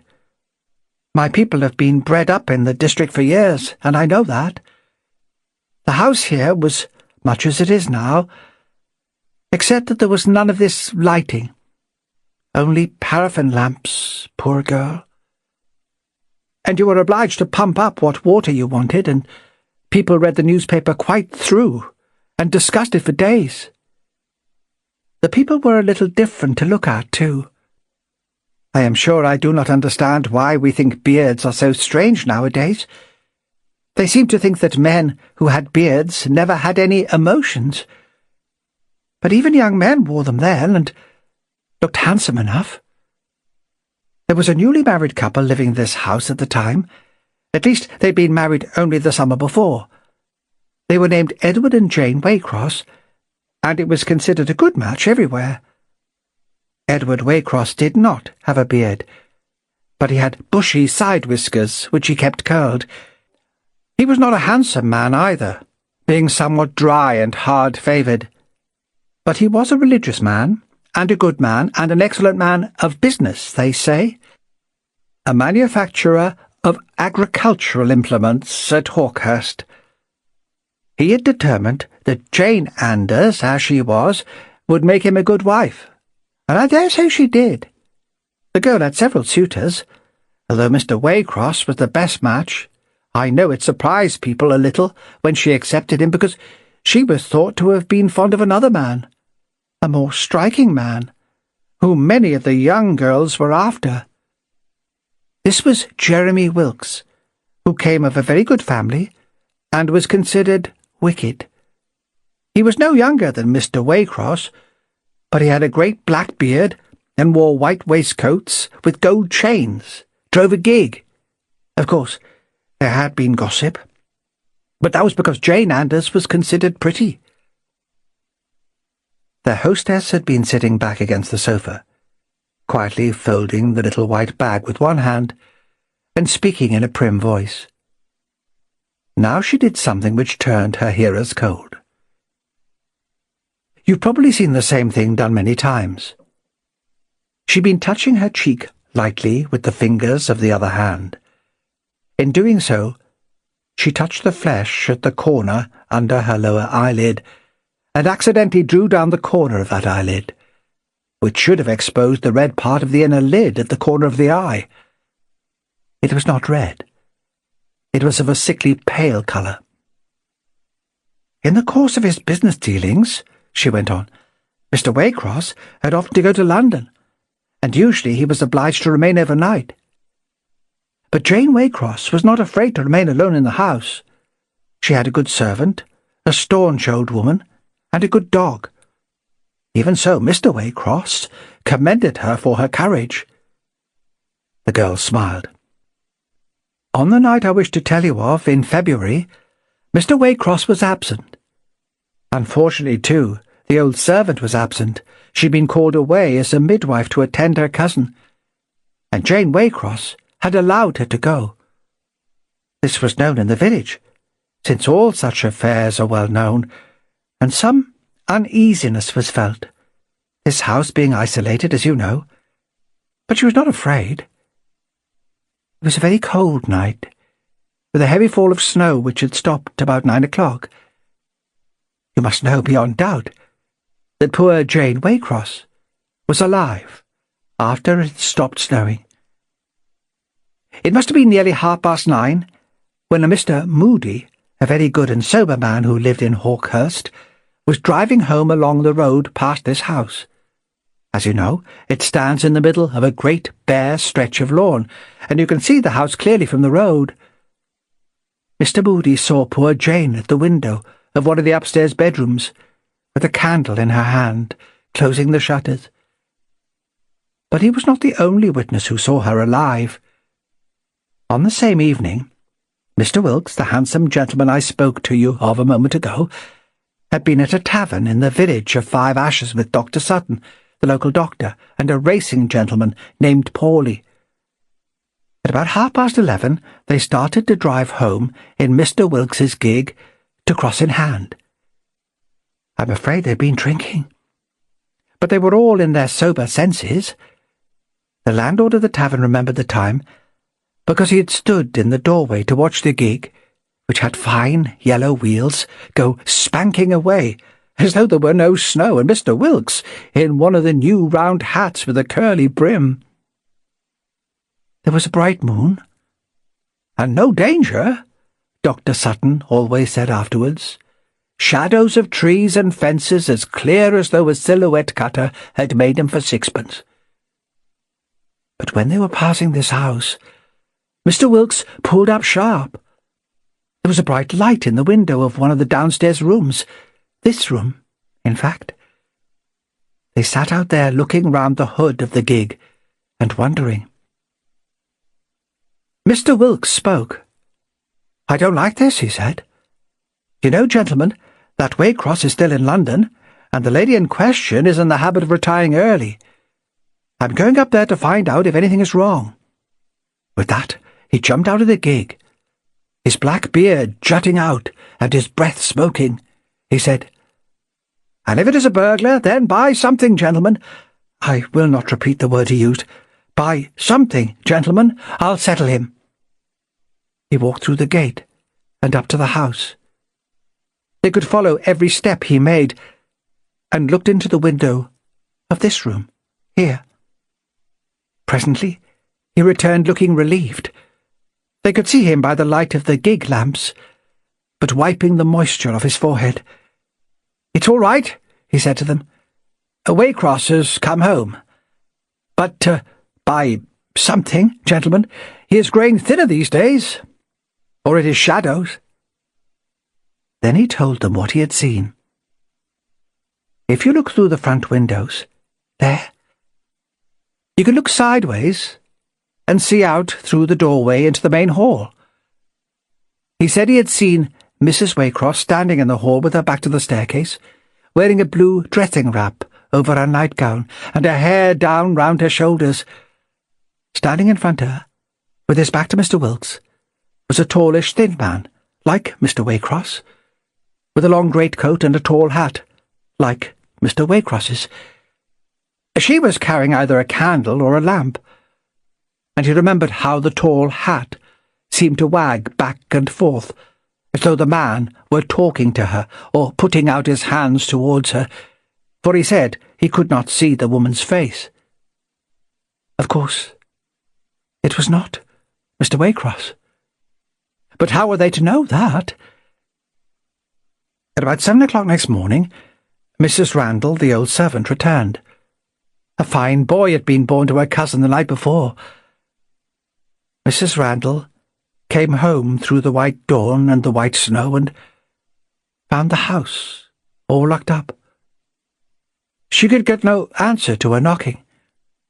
Being a woman of great resolution, she eventually broke a window and got in.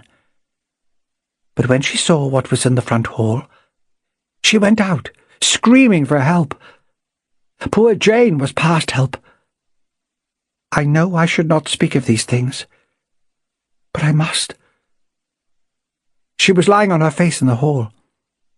From the waist down, her body was much charred and unclothed, you know, because fire had burnt away most of the nightgown and the dressing wrap. The tiles of the hall were soaked with blood and paraffin oil, the oil having come from a broken lamp with a thick blue silk shade which was lying a little distance away.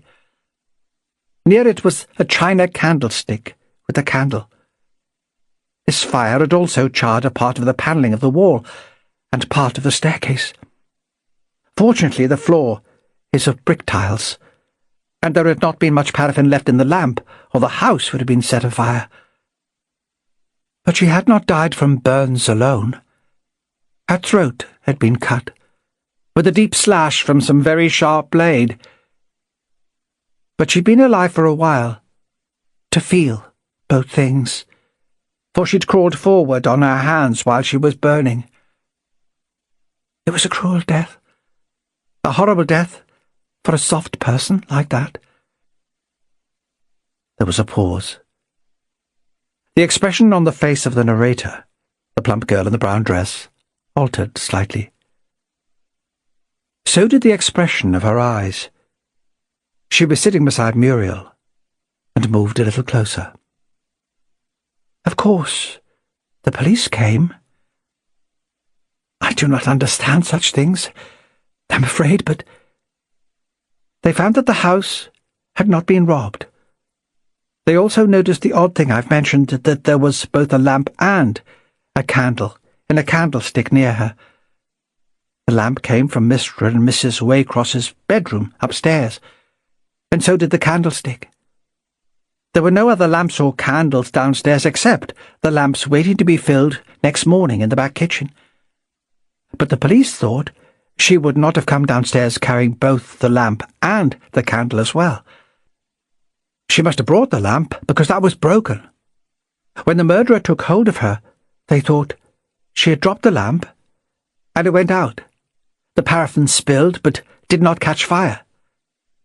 Then this man in the tall hat, to finish his work after he had cut her throat, went upstairs and got a candle and set fire to the spilled oil. I am stupid at these things, but even I should have guessed that this must mean someone familiar with the house. Also, if she came downstairs, it must have been to let someone in at the front door, and that could not have been a burglar. You may be sure all the gossips were like the police from the start, even when the police hemmed and hawed, because they knew Mrs. Waycross must have opened the door to a man who was not her husband. And immediately they found an indication of this in the mess that the fire and blood had made in the hall. Some distance away from poor Jane's body, there was a medicine bottle, such as chemists use. I think it had been broken in 2 pieces, and on one intact piece they found sticking some fragments of a letter that had not been quite burned. It was in a man's handwriting, not a husband's, and they made out enough of it to understand. It was full of expressions of love, you know, and it made an appointment to meet her there, on that night. Rodney Hunter, as the girl paused, felt impelled to ask a question. Did they know whose handwriting it was? It was Jeremy Wilkes's, replied the other simply, though they never proved that, never more than slightly suspected it.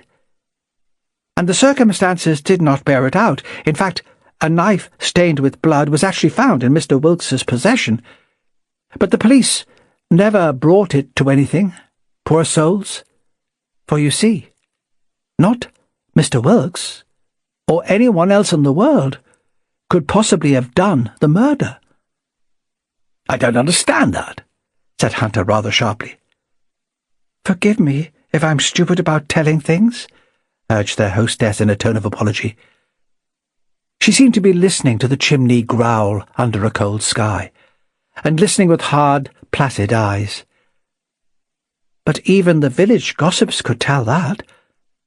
When Mrs. Randall came here to the house on that morning, both the front and the back doors were locked and securely bolted on the inside. All the windows were locked on the inside.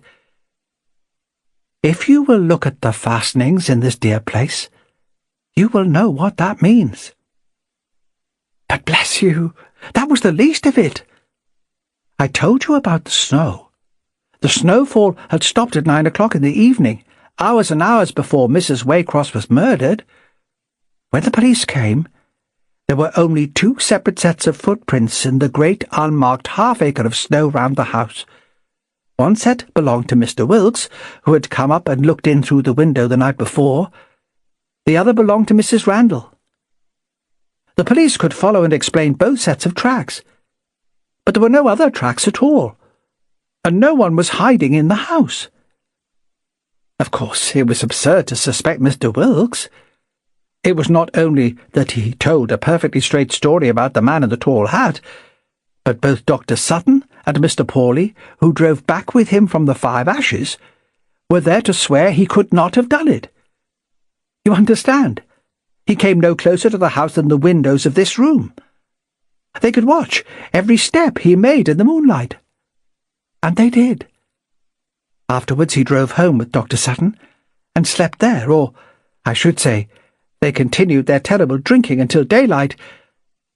It is true that they found in his possession a knife with blood on it, but he explained that he'd used the knife to gut a rabbit.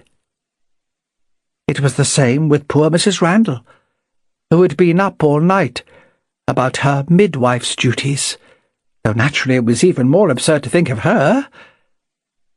But there were no other footprints at all, either coming to or going from the house in all that stretch of snow, and all the ways in and out were locked on the inside. It was Muriel who spoke then, in a voice that tried to be crisp, but wavered in spite of her. "Are you telling us that all this is true?" she demanded. "I am teasing you a little, my dear," said the other. "But really and truly, it all did happen. Perhaps I will show you in a moment." "I suppose it was really the husband who did it?" asked Muriel in a bored tone. "Poor Mr. Waycross," said the hostess tenderly.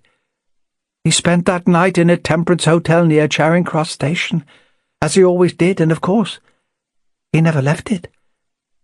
When he learned about his wife's duplicity—" Again, Hunter thought she was going to pull down a corner of her eyelid. "It nearly drove him out of his mind, poor fellow. I think he gave up agricultural machinery and took to preaching, but I'm not sure. I know he left the district soon afterwards, and before he left he insisted on burning the mattress of their bed. It was a dreadful scandal." "But in that case," insisted Hunter, "who did kill her? And if there were no footprints and all the doors were locked, how did the murderer come or go? Finally, if all this happened in February, what does it have to do with people being out of the house on Christmas Eve?" "Ah, that is the real story. That is what I meant to tell you." She grew very subdued.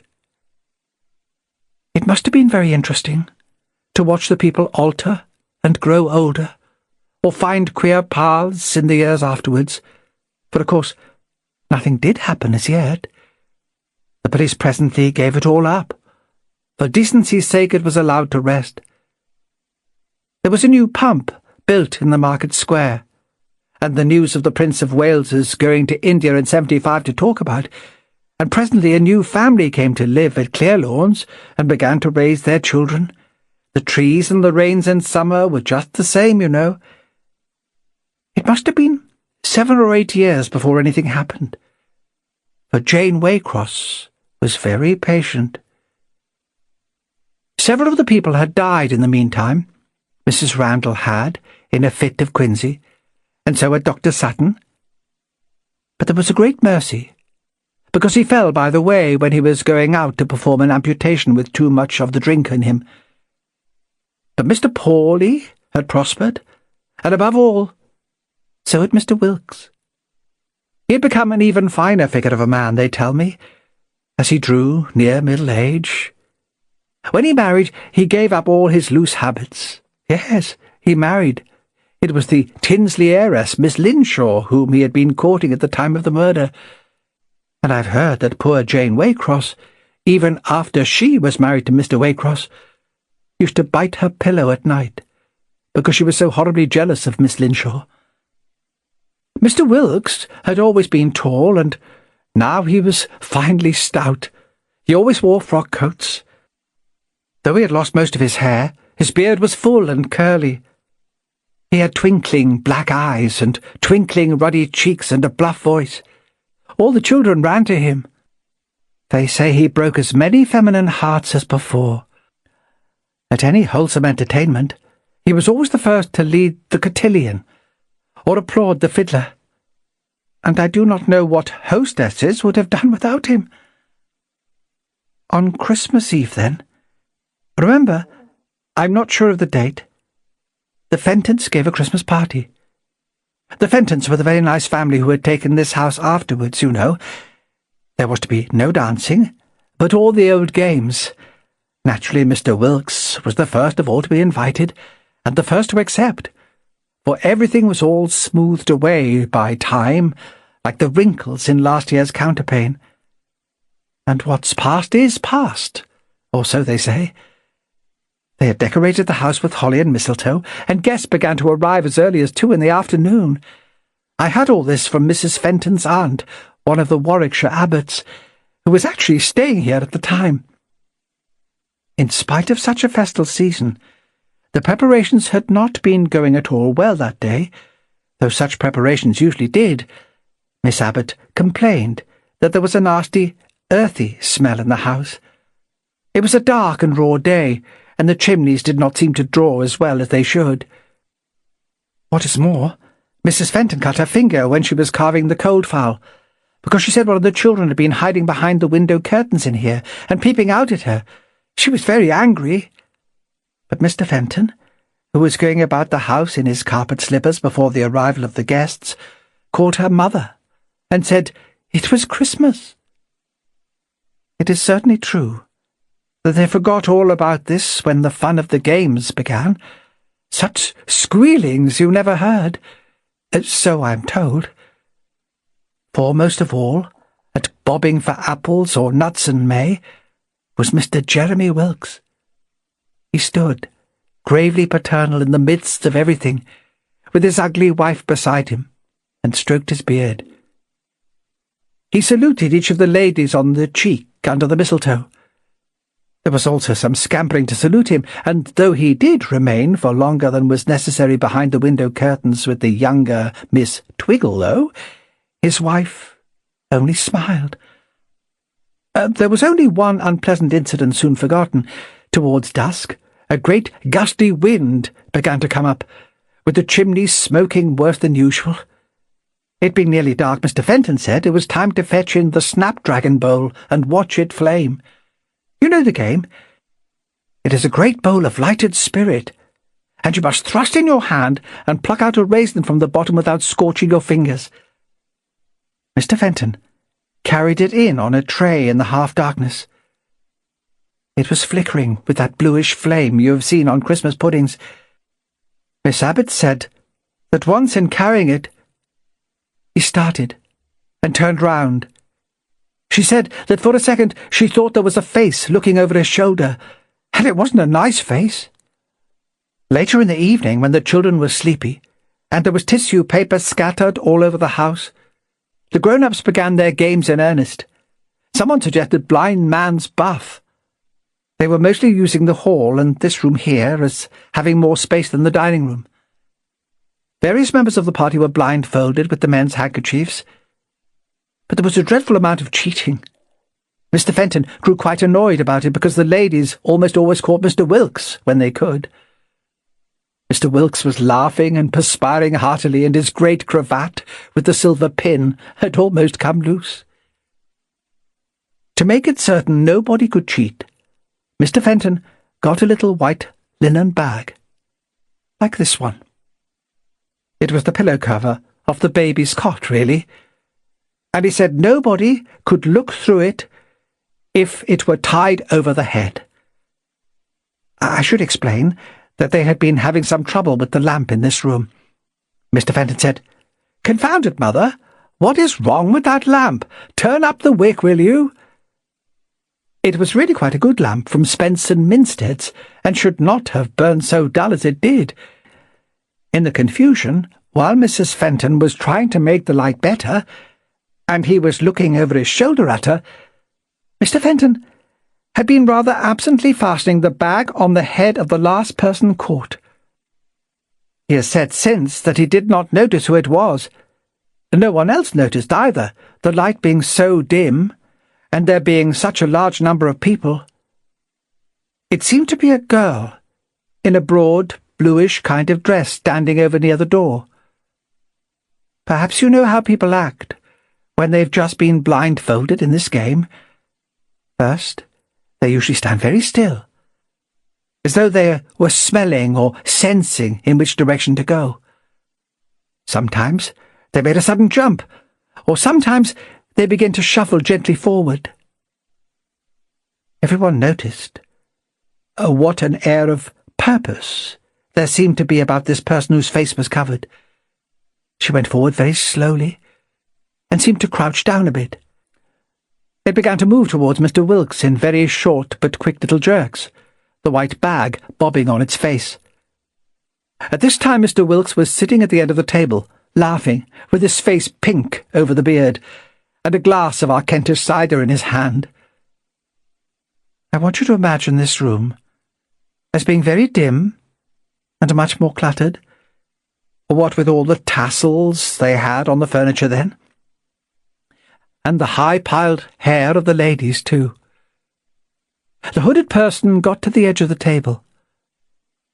It began to edge along towards Mr. Wilkes' chair. And then it jumped. Mr. Wilkes got up and skipped out of its way, laughing. It waited quietly, after which it went in the same slow way towards him again. It nearly got him again by the edge of the potted plant. All this time, it did not say anything, you understand, although everyone was applauding it and crying encouraging advice. It kept its head down. Miss Abbott says she began to notice an unpleasant, faint smell of burnt cloth or something worse, which turned her half ill. By the time the hooded person came stooping clear across the room, as certainly as though it could see him, Mr. Wilkes was not laughing any longer. In the corner by one bookcase, he said out loud, "I'm tired of this silly, rotten game. Go away, do you hear?" Nobody there had ever heard him speak like that, in such a loud, wild way, but they laughed and thought it must be the Kentish cider. "Go away!" cried Mr. Wilkes again, and began to strike at it with his fist. All the time, Miss Abbott says, she'd observed his face gradually changing. He dodged again, very pleasant and nimble for such a big man, but with the perspiration running down his face.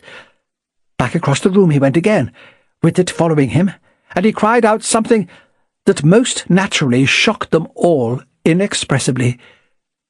He screamed out, "For God's sake, Fenton! Take it off me!"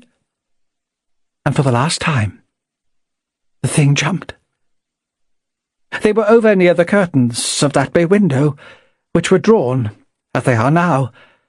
Miss Twiggelow, who was nearest, said that Mr. Wilkes could not have seen anything because the white bag was still drawn over the woman's head. The only thing she noticed was that, at the lower part of the bag, where the face must have been, there was a curious kind of discoloration, a stain of some sort, which had not been there before. Something seemed to be seeping through. Mr. Wilkes fell back between the curtains with the hooded person after him and screamed again. There was a kind of thrashing noise in or behind the curtains. Then they fell straight again, and everything grew quiet. Now, our Kentish cider is very strong, and for a moment Mr. Fenton did not know what to think. He tried to laugh at it, but the laugh did not sound well. Then he went over to the curtains, called out gruffly to them to come out of there and not play the fool. But after he had looked inside the curtains, he turned round very sharply and asked the rector to get the ladies out of the room. This was done, but Miss Abbott often said that she had one quick peep inside. Though the bay windows were locked on the inside, Mr. Wilkes was now alone on the window-seat. She could see his beard sticking up, and the blood. He was dead, of course. But since he had murdered Jane Waycross, I sincerely think he deserved to die. For several seconds the two listeners did not move.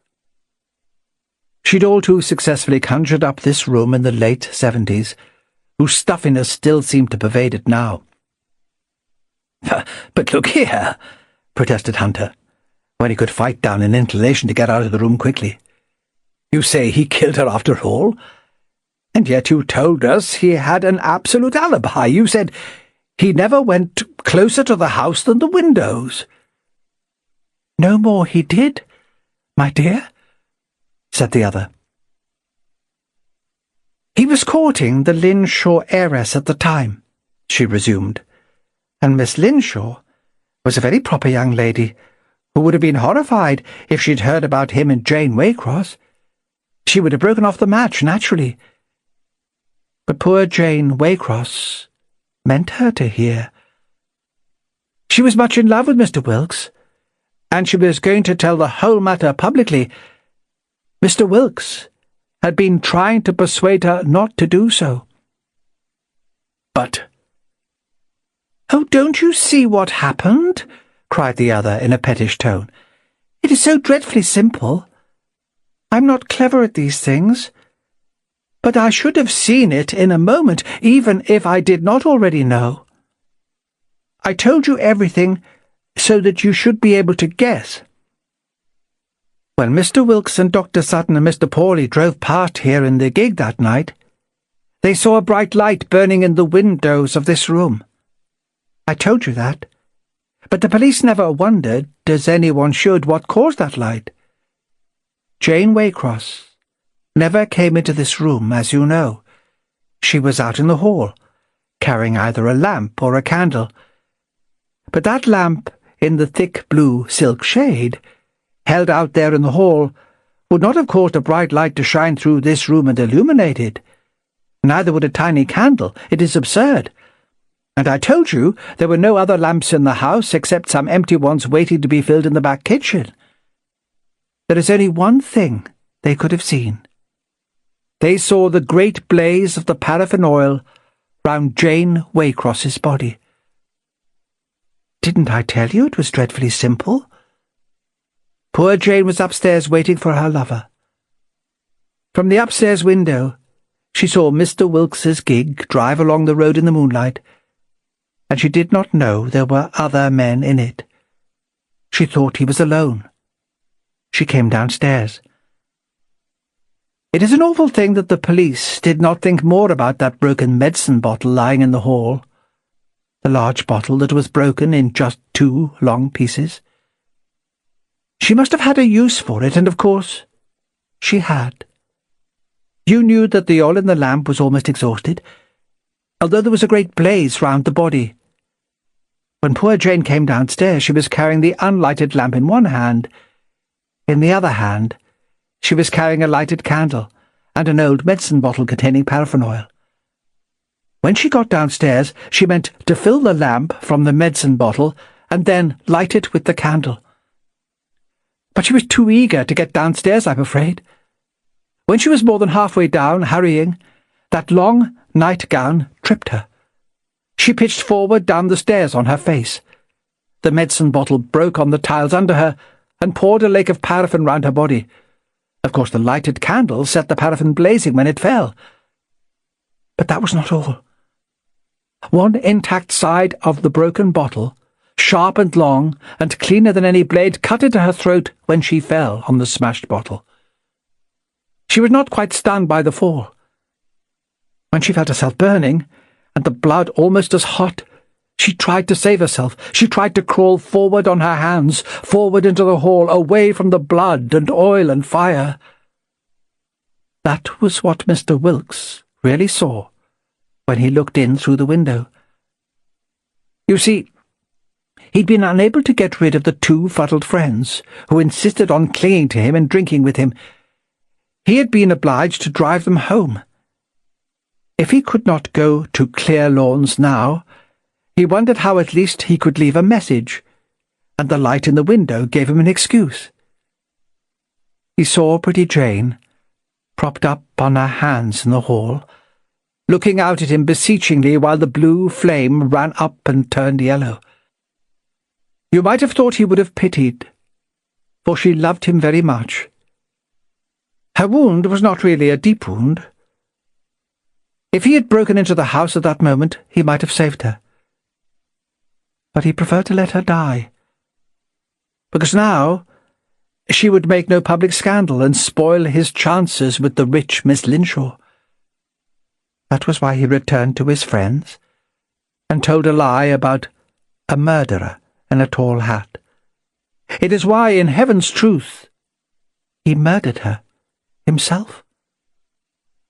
But when he returned to his friends, I do not wonder that they saw him mopping his forehead.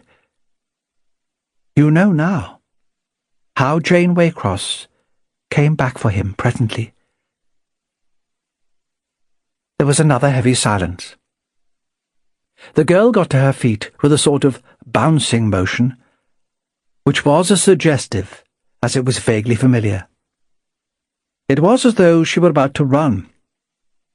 She stood there a trifle crouched in her prim brown dress, so oddly narrow at the waist after an old-fashioned pattern, and in the play of light on her face Roddy Hunter fancied that its prettiness was only a shell.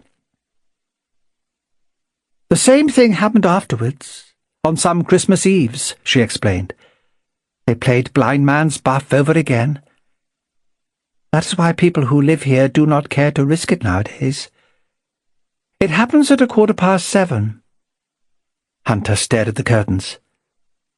"But it was 7:15 when we got here," he said. "It must now be—" "Oh, yes," said the girl, and her eyes brimmed over. "You see, I told you had nothing to fear. It was all over then. But that is not why I thank you. I begged you to stay, and you did. You have listened to me, as no one else would, and now I have told it at last. And now I think both of us can sleep." Not a fold stirred or altered in the dark curtains that closed the window bay. Yet, as though a blurred lens had come into focus, they now seemed innocent and devoid of harm. You could put a Christmas tree there. Rodney Hunter, with Muriel following his gaze, walked across and threw back the curtains. He saw a quiet window seat covered with chintz, and the rising moon beyond the window. When he turned round, the girl in the old-fashioned dress was not there. But the front doors were open again, for he could feel a current of air blowing through the house. With his arm around Muriel, who was white-faced, he went out into the hall. They did not look long at the scorched and beaded stains at the foot of the panelling, for even the scars of fire seemed gentle now. Instead, they stood in the doorway looking out, while the house threw its great blaze of light across the frosty weald. It was a welcoming light. Over the rise of a hill, black dots trudging in the frost showed that Jack Bannister's party was returning, and they could hear the sound of voices carrying far. They heard one of the party carelessly singing a Christmas carol for glory and joy, and the laughter of the children coming home. Paul Temple's White Christmas by Francis Durbridge. Francis Henry Durbridge, 1912 to 1998, became a household name as creator of Paul Temple, the debonair amateur detective to whom the hapless Sir Graham Forbes of Scotland Yard was forever turning for help when confounded by bewildering crime. Durbridge's radio serials, with their trademark cliffhanger endings and multiple plot twists, became hugely popular in the 30s and in the post-war era. He became equally celebrated for a long run of television serials, including Melissa, Bat Out of Hell, and A Game of Murder. There were 4 Paul Temple films, and other movies based on his work included The Vicious Circle, 1957. As if all that wasn't enough, there was a Paul Temple comic strip that enjoyed a long run in various newspapers, while a television series, Paul Temple, with the urbane Francis Matthews well cast as the gentlemanly sleuth, clocked up 52 episodes from 1969 to 1971. The television scripts and most of the comic strips were not, however, based on Durbridge's serials. In the latter part of his career, he concentrated on writing for the stage, and several of his mystery plays, starting with Suddenly at Home, 1971, became West End hits. As a writer, Durbridge's strengths lay in building suspense, pace, and dialogue, and this helps to explain why his finest work was for radio and television. Writing prose narratives formed a relatively minor part of his output. The majority of his books were, in reality, novelizations. A rare exception was the standalone thriller Backroom Girl of 1950. This little story first appeared in Radio Times on the 20th of December, 1946.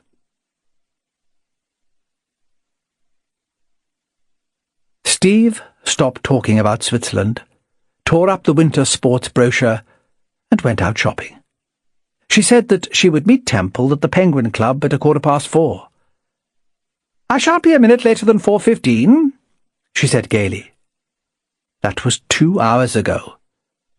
It was now precisely 27.5 minutes past 5, and Temple was still waiting. He sat with his back to the bar, staring out at the rain and drinking a dry martini.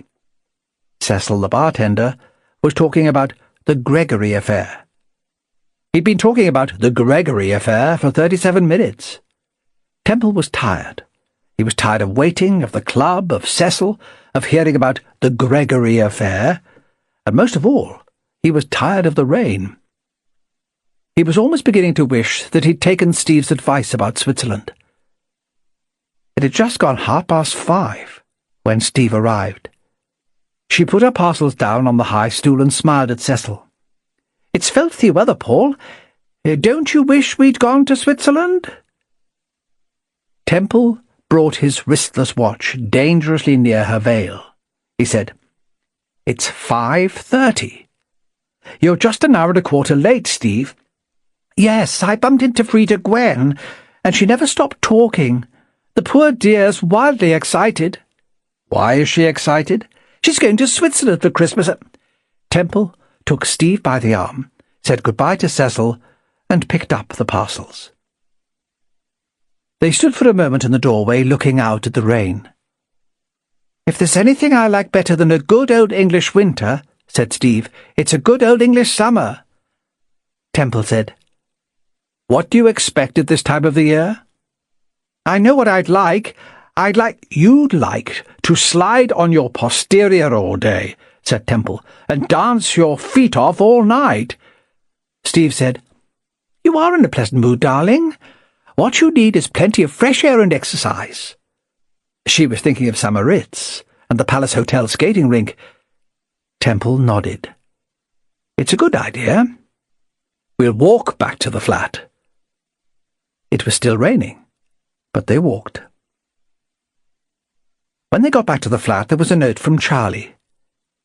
It was on the small table in the hall, and like most of Charlie's notes, it was brief and to the point. "Off to the Palais de Danse. Sir Graham rang up. He's ringing again. Be good. Charlie." Temple didn't care very much for the "be good" touch, but it was typical of Charlie. It was an hour later when Sir Graham telephoned. Steve was in the bathroom. "You remember that Luxembourg counterfeit business you helped us with last year?" the Commissioner said. Temple remembered it only too well. For one thing, the leader of the organisation, a man called Howell, had mysteriously disappeared. "Yes, I remember it, Sir Graham." "Don't tell me you've caught up with the elusive Mr. Howell." "We haven't, but it rather looks as if the Swiss people have. They arrested a man they believed to be Howell just over 24 hours ago." "What happened?" "Apparently this fellow had managed to get some sort of an organisation together and was ready to start work at Grindelwald. By a sheer stroke of genius, the Swiss authorities caught up with him." "Did they get the rest of the organisation?" "No, I'm afraid they didn't." Forbes laughed. "As a matter of fact, they're not absolutely certain that they've got Howell." "What do you mean?" Forbes said, "Well, the Swiss people seem to think that while Howell was lying low after the Luxembourg business, he had a fairly drastic facial operation. You know, the sort of thing, plastic surgery." Temple could hear Steve splashing about in the bathroom. He said in a low voice, "Do I come into this, Sir Graham?" "I'm rather afraid you do, Temple," said Sir Graham. "The Swiss authorities want somebody to go out there and identify Howell, preferably somebody who worked on the Luxembourg business." Where is Howell? He was arrested at Grindelwald, but they've taken him to Interlaken. I rather gather the police are a little frightened that the rest of the gang might try to rescue him. Temple said, "When do you expect us to leave?" He heard Forbes chuckling at the other end of the wire.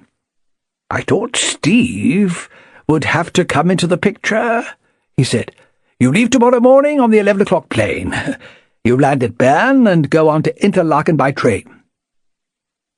Temple said goodbye, put down the receiver, lit a cigarette, and sat watching the bathroom door. After a little while the door opened, and Steve appeared. She was wearing a grey negligee. Temple had always thought it was a very nice negligee. Temple said, "I've got a surprise for you. I'll give you 3 guesses." Steve said, "It stopped raining?" No. MGM have bought your last novel? No. Steve brushed her hair with a towel. "My intuition isn't working tonight. I give up." Temple said, "It looks like being a white Christmas after all. We leave for Bern tomorrow morning." The plane landed at the airport, and Temple and Steve made their way towards the customs. Temple took one look at the weather. It was raining. "If there's one thing I like better than a good old Swiss winter," he said, "it's a good old Swiss summer." Steve laughed and took him by the arm. There was a man waiting for them at the barrier, a tall, clean-shaven, rather distinguished-looking man in a dark brown overcoat. He touched his hat to Steve and addressed Temple. "Mr. Temple?" "Yes." "My name is Velkes, sir, Inspector Velkes. I've been asked by the authorities to drive you into Bern." Temple eyed him cautiously and said, "Why Bern, Inspector?" The man smiled. "We've taken Howell to Bern, sir. We thought it might save time. My car is at your disposal." Temple said, "Well, Inspector, my instructions are to proceed by train to Interlaken. I think I ought to get this change of programme confirmed by your superior." Velkes smiled. He had quite a pleasant smile. "Then I advise you to telephone through to headquarters," he said. "You'll find the telephone in the waiting room, and the number is Interlaken 98974. Ask for Monsieur Dumas." Steve stayed with Velkes while Temple telephoned. It was apparently Monsieur Dumas himself who answered the telephone. He was extremely affable and rather amused by the precaution Paul Temple had taken. "Velkes is certainly one of our men," he said. "He'll have you here within 20 minutes. "How do you know he's your man?" said Temple. "He might be an impostor." "Describe him," snapped Dumas. There was no mistaking the note of asperity in his voice. Paul Temple described Velkes. Dumas said, "You've nothing to worry about, Mr. Temple. That's Velkes all right." Temple put down the receiver, walked out of the telephone booth, and went back to Velkes. Velkes was holding his umbrella over Steve, and they appeared to be getting along famously together. He smiled when he saw Temple approaching. "Well," said Velkes, "I take it I'm to have the pleasure of your company." Temple nodded, grinned, and put his hand in his inside pocket. Both Velkes and Steve expected him to take out his cigarette case. They were not unnaturally surprised when they saw the revolver he was holding. It must be recorded, in fact, that Velkes was surprised, nervous, agitated, and not a little frightened. He had good reason to be. The revolver was pointing directly at him. Paul Temple and Steve had left the electric train and were making their way towards the start of the snow run. It was Christmas Eve. As she started to fasten her skis, Steve said, "I suppose Velkes, the man who met us at the airport, was a friend of Howell's." "A very close friend," said Temple. The idea apparently was to abduct us and hold us as hostages until Hal was released. And what about the telephone call? Did you get through to that number Valquez gave you? Temple nodded. I got through all right, and the old boy at the other end, a confederate of Valquez's, confirmed that Valquez was a member of the police. Then what made you suspicious? Temple smiled. I described Valquez to his friend as a tall, rather distinguished-looking man with spectacles. But he didn't wear spectacles. Of course he didn't, said Temple, but his friend was just a trifle too anxious to be obliging and immediately jumped to the conclusion that Valquez had disguised himself for the occasion. Steve looked puzzled for a split second. Then she began to laugh. She was still laughing when she began her downward swoop, with far less caution than her lack of practice warranted. At the first difficult turn she capsized in a smother of white foam, and Temple, barely 10 yards behind, was unable to avoid her. They sat regarding each other for a moment. Then Temple managed to regain his feet and went over to give her a hand. As they brushed the snow off their clothes, Paul Temple looked at his wife and grinned. "We're certainly having a white Christmas," he said. Sister Bessie, or Your Old Leach, by Cyril Hare. Cyril Hare was a pen name adopted by Alfred Alexander Gordon Clark, 1900 to 1958, who was called to the bar in 1924. His chambers were in Hare Court, and he lived in Cyril Mansions in Battersea, two addresses that supplied the component parts of his pseudonym. His first crime novel, Tenant for Death, 1937, was a reworking of a stage play called Murder in Daylesford Gardens, and was followed by Death of a Sportsman, 1938, and the admirably ingenious Suicide Accepted, 1939. His fourth book, Tragedy at Law, 1942, is widely regarded as his masterpiece, blending a fascinating and authentic portrayal of life on a legal circuit with an original plot and an unlikely but appealing protagonist in Francis Pettigrew, a barrister whose career and love life have proved something of a disappointment. Pettigrew returned in later books and was rewarded by his creator with a late but happy marriage and a spell as a judge. Hare's tragically premature death cut short a crime-writing career of distinction. It's a mark of the esteem in which he was held by his fellow practitioners that his friend, the novelist and solicitor Michael Gilbert, edited a collection of his short stories, and that P.D. James referenced one of his cleverest plots in her novel The Private Patient. He was an accomplished writer of short stories, many of which were printed in the Evening Standard. This story first saw the light of day in that newspaper on the 23rd of December 1949. It has subsequently appeared as Your Old Leach and The Present in the Post.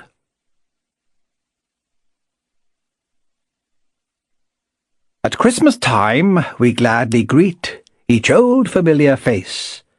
At Christmas time we hope to meet at the old familiar place.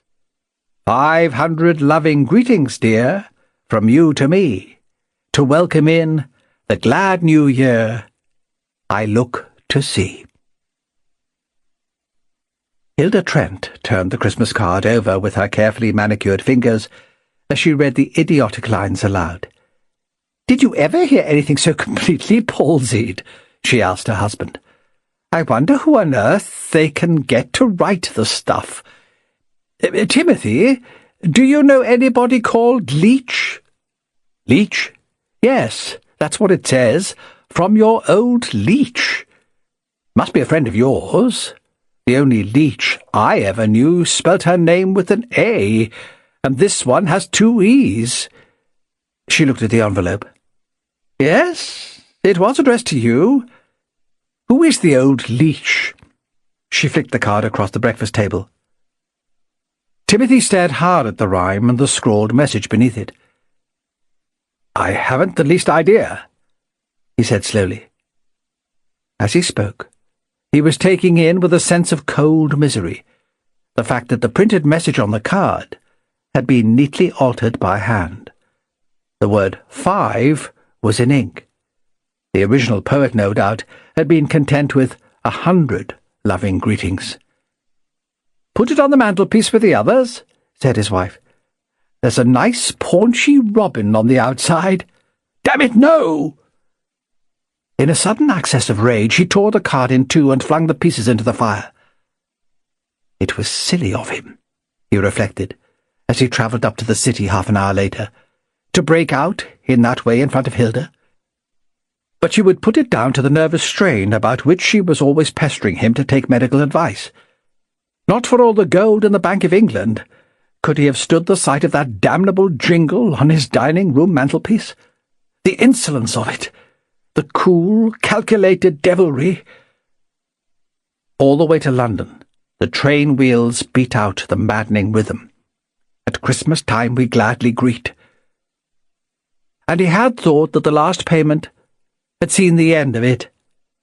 He had returned from James's funeral triumphant in the certain belief that he had attended the burial of the bloodsucker who called himself Leach. But he was wrong, it seemed. 500 loving greetings, dear. 500. Last year it had been 3, and that had been bad enough. It had meant selling out some holdings at an awkward moment. And now 500, with the market in its present state. How in the name of all that was horrible was he going to raise the money? He would raise it, of course. He would have to. The sickening familiar routine would be gone through again. The cash in Treasury notes would be packed in an unobtrusive parcel and left in the cloakroom at Waterloo. Next day he would park his car as usual in the railway yard at his local station. Beneath the windscreen wiper, the old familiar place, would be tucked the cloakroom ticket. When he came down again from work in the evening, the ticket would be gone. And that would be that, till the next time. It was the way that Leach preferred it, and he had no option but to comply. The one certain thing that Trent knew about the identity of his blackmailer was that he, or could it be she, was a member of his family. His family! Thank heaven! They were no true kindred of his. So far as he knew, he had no blood relation alive, but his family they had been. Ever since, when he was a tiny ailing boy, his father had married the gentle, ineffective Mary Grigson, with a long trail of soft, useless children. And when the influenza epidemic of 1919 carried off John Trent, he'd been left to be brought up as one of that clinging, grasping clan. He had got on in the world, made money, married money, but he had never got away from the Grigsons, save for his stepmother, to whom he grudgingly acknowledged that he owed his start in life. How he loathed them all. But his family they remained, expecting to be treated with brotherly affection, demanding his presence at family reunions, especially at Christmas time. At Christmas time we hope to meet. He put down his paper unread, and stared forlornly out of the carriage window. It was at Christmas time 4 years before that the whole thing started, at his stepmother's Christmas Eve party. Just such a boring family function as the one he would have to attend in a few days' time. There had been some silly games to amuse the children, blind man's buff and musical chairs, and in the course of them his wallet must have slipped from his pocket. He discovered the loss next morning, went round to the house and retrieved it. But when it came into his hands again, there was one item missing from its contents. Just one. A letter, quite short and explicit, signed in a name that had about then become fairly notorious in connection with an unsavoury inquiry into certain large-scale dealings in government securities. How he could have been fool enough to keep it a moment longer than was necessary. But there was no good going back on that. And then the messages from Leach had begun. Leach had the letter. Leach considered it his duty to send it to the principal of Trent's firm, who was also Trent's father-in-law. But meanwhile, Leach was a trifle short of money, and for a small consideration... So it had begun. And so year in and year out, it had gone on. He had been so sure that it was James, that seedy, unsuccessful stock jobber, with his gambling debts and his inordinate thirst for whisky, had seemed the very stuff of which blackmailers are made. But he had got rid of James last February. And here was Leach again, hungrier than ever. Trent shifted uneasily in his seat. Got rid of him was hardly the right way to put it. One must be fair to oneself. He had merely assisted James to get rid of his worthless self. He had done no more than ask James to dinner at his club, fill him up with whisky, and leave him to drive home on a foggy night with the roads treacherous with frost. There had been an unfortunate incident on the Kingston bypass, and that was the end of James. And incidentally, of two perfect strangers who had happened to be on the road at the same time. Forget it. The point was that the dinner and the whisky had been a dead loss. He would not make the same mistake again. This Christmas Eve he intended to make sure who his persecutor was. Once he knew, there would be no half-measures. Revelation came to him midway through Mrs. John Trent's party. At the very moment, in fact, when the presents were being distributed from the Christmas tree, when the room was bathed in the soft radiance of coloured candles, and noisy with the oohs and ahs of excited children, and with the rustle of hastily unfolded paper parcels. It was so simple, and so unexpected, that he could have laughed aloud. Appropriately enough, it was his own contribution to the party that was responsible. For some time past, it had been his unwritten duty, as the prosperous member of the family, to present his stepmother with some delicacy to help out the straitened resources of our house in providing a feast worthy of the occasion. This year, his gift had taken the form of 6 bottles of champagne, part of a consignment which he suspected of being corked. That champagne, acting on a head unused to anything stronger than lemonade, was enough to loosen Bessie's tongue for one fatal instant. Bessie, of all people, faded, spinsterish Bessie, Bessie with her wool work and her charities, Bessie with her large, stupid, appealing eyes, and her air of frustration that put you in mind a bud frosted just before it could come into flower. And yet, when you came to think of it, it was natural enough. Probably, of all the Grigson tribe, he disliked her the most. He felt for her all the loathing one must naturally feel for a person one has treated badly. And he had been simple enough to believe that she did not resent it. She was just his own age, and from the moment that he had been introduced into the family, had constituted herself his protector against the unkindness of his elder step-brother. She had been, in her revoltingly sentimental phrase, his own special sister. As they grew up, the roles were reversed, and she became his protégée, the admiring spectator of his early struggles. Then it had become pretty clear that she and everybody else expected him to marry her. He had considered the idea quite seriously for some time. She was pretty enough in those days and, as the phrase went, worshipped the ground he trod on. But he had had the good sense to see in time that he must look elsewhere if he wanted to make his way in the world. His engagement to Hilda had been a blow to Bessie, her old maidish look, and her absorption in good work dated from then. But she'd been sweetly forgiving, to all appearances. Now, as she stood there under the mistletoe, with a ridiculous paper cap on his head, he marvelled how he could have been so easily deceived. As though, after all, anyone could have written that Christmas card but a woman. Bessie was smiling at him still. Smiling with the confidential air of the mildly tipsy, her upturned shiny nose glowing pink in the candlelight. She'd assumed a slightly puzzled expression, as though trying to recollect what she had said. Timothy simply smiled back and raised his glass to her. He was stone-cold sober, and he could remind her of her words when the occasion arose. "My present for you, Timothy, is in the post. You'll get it tomorrow, I expect. I thought you'd like it changed from those horrid Christmas cards." And the words had been accompanied by an unmistakable wink. "Uncle Timothy!" One of James's bouncing girls jumped up at him and gave him a smacking kiss. He put her down with a grin and tickled her ribs as he did so.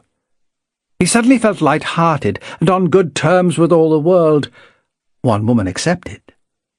He moved away from the mistletoe and strolled round the room, exchanging pleasantries with all the family. He could look them in the face now without a qualm. He clicked glasses with Roger, the prematurely aged, overworked GP. No need to worry now whether his money was going in that direction. He slapped Peter on the back and endured patiently 5 minutes' confidential chat on the difficulties of the motor-car business in these days.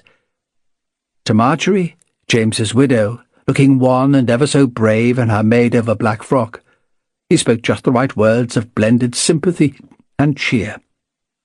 He even found in his pockets some half-crowns for his great hulking step-nephews. Then he was standing by his stepmother near the fireplace, when she presided quietly over the noisy, cheerful scene, beaming gentle good nature from her faded blue eyes.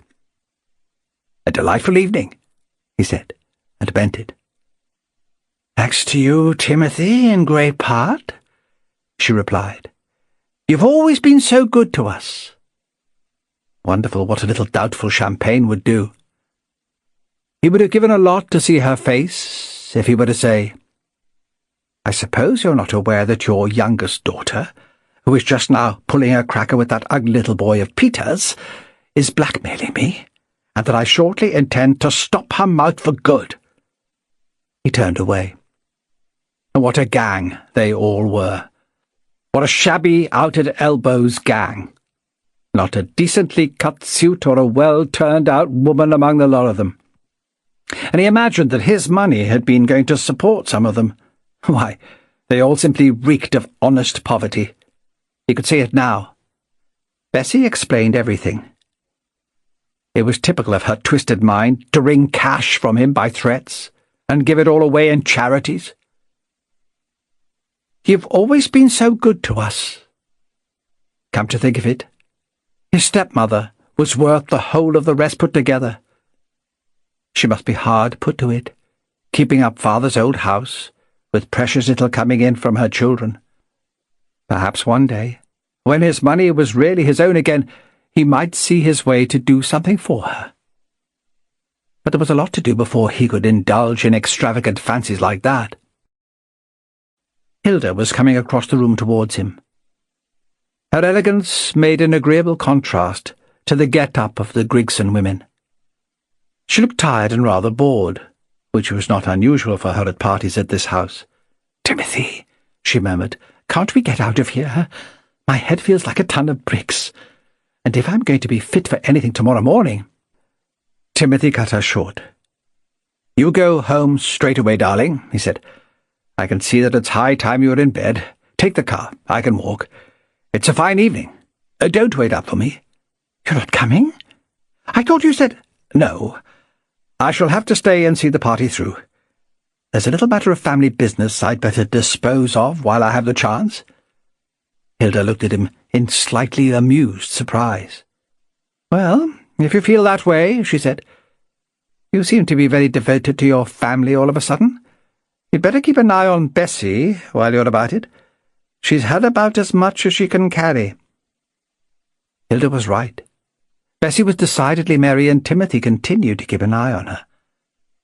Thanks to his attentions, by the end of the evening, when Christmas Day had been seen in, and the guests were fumbling for their wraps, she'd reached a stage when she could barely stand.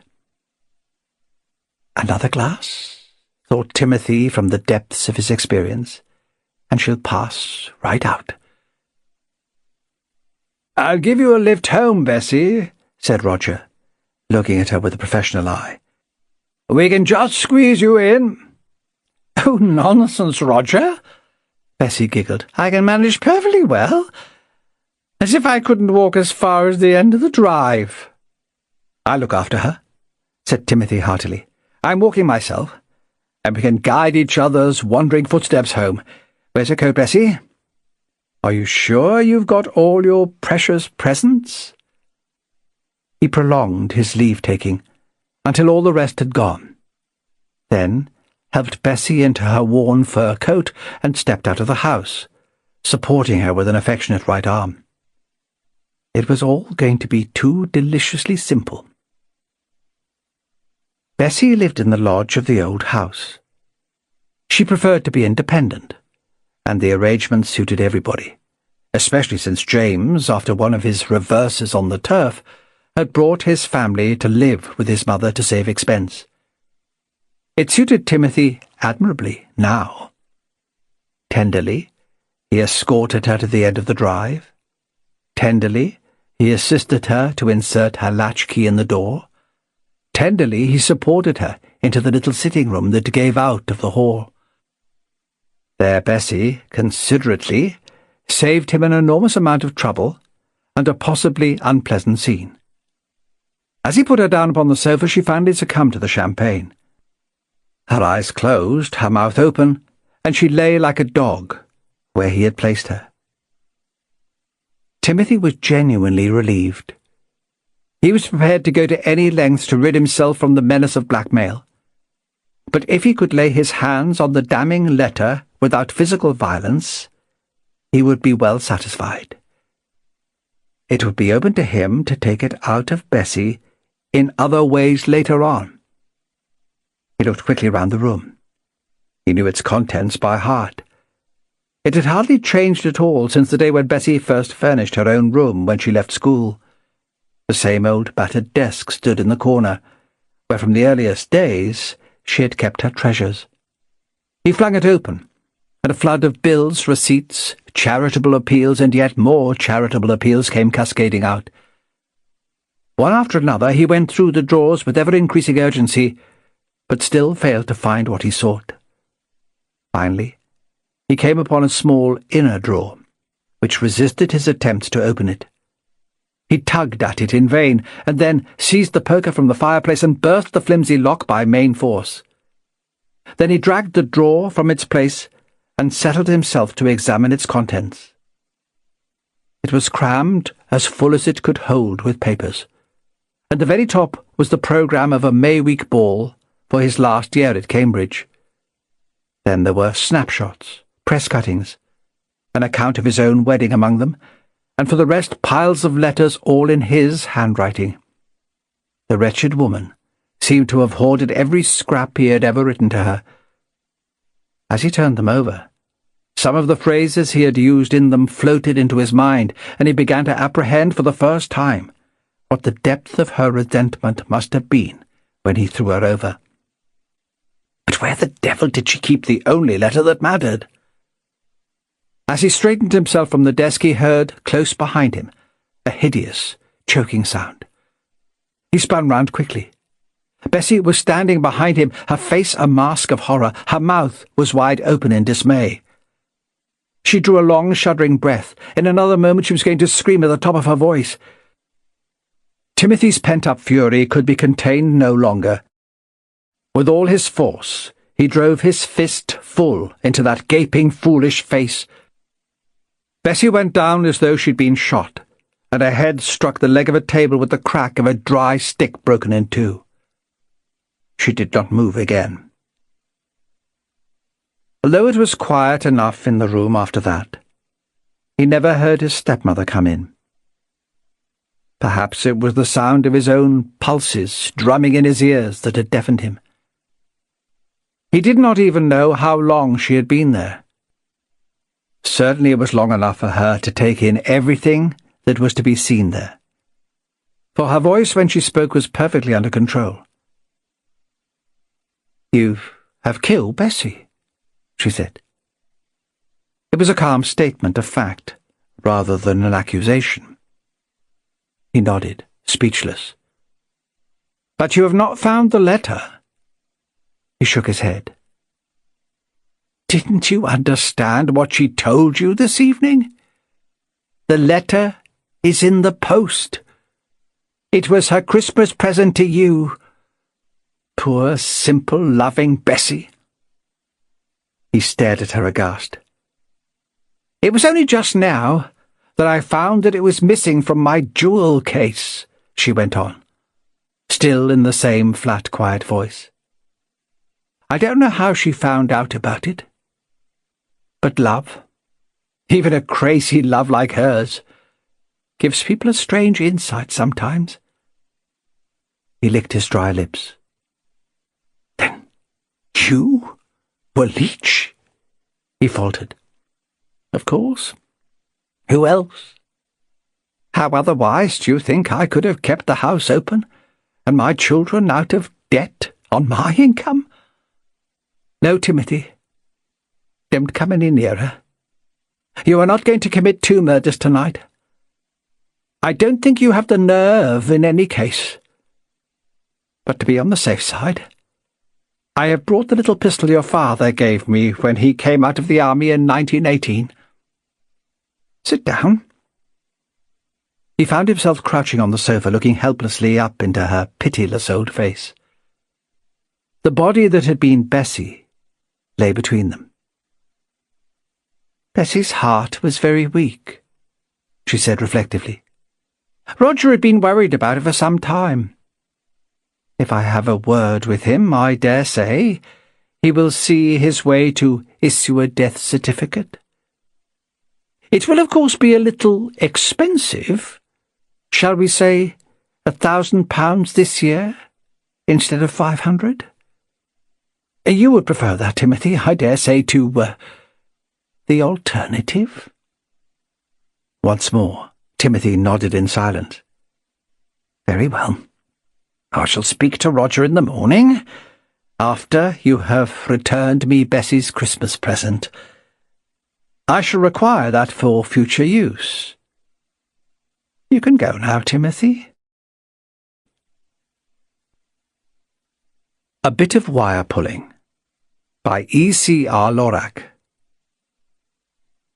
Edith Caroline Rivet, 1894 to 1958, produced no fewer than 71 crime novels, 48 of them under the name E.C.R. Lorac, and the remainder as by Carol Carnac. She was born in Hendon and studied at the Central School of Arts and Crafts. As Lorac, her series detective was Chief Inspector MacDonald, a London Scot, who made his debut in The Murder on the Burrows, 1931. MacDonald is a likeable if lightly sketched character, and Lorac continued to write about him until the end of her life.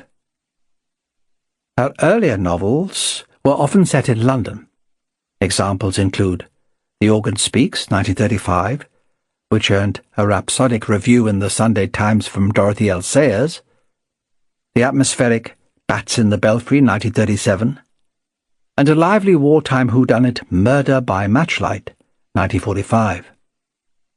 After the Second World War, Lorac moved to the northwest of England and wrote a number of mysteries set around the Lune Valley, including The Theft of the Iron Dogs, 1948. She proved at least as skilled in evoking rural life and landscapes as in describing the scurry and bustle of the capital. Lorac, who served as secretary of the Detection Club for a number of years, had a relatively leisurely approach to storytelling, which meant that she preferred to make use of the space afforded by a novel to writing short stories. This tale, one of her few attempts at the short mystery, was collected under its present title in the Evening Standard Detective Book, Series 2, 1951, in its original incarnation in the Evening Standard on the 11th of October, 1950. The title was Death at the Bridge Table. It's a very rare thing for a murder to be committed actually in the presence of a police officer, said Inspector Lang, the old CID man. "I should think it's unique," growled Dr. Walton, and Harland, a rising young barrister, put in, "Tell us the yarn, Inspector, for a safe audience, and it's just the night for a yarn." The three men were chance guests at an inn in the Lake District. It was Easter time, but the weather had turned dirty on them. A shrill northeaster had brought snow and put a stop to rock climbing and walking. That evening, sitting over a grand log fire, the three men had disclosed their callings and were soon deep in mutual shop. Inspector Lang stretched out his long legs to the fire. "Aye, it was quite a story," he said, "and it happened on just such a dirty night as this one. You may remember hearing of Sir Charles Leighton, one of the wealthiest industrialists in the north. It all began when Leighton came to the Chief Constable saying he was receiving threatening letters. Not surprising, maybe, because he'd been a harsh old devil in his time. We couldn't trace the writer, and at last Leighton demanded police protection. 'Look here,' he said, 'this last letter tells me I'm for it before the old year's out. Today's December the 30th. Now, I haven't given the police much trouble during my life. I reckon you can give me police protection until New Year's Day. And if I'm scuppered by some agitator I've sacked, it's up to you to catch him.' The Chief Constable said Leighton was a man of some importance, and we'd better oblige him. And that's how I went with Sir Charles to a bridge party at his son-in-law's on New Year's Eve. Not that I play bridge, but that didn't matter. I drove with him to Harrowby Manor, poshed up in a dinner jacket and all, and quite an evening I had of it. No one but Sir Charles knew I was a CID man, of course. Sir Charles had but the one surviving child, Annabel," went on the inspector. "She was married to John Bland. He was a financier, clever chap, always able to foretell the markets, so it was said. A lovely house, that was, and a young couple, John and Annabel Bland, welcomed us very prettily. Of course, they made a great fuss of Sir Charles, and they accepted me as one of his friends and treated me accordingly. There were 6 of us altogether: John and Annabel Bland, Sir Charles, a young RAF officer, a pretty lass named Avril Walsh, and yours truly. It was decided that Bland should sit out the first rubber, and he made himself very civil to me, while the other 4 settled down at the bridge table. I sat by the fire, and the bridge table was in the middle of the room. Bland was an attentive son-in-law, and he and his young missus made quite a to-do over seeing Sir Charles was comfortable. He was a big, heavy chap, and they gave him a very fine chair. A Jacobean piece it was, strong and heavy enough to take any man's weight.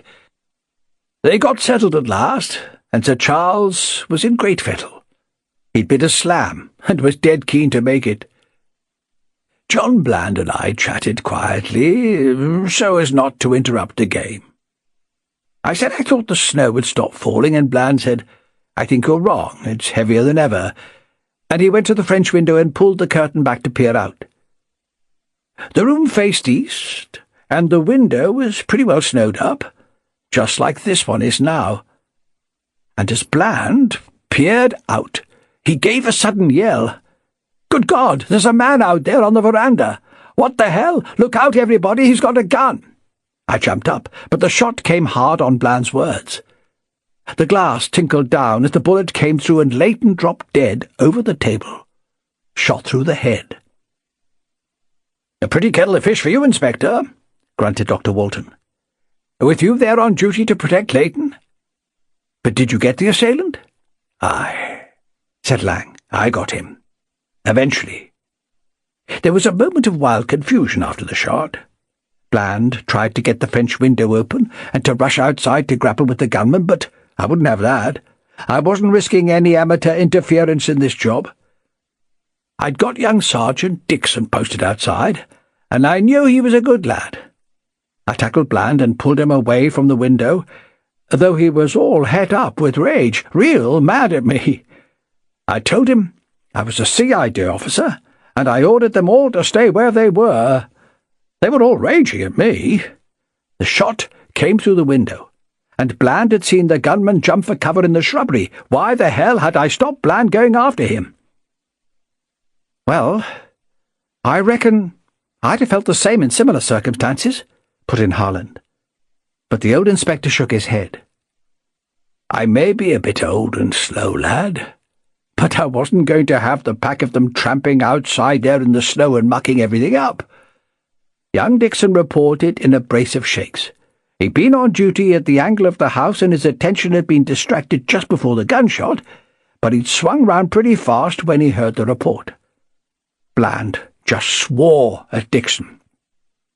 "Fast, damn you! You weren't fast enough. I tell you, I saw the chap jump for the shrubbery. You police blokes make me tired. If the inspector here hadn't interfered, I'd have got the devil." Dickson had found the gun, though. An old-type army pistol, not an automatic. It had been dropped in the snow on the path at the edge of the veranda, and there were some big footprints out there in the snow where somebody had stood, and a shuffle of prints leading to the shrubbery. By this time, a local constable turned up, and I left him on duty with the party. I wasn't letting one of them move until I had time to think. "I can believe the bridge party didn't think very highly of you at that moment," put in Dr. Walton, as the old inspector paused in his narrative. "Maybe not, agreed Lang. "But a little thinking's worth a deal of rushing about sometimes. And I was puzzled. I went outside to have a look. The footprints in the snow were plain enough. A man had stood on the veranda and had jumped for the shrubbery, though I could see the thaw had set in and the prints were losing shape. Then I found a rather odd item. A short length of spiral curtain wire, the expanding sort. It was hanging on a branch in the shrubbery opposite the French window. Might have been irrelevant or might not. I then studied the window and curtain fitments. When I tackled Bland, we'd half torn the blind away and the cord had come adrift, but I saw that the telephone wire entered the house through a hole bored in the window framing." Lang paused, and then added, "That was about the lot. But I'll just repeat the essential points. Sir Charles was sitting at the bridge table in the centre of the room when he was shot, in line with the window. The shot came through the glass. There were footprints outside the window and on the veranda.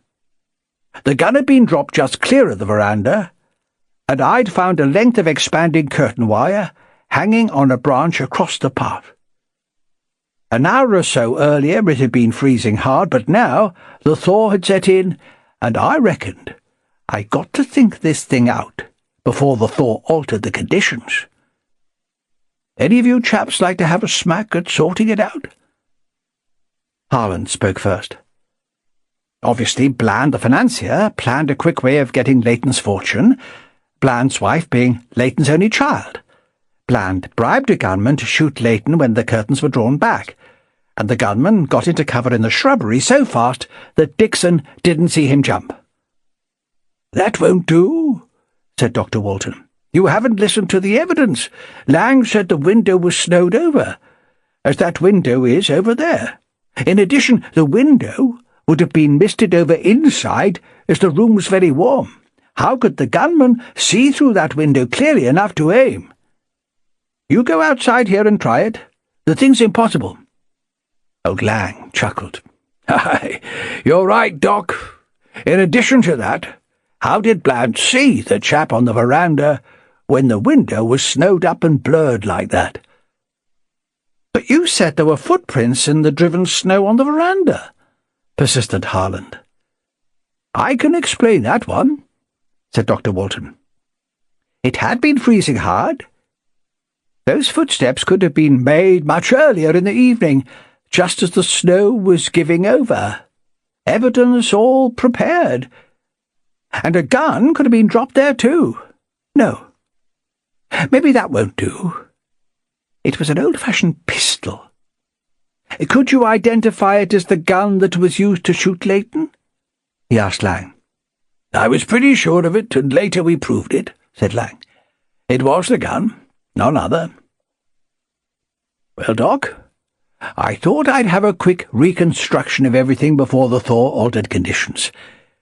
I made the party take the positions they were in before the shot was fired, and I had Dickson on the veranda and told him to aim at Leighton's chair when the police constable drew the curtains apart.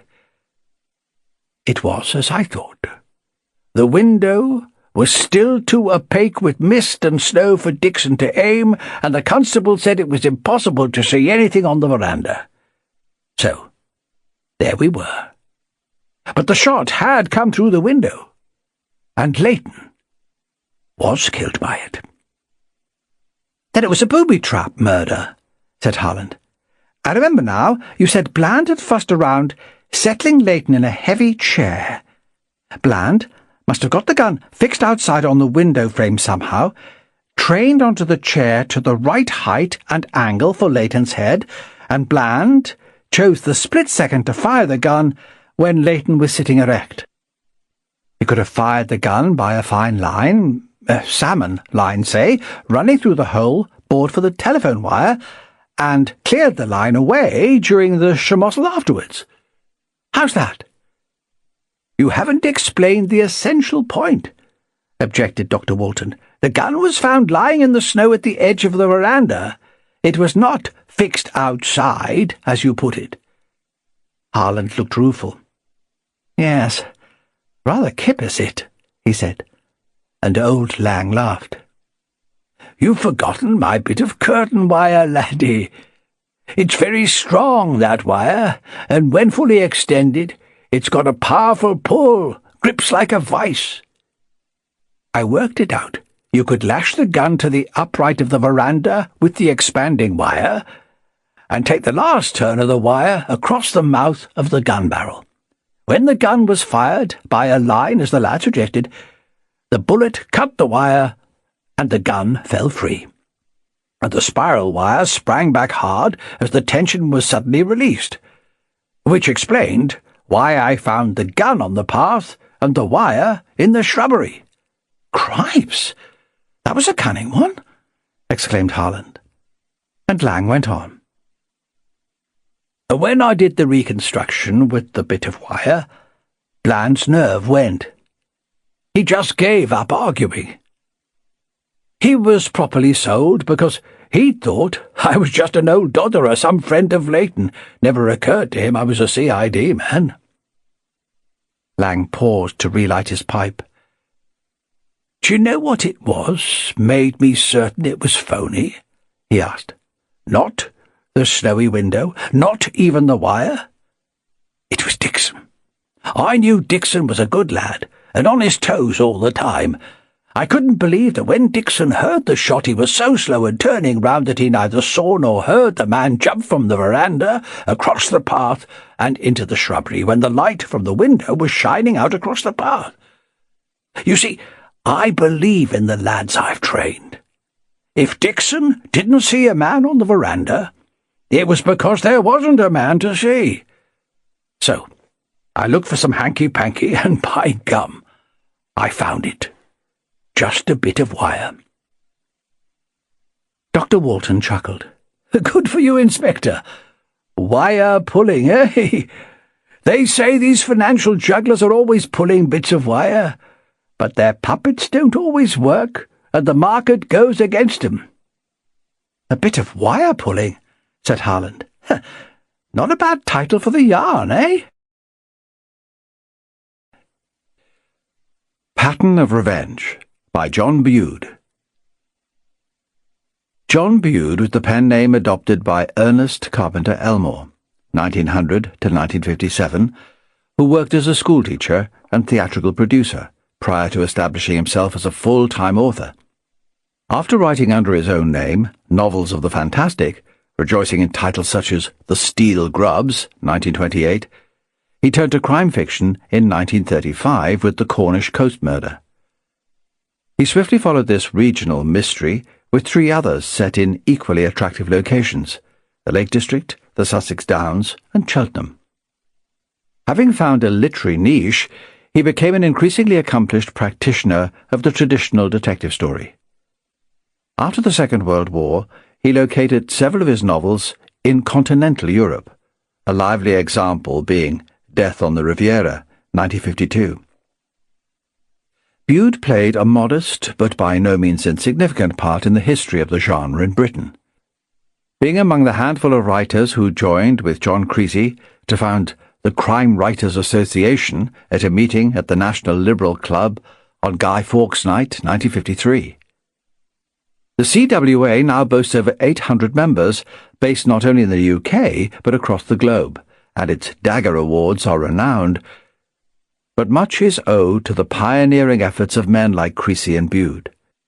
At the time of his sudden death, he had published 30 crime novels, many of them featuring his series detective Inspector Meredith.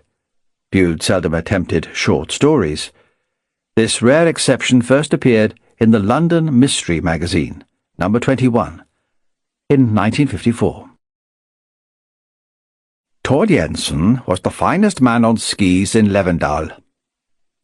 Englishmen of the pre-war era, holidaying in our Norwegian mountains, may remember Tord. For after the tragedy he set up as a ski instructor, and did exceedingly well for himself. So well, in fact, that when he died in 1945, as the result of an accident, Tord was in a position to leave over £3,000 to his hated rival, Olaf Kink. And that, of course, was by way of compensation for what he'd done to Olaf. For when the poor fellow was released from an Oslo jail 3 months after Tord's confession, it was not only his heart that was broken, but his faith in his fellow men. But I anticipate. Karen Garborg was the cause of the tragedy. She was tall, blonde, blue-eyed, with a cold, luminous beauty, like that of our northern lights. She dazzled most of the young men in Levendal, but favoured only two, Tord Jensen and Olaf Kink. For 2 years she kept them dancing attendance on her, the fair-haired, athletic, good-looking Tord, the saturnine, intelligent, lion-hearted Olaf. I, for one, never questioned which of the two she'd finally accept. For all his fire and wit, as I watched Olaf floundering and dipping through the snow, I knew he hadn't a chance. A girl like Karen Garborg would never marry a man with a wooden leg. Karen lived alone in an isolated timber cottage on the outskirts of the village. Sometimes it was Tord who came striding through the spruce woods after a visit to the girl, shoulders back, head up, singing like a lark. At others, it was Olaf who came jerking out of the forest, his dark eyes glittering with exultation, and a small secret smile on his lips. If the two men met in the street, they passed without recognition. I sometimes think their hatred of each other was fiercer than their love for Karen Garborg. There was a heavy fall of snow on the night Karen was murdered. In the morning, Knut Larsen, the postman, found her slumped in the open doorway of the cottage, stabbed through the heart. As the only doctor in Levendal, I was called in by the police to make a medical examination. Rigor mortis and temperature test showed that the girl had been dead for at least 12 hours. There was only one set of tracks in the fresh fallen snow that the police couldn't account for. Single footprints, alternating with deep pockmarks, characteristic of the imprint left by a wooden leg. The footprint matched up with the sole of the left boot that Olaf Kink was wearing when the police came to question him. The knife they found, half buried in the snow beneath a churchyard wall, was unquestionably his. There were fingerprints on its smooth bone handle, Olaf's fingerprints, and only his. 6 weeks later, still protesting his innocence, Olaf was convicted of the murder and, as in our country there is no death penalty, he was sentenced to life imprisonment. He'd served about 3 years of that sentence, when Tord Jensen met with his skiing accident. Tord was carried back to the house a dying man. I did what I could to ease his agony, and aware that I could do nothing more, turned to steal from his room. As I gained the door, I heard his voice, faint but urgent, calling me back to his bedside. I sat down. "Doctor," he whispered, "stay with me a moment. There's something I want to tell you." "Well, Tord?" I said, gently. "It's to do with Olaf Kink and the woman who'd promised to marry me. I mean, of course, poor Karen Gabog." "Karen?" I cried. "But you told the police the day after her death that it was you she'd accepted, Tord. They were seeking a motive for the crime. Are you claiming that we were wrong? That it wasn't jealousy that drove Olaf to murder her?" "Olaf didn't murder her," said Tord in a low voice. "He's serving a sentence for a crime he didn't commit. I killed Karen Gabog." "You?" "Yes. It was I who visited her that night and thrust the knife into her heart. But it's impossible," I contested. "All the evidence pointed to the fact that Olaf was the guilty man. It was his knife, his fingerprints on the handle, his footprints in the snow. Above all, there was the telltale pockmarks left by his wooden leg.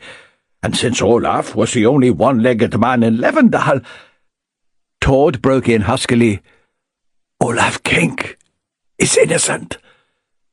You must see to it that they set him free. I haven't long to live, so I beg of you, Doctor, listen carefully to what I have to say. For these last 3 years, my conscience has been darkened by the thought of Olaf's suffering.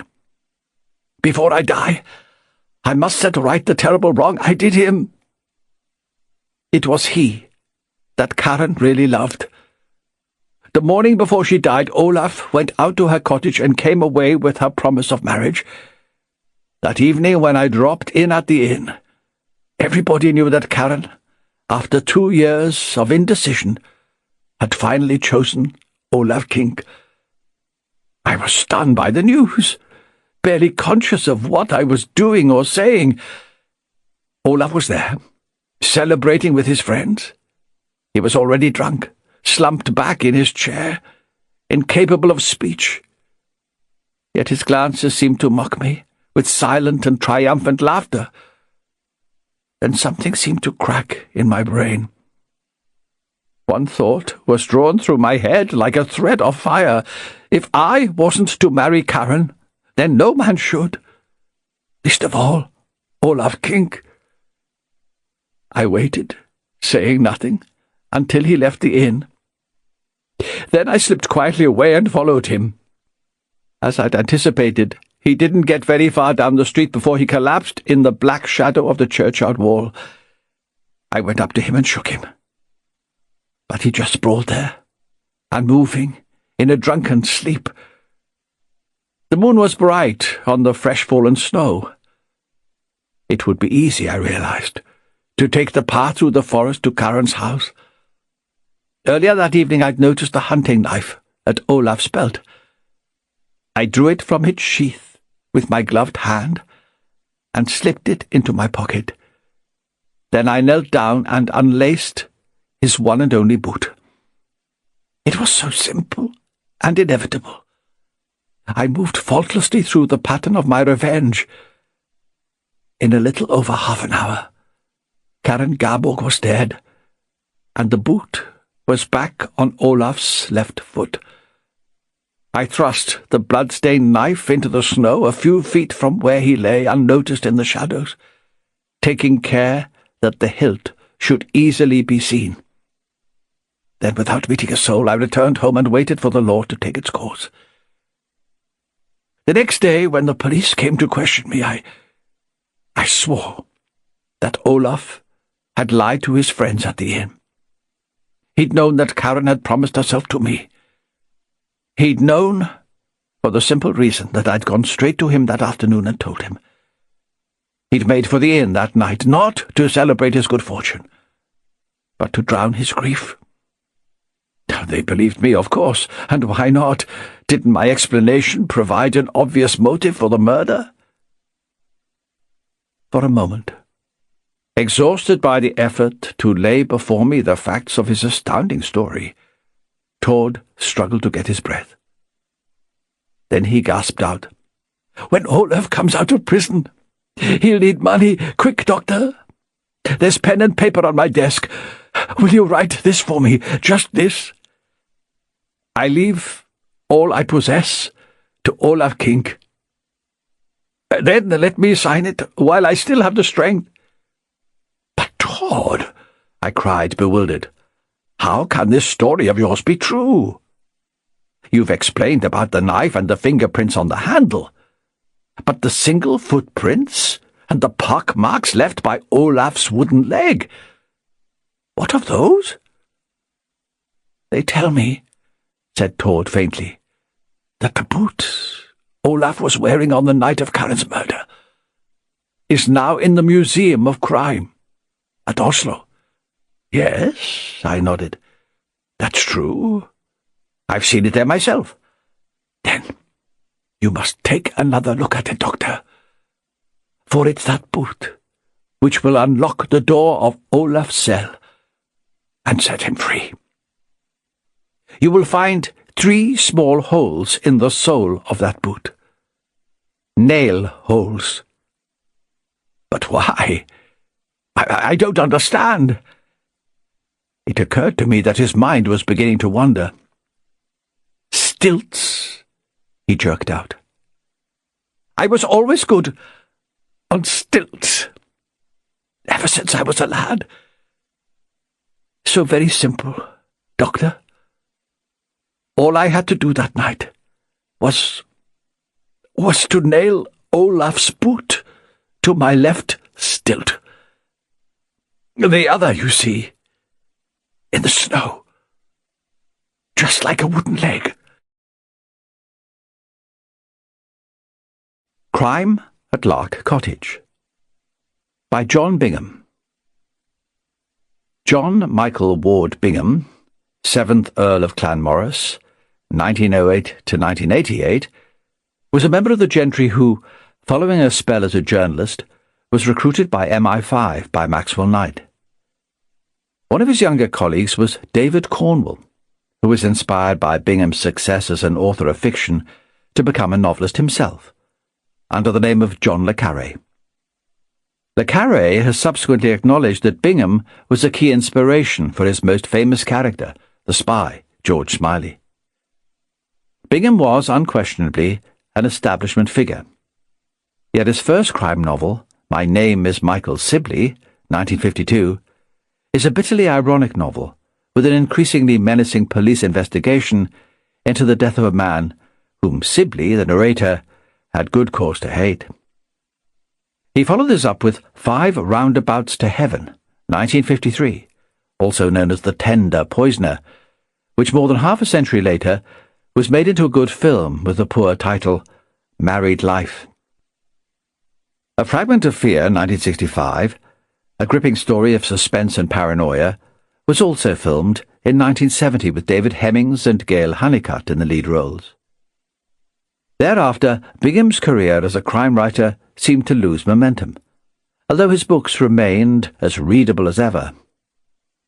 This rare example of a Bingham short story was first published in the 1954 Christmas number of the Illustrated London News.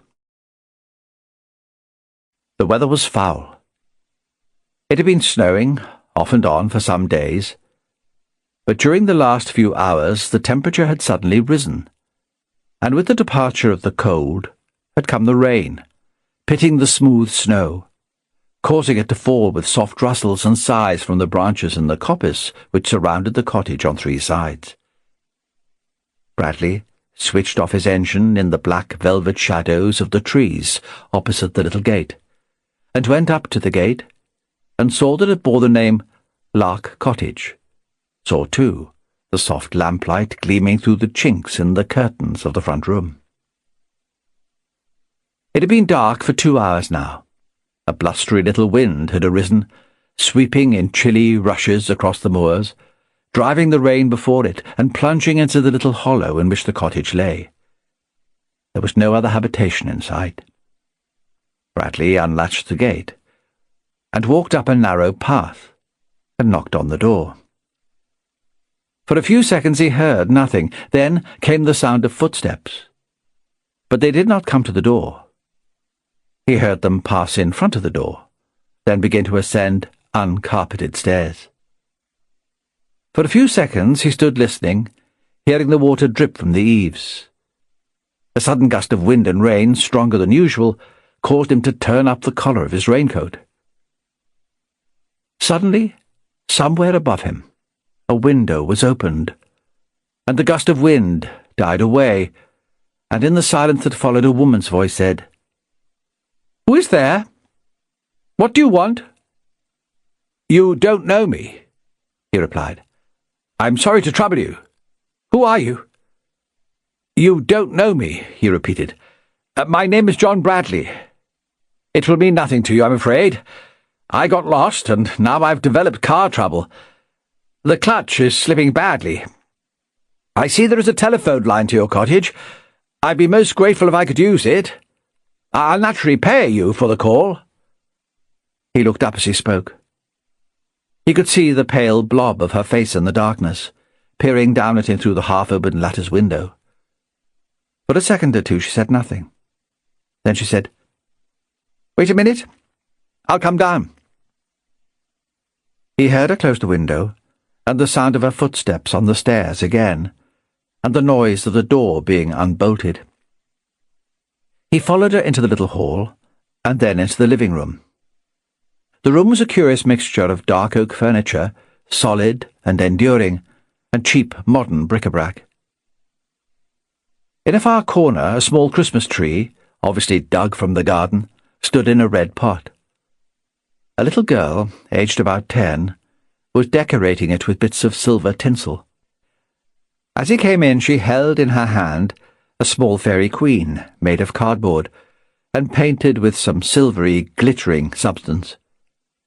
She was fair-haired and pale, and looked at him gravely, uncertainly, poised, as though prepared to drop everything and run at the first harsh word. Unhappy, thought Bradley, thin and unhappy and none too fit. Aloud he said, "That's a pretty tree you have." For a second warmth crept into the child's face and lit up the grey eyes, and she seemed about to speak. Then as the woman spoke, the child thought better of it, and the face assumed again its former cautious expression. "The phone's on the window sill." Bradley swung round and looked at the woman. She was about 35, tall and sallow, with dark hair and eyes. The hair brushed back severely from the forehead. Her features were regular, and but for the fact that she was thin, and that her face wore a harsh, embittered expression, he would have considered her handsome for her age. Bradley said, "I suppose Scandale is the nearest town. Can you recommend a garage there?" She shook her head. "You won't get a garage to come out at this time of night." She paused and added, "I doubt if there's even a garage open now. In that dump." "You're not from these parts." She shook her head again and said, "I come from Brighton." Bradley said, "You must find it a bit different up here." But she was not listening to him. She was standing rigid, her head slightly on one side, as though she were listening. Her neck, her arms, her legs, her whole body was stiff. Bradley, glancing at her hands, saw that they were clenched and pressed to her sides. But the child was different. The child's face was suddenly flushed and eager. She had stopped trying to fix the fairy queen to the top of the Christmas tree, and had turned her head toward the window, towards the front of the house and the garden path, and the gate through which a man would normally approach the cottage. She said, "Did you hear anything, Mummy?" The question seemed to break the tension. The woman said sharply, "Julia, either get on with your tree or go to bed. One or the other." The child turned back to her tree, but almost at once turned her head quickly to the window. Bradley heard the click of the gate too. So did the woman. The noise came during a momentary lull in the wind, so when the woman said it was the storm blowing the gate, nobody believed her, and the child ran to the window and looked out, thrusting the curtains aside and peering into the night, kneeling on the window seat, nose pressed against the pane. Bradley said, "You are expecting someone, perhaps? Well, I won't bother you any longer. I'll be on my way. Maybe the clutch will last a mile or two, and I'll do the last stretch on foot. I take it this road leads to the main road to Scandale?" The woman was staring towards the window, towards the child. Bradley thought, the child is eager, expectant, but the mother is afraid. At last she said, "It's at least 10 miles to Scandale. You would do better to stay here, Mr. Bradley, and catch the early morning bus from the end of the lane. I can give you a bed." "But if you're expecting somebody—" "Nobody is coming." There was a flurry of movement on the window seat. At the child, Julia swung round and cried, "But, Mummy, it said on the wireless—" "Julia! Come, it's time for your bed." She went to the window and took the child by the hand and jerked the child off the window seat and towards the door. At the door she paused a moment and said, "You are quite welcome to stay the night. Julia and I share the same room, and I'll make up the bed in the small room for you." Bradley caught the strained, almost eager undertone in her voice, and knew that she wanted him to stay, knew that she was afraid and wished for his company in the house, afraid even though as yet she had not said what she feared or whom. "Very well," he said mildly. "I will gladly stay. It's very kind of you." He watched her lead the child out of the room, and heard them mount the stairs, and the sound of voices in an upper room, the woman's sharp and scolding, the child's plaintive. Then he went quickly to the window and looked out. The light from the room was reflected by the snow, so that he could dimly see the garden and the path and the gate. But there was no sign of anybody. He had not expected to see anybody. He lit a cigarette and wandered slowly round the room, glancing at the books in the bookshelf near the fireplace, at the cheap watercolours on the whitewashed walls. On a table near the window stood a small silver tray. He picked it up and read the inscription in the middle, written in the impeccable copybook handwriting peculiar to such things. "To Fred Shaw on his marriage, from his pals at the mill." He replaced the tray and moved to the fireplace, noting the inexpensive china ornaments, the walnut wood clock. In a light oak frame was a picture of a plump-faced man with fair receding hair. In the bottom right-hand corner were the words, "To Lucy, with love from Leslie." He wandered on, looking for something which he somehow knew he would not find, looking for the usual wedding picture, the wedding picture of Fred and Lucy Shaw. He was not in the least surprised not to find it, not in the least surprised to find no trace of Fred Shaw at all, except for the silver tray, and that, after all, was worth money. No trace, that is, until he came to the newspaper, lying on the dark oak sideboard, and saw the double-column headlines, and read the text about Frederick Shaw, and how the warders and police were scouring the countryside for him. Frederick Shaw, aged 42, escaped from Larnforth prison. Shaw, the murderer, reprieved because of what Home Secretaries call just an element of doubt, and serving a life sentence, with 9/10 of it still to run. Shaw, the former overseer, respected in all Scandale, who once or twice a year got a little befuddled with beer, who was known to be on bad terms with his uncle, the Scandale jeweller. Good-natured old Fred Shaw, who never could explain how his cap and heavy blackthorn stick were found beside the battered body of the jeweller, or even what became of the money they alleged he had stolen. Bradley put the paper down quickly when he heard the footsteps on the stairs, too quickly. As he turned away, the big pages slipped over the side of the polished sideboard, so that when Lucy Shaw came into the room, she saw it, lying on the floor, and said, "So now you know, I suppose?" "Yes," said Bradley. "I know all right." Now that the need for acting was past, she stood in front of the fireplace, massaging one hand with the other, staring at him with frightened eyes, a tall, gaunt woman with a wide, sensual mouth. The harsh expression had left her face. He saw her lips quiver.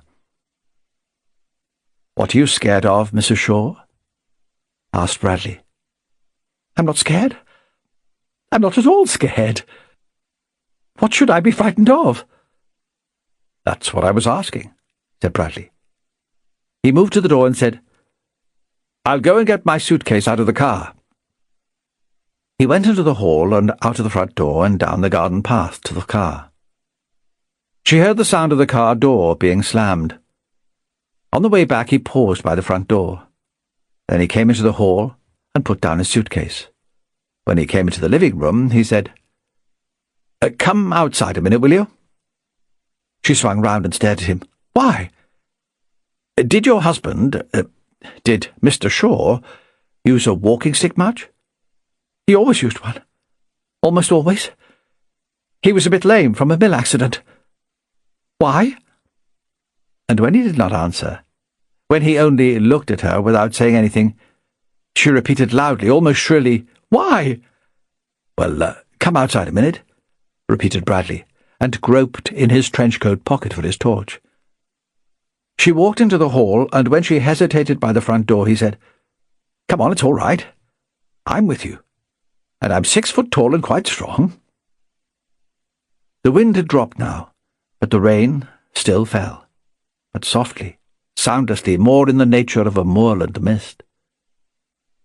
The snow was becoming soft on the surface, but was still deep, so that the footprints round the house showed up very distinctly in the light of the torch. So did the small ferrule holes in the snow on the left-hand side of the prints. "I suppose he was left-handed," said Bradley, more to himself than to Lucy Shaw, and saw her nod almost imperceptibly. He raised his torch beam a trifle and said, "See how he turned aside to look into the room. I suppose he saw me in there with you and Julia. I suppose he is waiting for me to go, then he will come in and spend a few short hours with you and perhaps take some clothes and money and go." He heard a movement by his side, and looked round and found she had gone back into the house. When he joined her in the living room, she was sitting crouched in a chair by the fire. Her sallow face had turned white. She was trembling violently. Bradley said, "I think I had better go after all. I'm keeping him out in the night rain. It's the police job to catch escaped convicts, not mine. I was a prisoner of war once. I've got a sneaking sympathy for them. Poor devil," he added softly. But she jumped to her feet and clutched him by both arms and said shrilly, "You mustn't go. Please don't go." A thought struck her, and she added, almost in a whisper, "Before the gate clicked. You remember? The child and I heard a sound. I think it was his hand, perhaps his fingernail on the window pane as he looked in through a chink in the curtains." Bradley said, "I'm going, unless you tell me why you are afraid." He pushed her from him, and she went and stood by the fireplace. After a while she said, "He thought I should have done more for him. When he had his trial, he said he was with me at the time of the murder, and I should have said so too.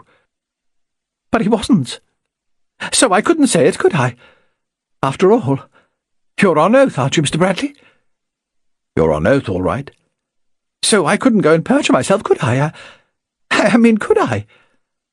"Men don't kill women for not doing something, Mr. Shaw." He glanced at the grate. "The fire is dying, and there is no more wood. Where is it kept?" She looked up at him, fear in her eyes, and said, "In the shed, near the back door. I can't go out there and fetch it. I'm not going out there alone." "I'll fetch it. Just come with me and show me where it is. Just come to the kitchen door with me." He opened the kitchen door, and she stood with him, and pointed to the shed a few yards away. The rain still fell, still soundlessly. Somewhere some water was running, gurgling down a drain. Otherwise there was no noise, either in the trees which pressed down upon the cottage, or in the glistening bushes which edged their way to within a few feet of the back door.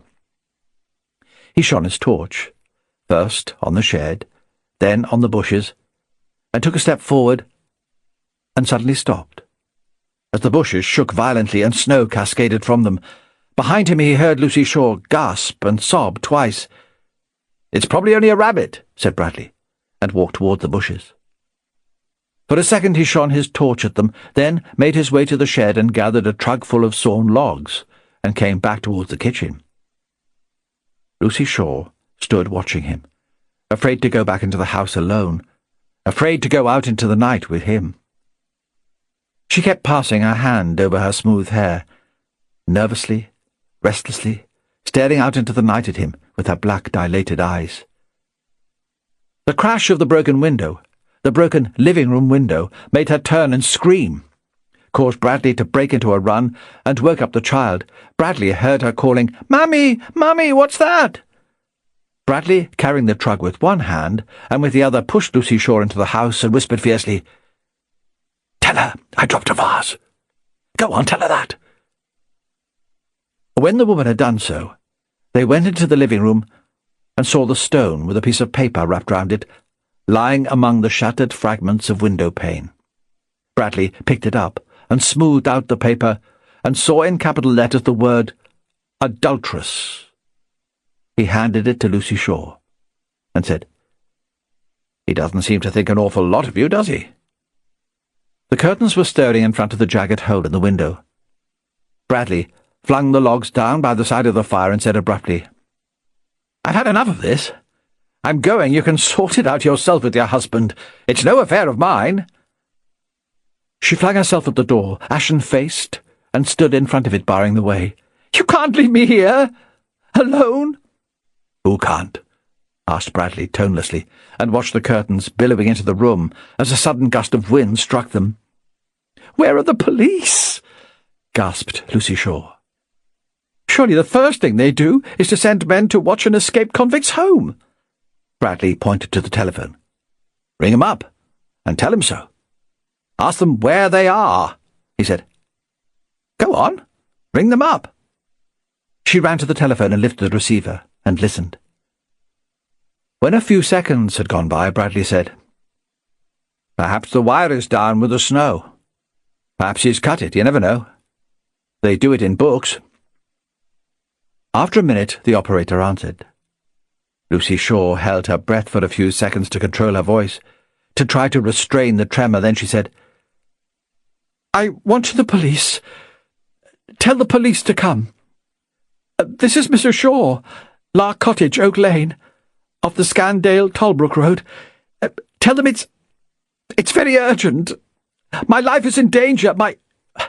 There's an escaped convict, a murderer, trying to get in." She replaced the receiver and stared at Bradley.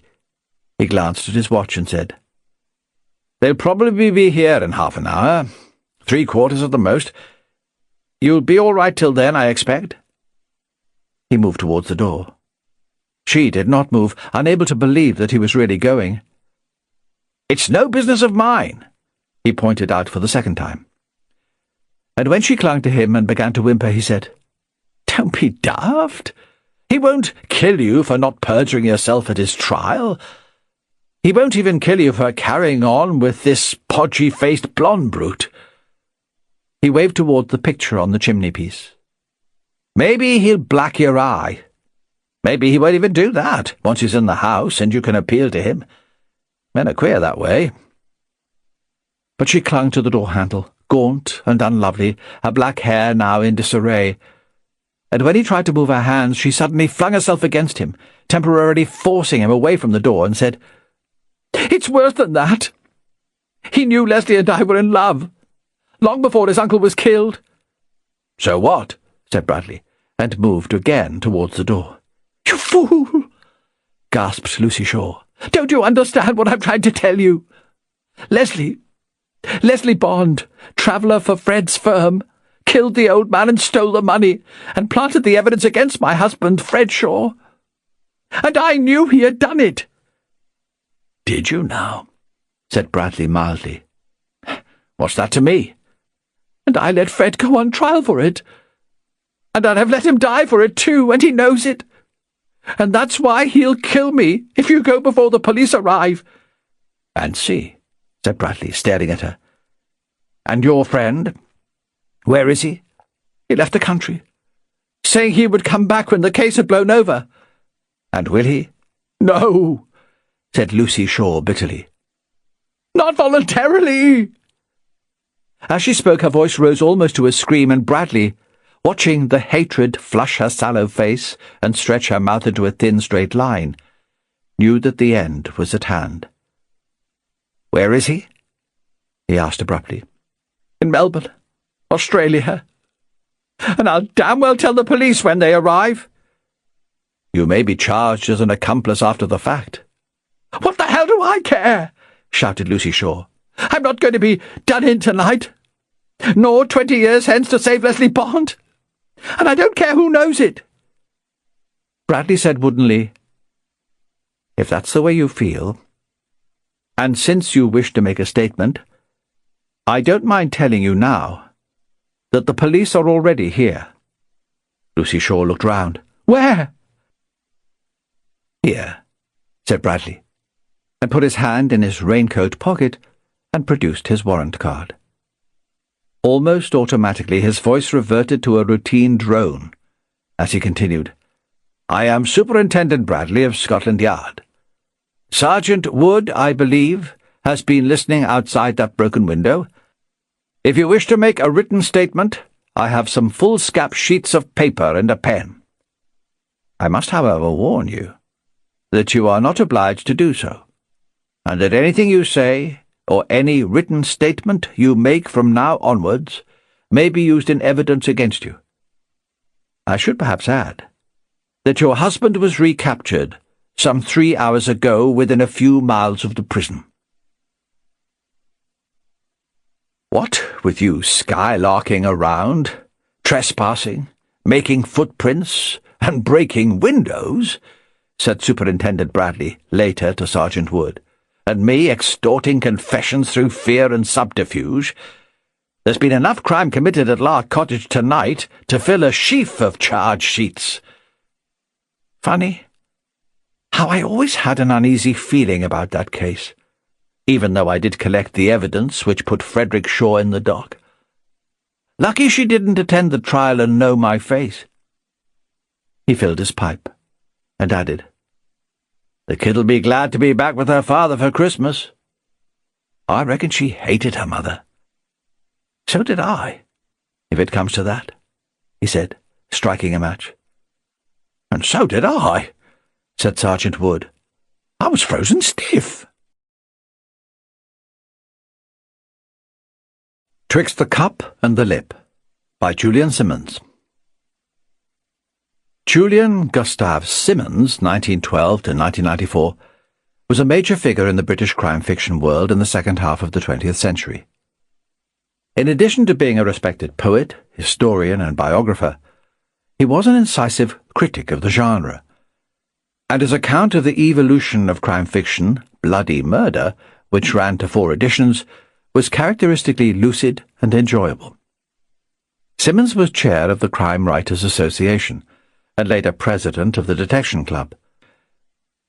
In addition, he received the genre's 2 principal Lifetime Achievement Awards, winning the CWA Diamond Dagger and becoming a Mystery Writers of America Grand Master. As a novelist, Symonds received the CWA Gold Dagger for The Colour of Murder, 1957. Yet for all his many garlands, his fiction is nowadays apt to be regrettably undervalued. This may be in part because he had an antipathy towards series detectives, although a few characters, such as the barrister Magnus Newton and the actor Sheridan Haynes, appear in more than one of his books. His criticism of some classic detective fiction — he dismissed the likes of John Roeder's humdrums — masked the reality that his own mystery fiction was often markedly ingenious. Examples include The Players and the Game, 1972, and The Plot Against Roger Ryder, 1973. His early short stories, which featured an inquiry agent called Francis Quarles, often boast neat twists, although in later years his short fiction focused increasingly on psychological suspense. This story was included in Ellery Queen's Mystery Magazine in January 1965. "A beautiful morning, Miss Oliphant. I shall take a short constitutional." "Very well, Mr. Payne." Mr. Rossiter Payne put on his good, thick Melton overcoat, took his bowler hat off its peg, carefully brushed it, and put it on. He looked at himself in a small glass, and nodded approvingly at what he saw. He was a man in his early 50s, but he might have passed for 10 years less, so square were his shoulders, so ruler-straight his back. 2 fine wings of grey hair showed under the bowler. He looked like a retired guards officer, although he had in fact no closer relationship with the army than an uncle who had been cashiered. At the door he paused, his eyes twinkling. "Don't let anybody steal the stock while I'm out, Miss Oliphant." Miss Oliphant, a thin spinster of indeterminate middle age, blushed. She adored Mr. Payne. He had removed his hat to speak to her. Now he clapped it on his head again, cast an appreciative look at the bow window of his shop, which displayed several sets of standard authors, with the discreet legend above, "Rossiter Payne, bookseller, specialist in first editions and manuscripts," and made his way up New Bond Street, towards Oxford Street. At the top of New Bond Street he stopped, as he did 5 days a week, at the stall on the corner. The old woman put the carnation into his buttonhole. 14 shopping days to Christmas now, Mrs. Shankly. We've all got to think about it, haven't we? A 10-shilling note changed hands, instead of the usual half-crown. He left her blessing him confusedly. This was perfect December weather, crisply cold, the sun shining. Oxford Street was wearing its holiday decorations, enormous gold and silver coins, from which depended ropes of pearls, diamonds, rubies, emeralds. When lighted up in the afternoon, they looked pretty, although a little garish for Mr. Payne's refined taste. But still, they had a certain symbolic feeling about them, and he smiled at them. Nothing indeed could disturb Mr. Payne's good temper this morning. Not the jostling crowds on the pavements, or the customary traffic jams, which seemed indeed to please him. He walked along until he came to a large store that said above it, in enormous letters, "Orbins." These letters were picked out in coloured glass, and the lights themselves were festooned with Christmas trees and holly wreaths and the figures of the 7 dwarfs, all of which lighted up. Orbins' department store went right round the corner into the comparatively quiet Jessiter Street. Once again Mr. Payne went through a customary ceremony. He crossed the road and went down several steps into an establishment unique of its kind, Danny's Shoe Parlour. Here, sitting on a kind of throne in this semi-basement, one saw through a small window the lower halves of passers-by. Here Danny, with 2 assistants, almost as old as himself, had been shining shoes for almost 30 years. Leather-faced, immensely lined, but still remarkably sharp-eyed, Danny knelt down now in front of Mr. Payne, turned up the cuffs of his trousers, and began to put an altogether superior shine on already well-polished shoes. "Lovely morning, Mr. Payne. You can't see much of it from here, more than you think. You see the pavements, and if they're not spotted, right off you know it isn't raining. Then there's something in the way people walk. You know what I mean? Like it's Christmas in the air." Mr. Payne laughed indulgently. Now Danny was mildly reproachful. "You still haven't brought me in that pair of black shoes, sir." Mr. Payne frowned slightly. A week ago He'd been almost knocked down by a bicyclist, and the mudguard of his bicycle had scraped badly one of the shoes he was wearing, cutting the leather at one point. Danny was confident that he could repair the cut so that it wouldn't show. Mr. Payne was not so sure. "I'll bring them along," he said vaguely. "Sooner the better, Mr. Payne. Sooner the better." Mr. Payne did not like being reminded of the bicycle incident. He gave Danny £0.50 instead of the 10 shillings he'd intended, crossed the road again, and walked into the side entrance of Orbin's, which called itself unequivocally London's greatest department store. This end of the store was quiet. He walked up the stairs, past the grocery department on the ground floor, and wine and cigars on the second, to jewellery on the third. There were rarely many people in this department, but today a small crowd had gathered around a man who was making a speech. A placard at the department entrance said, "The Russian royal family jewels, on display for 2 weeks by kind permission of the Grand Duke and Grand Duchess of Moldo, Lithuania." These were not the Russian crown jewels, seized by the Bolsheviks during the Revolution, but an inferior collection brought out of Russia by the Grand Duke and Grand Duchess, who had long since become plain Mr. and Mrs. Skandorsky, who lived in New Jersey and were now on a visit to England. Mr. Payne was not interested in Mr. and Mrs. Skandorsky, nor in Sir Henry Orbin, who was stumbling through a short speech. He was interested only in the jewels. When the speech was over, he mingled with the crowd round the showcase that stood almost in the middle of the room. The royal jewels lay on beds of velvet. A tiara that looked too heavy to be worn. Diamond necklaces and bracelets, a cluster of diamonds and emeralds, and a dozen other pieces, each with an elegant calligraphic description of its origin and history. Mr. Payne did not see the jewels as a romantic relic of the past, nor did he permit himself to think of them as things of beauty.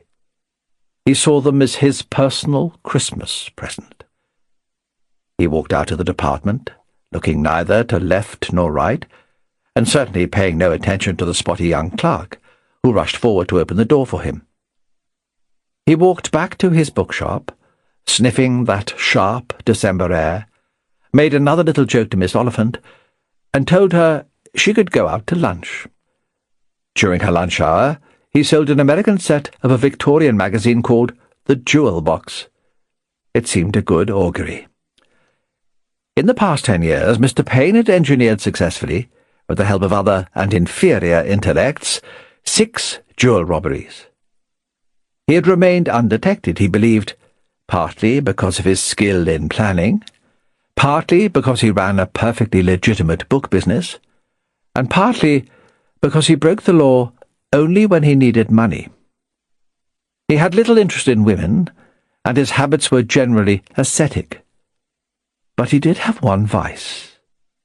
Mr. Payne developed a system at roulette, an improvement on the almost infallible Frank Koenig system, and every year he went to Monte Carlo and played his system. Almost every year it failed, or rather, it revealed certain imperfections, which he then tried to remedy. It was to support his foolproof system that Mr. Payne had turned from bookselling to crime. He believed himself to be, in a quiet way, a mastermind in the modern criminal world. Those associated with him were far from that, as he immediately would have acknowledged. He met them 2 evenings, after he had looked at the royal jewels, in his pleasant little flat above the shop, which could be approached from a side entrance opening into an alley. There was Stacy, who looked what he was, a thick-nosed thug. There was a thin young man in a tight suit, whose name was Jack Line, and who was always called Straight, or Straight Line. And there was Lester Jones, the spotty clerk in the jewellery department. Stacy and Straight Line sat drinking whisky. Mr. Payne sipped some excellent sherry, and Lester Jones drank nothing at all. while Mr. Payne, in his pedantic, almost schoolmasterly manner, told them how the robbery was to be accomplished. You all know what the job is, but let me tell you how much it is worth. In its present form, the collection is worth whatever sum you'd care to mention. £250,000, perhaps. There is no real market value. But alas, it will have to be broken up. My friend thinks the value will be in the neighbourhood of £50,000, not less, and not much more. Your friend? The jewellery clerk said timidly. The fence. Lambie, isn't it? It was Stacy who spoke. Mr. Payne nodded. OK. How do we split? I will come to that later. Now here are the difficulties. First of all, there are 2 store detectives on each floor. We must see to it that those on the 3rd floor are not in the jewellery department. Next, there is a man named Davidson, an American, whose job it is to keep an eye on the jewels. He's been brought over here by a protection agency, and it is likely that he will carry a gun. Third, the jewels are in a showcase, and any attempt to open this showcase, other than with the proper key, will set off an alarm. The key is kept in the manager's office inside the jewellery department. Stacy got up, shambled over to the whisky decanter, and poured himself another drink. Where'd you get all this from? Mr. Payne permitted himself a small smile. Lester works in the department. Lester is a friend of mine. Stacy looked at Lester with contempt. He did not like amateurs. Let me continue, and tell you how the obstacles can be overcome. First, the 2 store detectives. Supposing that a small firebomb were planted in the fur department at the other end of the 3rd floor from jewellery. That would certainly occupy 1 detective for a few minutes. Supposing that in the department that deals with ladies' hats, which is next to furs, a woman shopper complained that she'd been robbed. This would certainly involve the other store detective. Could you arrange this, Stace? These assistants, shall I call them, would be paid a straight fee. They would have to carry out their diversions at a precise time, which I fixed as 10:30 in the morning. OK, said Stacy. Consider it arranged. Next, Davidson.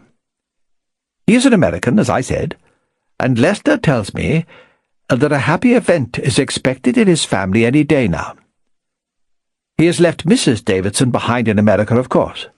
Now, supposing that a call came through, apparently from an American hospital, for Mr. Davidson. Supposing that the telephone in the jewellery department was out of order because the cord had been cut. Davidson would be called out of the department for the few minutes, no more, that we should need. Who cuts the cord? Stacy asked. That will be part of Lester's job. And who makes the phone call? Again, Stace, I hoped that you might be able to provide. I could do that. Stacy drained his whisky. But what do you do? Mr. Payne's lips, never full, were compressed to a disapproving line. He answered the implied criticism only by inviting them to look at 2 maps. One, the layout of the entire 3rd floor, the other of the jewellery department itself. Stacy and Straight were impressed, as the uneducated always are by such evidence of careful planning. The jewellery department is at one end of the 3rd floor. It has only one exit, into the carpet department. There is a service lift which comes straight up into the jewellery department. You and I, Stace, will be in that. We shall stop it between floors with the emergency stop button. At exactly 10:30, we shall go up to the 3rd floor. Lester will give us a sign. If everything has gone well, we proceed. If not, we call the job off. Now, what I propose—" He told them. They listened, and they found it good. Even the ignorant, Mr. Payne was glad to see, could recognize genius. He told Straight Line his role. "We must have a car, Straight, and a driver. What he has to do is simple, but he must stay cool." "So I thought of you." Straight grinned. In Jessiter Street, just outside the side entrance to Orbin's, there is a parking space reserved for Orbin's customers. It is hardly ever full. But if it is full, you can double park there for 5 minutes. Cars often do that. I take it you can acquire a car, shall I say, for the purpose? You will face away from Oxford Street, and you will have no more than a few minutes' run to Lambie's house on Greenleigh Street. You will drop Stace and me, drive on a mile or two, and leave the car. We shall give the stuff to Lambie. He will pay on the nail, then we all split." From that point, they went on to argue about the split. The argument was warm, but not really heated. They settled that Stacey would get 25% of the total, Straight and Lester 12.5% each, and that half would go to the mastermind. Mr. Payne agreed to provide out of his share the £150 that Stacey said would cover the 3 diversions. The job was fixed 6 days ahead, for Tuesday of the following week. Stacey had 2 faults which had prevented him from rising high in his profession. One was that he drank too much, the other that he was stupid. He made an effort to keep his drinking under control, knowing that when he drank he talked. So, he did not even tell his wife about the job, although she was safe enough. But he could not resist cheating about the money, which Payne had given to him in full. The firebomb was easy. Stacey got hold of a little man named Shrimp Bateson, and fixed it with him. There was no risk, and Shrimp thought himself well paid with 25 quid. The bomb itself cost only a £5, from a friend who dealt in hardware. It was guaranteed to cause just a little fire. Nothing serious. For the telephone call, Stacey used a Canadian who was grubbing a living at a striptease club. It didn't seem to either of them that the job was worth more than a tenner, but the Canadian asked for 20 and got 15. The woman was a different matter, for she had to be a bit of an actress, and she might be in for trouble, since she actually had to cause a disturbance. Stacey hired an 18-stone Irishwoman named Lucy O'Malley, who had once been a female wrestler, and had very little in the way of a record, nothing more than a couple of drunken disorderlies. She refused to take anything less than £50, realizing, as the others hadn't, that Stacey must have something big on. The whole lot came to less than £100, so that there was cash to spare. Stacey paid them all half their money in advance, put the rest of the £100 aside, and went on a roaring drunk for a couple of days, during which he somehow managed to keep his mouth buttoned and his nose clean. When he reported on Monday night to Mr. Payne, he seemed to have everything fixed, including himself. Straight Line was a reliable character, a young man who kept himself to himself. He pinched the car on Monday afternoon, took it along to the semi-legitimate garage run by his father-in-law, and put new license plates on it. There was no time for a respray job, but he roughened the car up a little so that the owner would be unlikely to recognize it, if, by an unlucky chance, he should be passing outside Orbin's on Tuesday morning. During the whole operation, of course, straight or gloves. He also reported to Mr. Payne on Monday night. Lester's name was not really Lester, it was Leonard. His mother and his friends in Balham, where he'd been born and brought up, called him Lenny. He detested this, and he detested his surname, and the pimples that, in spite of his assiduous efforts with ointment, appeared on his face every couple of months. There was nothing he could do about the name of Jones, because it was on his national insurance card, but Lester for Leonard was a gesture towards emancipation. Another gesture was made when he left home and mother for a one-room flat in Notting Hill Gate.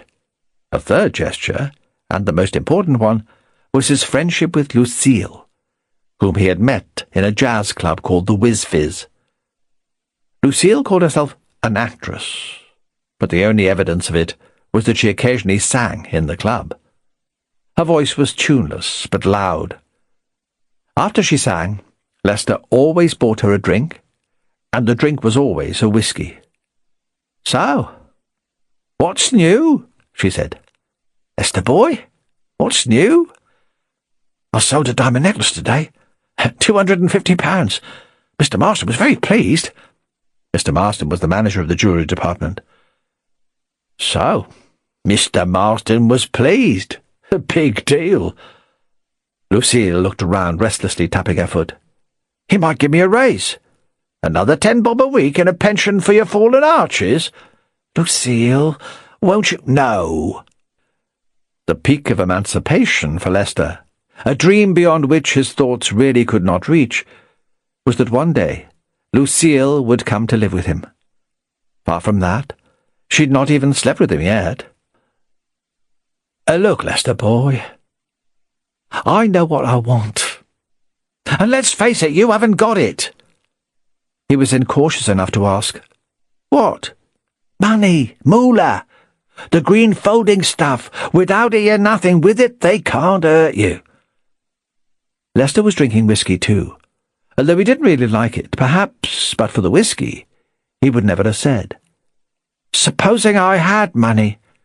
"What money? Where would you get it? Draw it out of the savings bank?" "I mean, a lot of money." "Lester boy, I don't think in penny numbers. I'm talking about real money." The room was thick with smoke. The Whiz-Fizz kids were playing. Lester leaned back and said deliberately, "Next week I'll have money. Thousands of pounds." Lucille was about to laugh. Then she said, "It's my turn to buy a drink. I'm feeling generous. Hey, Joe, 2 more of the same." Later that night, they lay on the bed in his one-room flat. She had let him make love to her, and he had told her everything. "So the stuff's going to a man called Lambie? In Greenleaf Street?" Lester had never before drunk so much in one evening. Was it 6 whiskies, or 7? He felt ill and alarmed. "Lucille, you won't say anything? I mean, I wasn't supposed to tell—" "Relax. What you take me for?" She touched his cheek with red-tipped nails. "Besides, we shouldn't have secrets, should we?" He watched her as she got off the bed and began to dress. "Won't you stay? I mean, it'll be all right with the landlady." "No can do, Lester boy. See you at the club, though, tomorrow night. Promise?" "Promise." When she had gone, he turned over onto his side and groaned. He feared that he was going to be sick, and he was. Afterwards he felt better. Lucille went home to her flat in Earl's Court, which she shared with a man named Jim Baxter. He'd been sent to Borstal for a robbery from a confectioner's, which had involved considerable violence. Since then he had done 2 short stretches. He listened to what she had to say, then asked, "What's this Lester like? A creep? Has he got the nerve to kid you? Or do you think it's on the level of what he's told you?" "He wouldn't kid me. He wants me to live with him when he's got the money. I said I might." Jim showed her what he thought of that idea.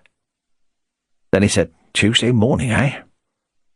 Until then, you play along with this creep. Any change in plans, I want to know about it. You can do it, can't you, baby?" She looked up at him. He had a scar on the left side of his face, which she thought made him look immensely attractive. "I could do it." "And Jim?" "Yes?" "What about afterwards?" "Afterwards, baby? Oh, well, for spending money, there's no place like London. Unless it's Paris." Lester Jones also reported on Monday night. Lucille was being very kind to him, so he no longer felt uneasy. Mr. Payne gave them all a final briefing, and stressed that timing, in this as in every similar affair, was the vital element. Mr. Rossiter Payne rose on Tuesday morning at his usual time, just after 8 o'clock. He bathed and shaved with care and precision, and ate his usual breakfast of 1 soft-boiled egg, 2 pieces of toast, and 1 cup of unsugared coffee. When Miss Oliphant arrived, he was already in the shop. "My dear Miss Oliphant, are you, as they say, ready to cope this morning?" "Of course, Mr. Payne. Do you have to go out?" "I do. Something quite unexpected. An American collector named... but I mustn't tell his name even to you. He doesn't want it known. Is in London, and he has asked me to see him. He wants to try to buy the manuscripts of... but there again, I'm sworn to secrecy, though if I weren't, I should surprise you. I am calling on him, so I shall leave things in your care until... Mr. Payne looked at his expensive watch. "Not later than midday. I shall certainly be back by then. In the meantime, Miss Oliphant, I entrust my ware to you." She giggled. "I won't let anyone steal the stock, Mr. Payne." Mr. Payne went upstairs again to his flat, where, laid out on his bed, was a very different set of clothes from that which he normally wore. He emerged later from the little side entrance looking quite unlike the dapper retired guards officer known to Miss Oliphant. His clothes were of the shabby, nondescript, ready-to-wear kind that might be worn by a city clerk, very much down on his luck.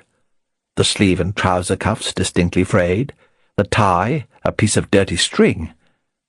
Curling strands of rather disgustingly gingery hair strayed from beneath his stained grey Trilby hat, and his face was grey too, grey and much lined, the face of a man of 60 who has been defeated by life. Mr. Payne had bright blue eyes, but the man who came out of the side entrance had, thanks to contact lenses, brown ones. This man shuffled down the alley with shoulders bent, carrying a rather dingy suitcase. He was quite unrecognizable as the upright Rossiter Payne. Indeed, if there was a criticism to be made of him, it was that he looked almost too much the little man. Long, long ago, Mr. Payne had been an actor, and though his dramatic abilities were extremely limited, he'd always loved, and been extremely good at, make-up.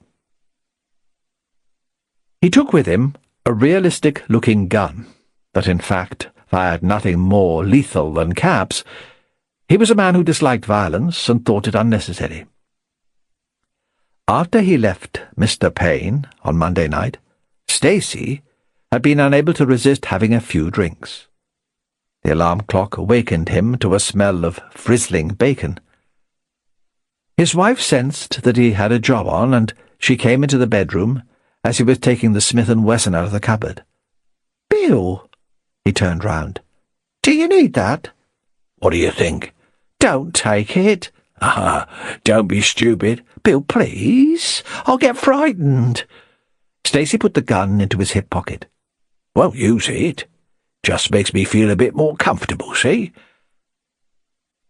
He ate his breakfast with a good appetite and then telephoned Shrimp Bateson, Lucy O'Malley, and the Canadian, to make sure they were ready. They were. His wife watched him fearfully, then he came to say goodbye. "Bill, look after yourself." "Always do." And he was gone. Lucille had spent Monday night with Lester. This was much against her wish, but Jim had insisted on it, saying that he must know of any possible last-minute change. Lester had no appetite at all. She watched with barely concealed contempt as he drank no more than half a cup of coffee and pushed aside his toast. When he got dressed, his fingers were trembling so that he could hardly button his shirt. "Today's the day, then?" "Yes. I wish it was over." "Don't worry," he said eagerly. "I'll see you in the club tonight." Yes. I shall have the money then, and we could go away together." "Oh, no, of course not. I've got to stay on the job." "That's right. she said, humouring him. As soon as he'd gone, she rang Jim and reported that there were no last-minute changes. Straight Line lived with his family. They knew he had a job on, but nobody talked about it. Only his mother stopped him at the door and said, "Good luck, son." And his father said, "Keep your nose clean." Straight went to the garage and got out the Jag. 10:30. Shrimp Bateson walked into the fur department with a brown paper package under his arm. He strolled about pretending to look at furs, while trying to find a place to put down the little parcel. There were several shoppers, and he went unnoticed. He stopped at the point where furs led to the stairs, moved into a window embrasure, took the little metal cylinder out of its brown paper wrapping, pressed the switch which started the mechanism, and walked rapidly away. He'd almost reached the door when he was tapped on the shoulder. He turned.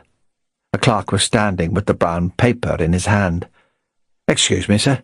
I think you've dropped something. I found this paper—" No, Shrimp said. "It's not mine."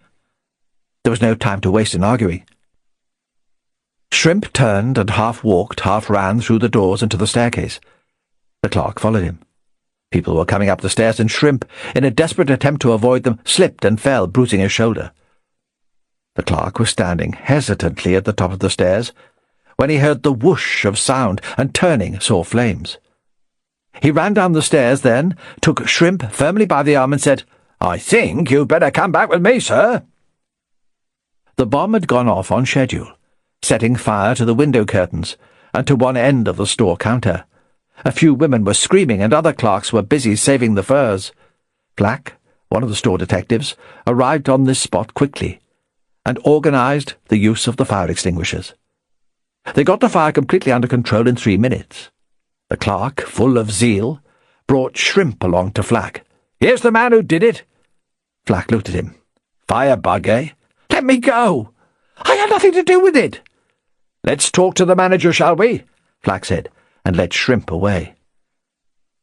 The time was now 10:39. Lucy O'Malley looked at herself in the glass and at the skimpy hat perched on her enormous head. A fake crocodile handbag, of a size to match her person, had been put down on a chair nearby. "What do you feel, madam?" the young saleswoman asked, ready to take her cue from the customer's reaction. "Terrible." "Perhaps it isn't really you." "It's bloody awful," Lucy said. She enjoyed swearing and saw no reason why she should restrain herself. The salesgirl laughed perfunctorily and dutifully, and moved over again towards the hats. She indicated a black hat with a wide brim. "Perhaps something more like this?" Lucy looked at her watch. 10:31. It was time. She went across to her handbag, opened it, and screamed, "Is something the matter, madam?" "I've been robbed." "Oh, really? I don't think that can have happened." Lucy had a sergeant major's voice, and she used it. "Don't tell me what can and can't have happened, young woman. My money was in here, and now it's gone. Somebody's taken it." The salesgirl, easily intimidated, blushed. The department supervisor, elegant, eagle-nosed, blue-rinsed, moved across like an arrow and asked politely if she could help. "My money's been stolen!" Lucy shouted. "I put my bag down for a minute, £20 in it, and now it's gone. That's a class of people they get in Albins." She addressed this last sentence to another shopper, who moved away hurriedly. "Let's look, shall we? Just to make sure." Blue Rinse took hold of the handbag. Lucy took hold of it too, and somehow the bag's contents spilled onto the carpet. "You stupid fool!" Lucy roared. "I'm sorry, madam," Blue Rinse said icily. She picked up handkerchief, lipstick, powder compact, tissues. Certainly there was no money in the bag. "You're sure the money was in the bag?" "Course I'm sure. It was in my purse. I had it 5 minutes ago. Somebody here has stolen it." "And not so loud, please, madam." "I shall speak as loudly as I like. Where's your store detective? Or haven't you got one?" Sidley, The other detective on the third floor was pushing through the little crowd that had collected. "What seems to be the matter?" "This lady says £20 has been stolen from her handbag."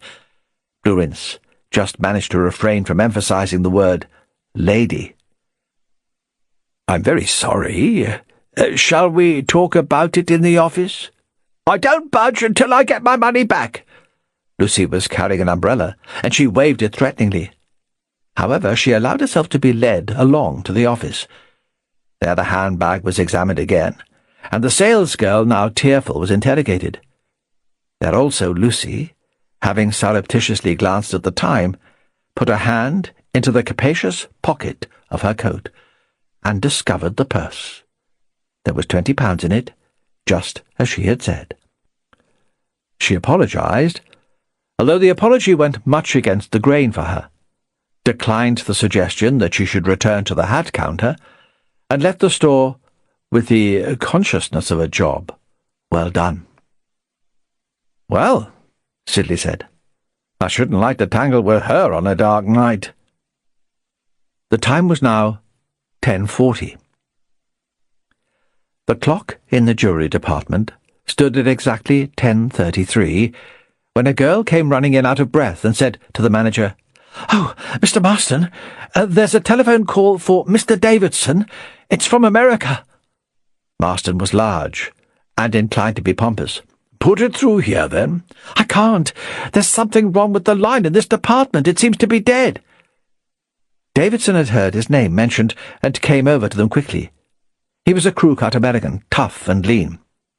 "It'll be about my wife. She's expecting a baby. Where's the call?" "Oh, we've got it. In administration, 1 floor up." "Come on, then."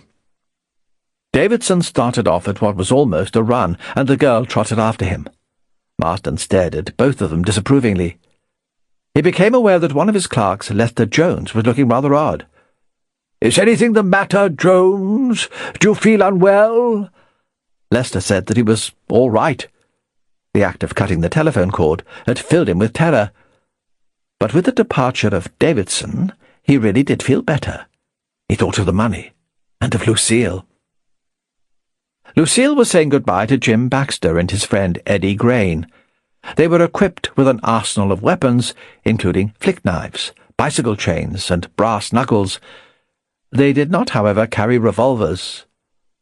"You be careful," Lucille said to Jim. "Don't worry. This is going to be like taking candy from a baby. Isn't it, Eddie?" "That's right," Eddie said. He had a limited vocabulary and an almost perpetual smile. He was a terror with a knife. The Canadian made the call from the strip-tease club. He had a girl with him. He had told her that it would be a big giggle.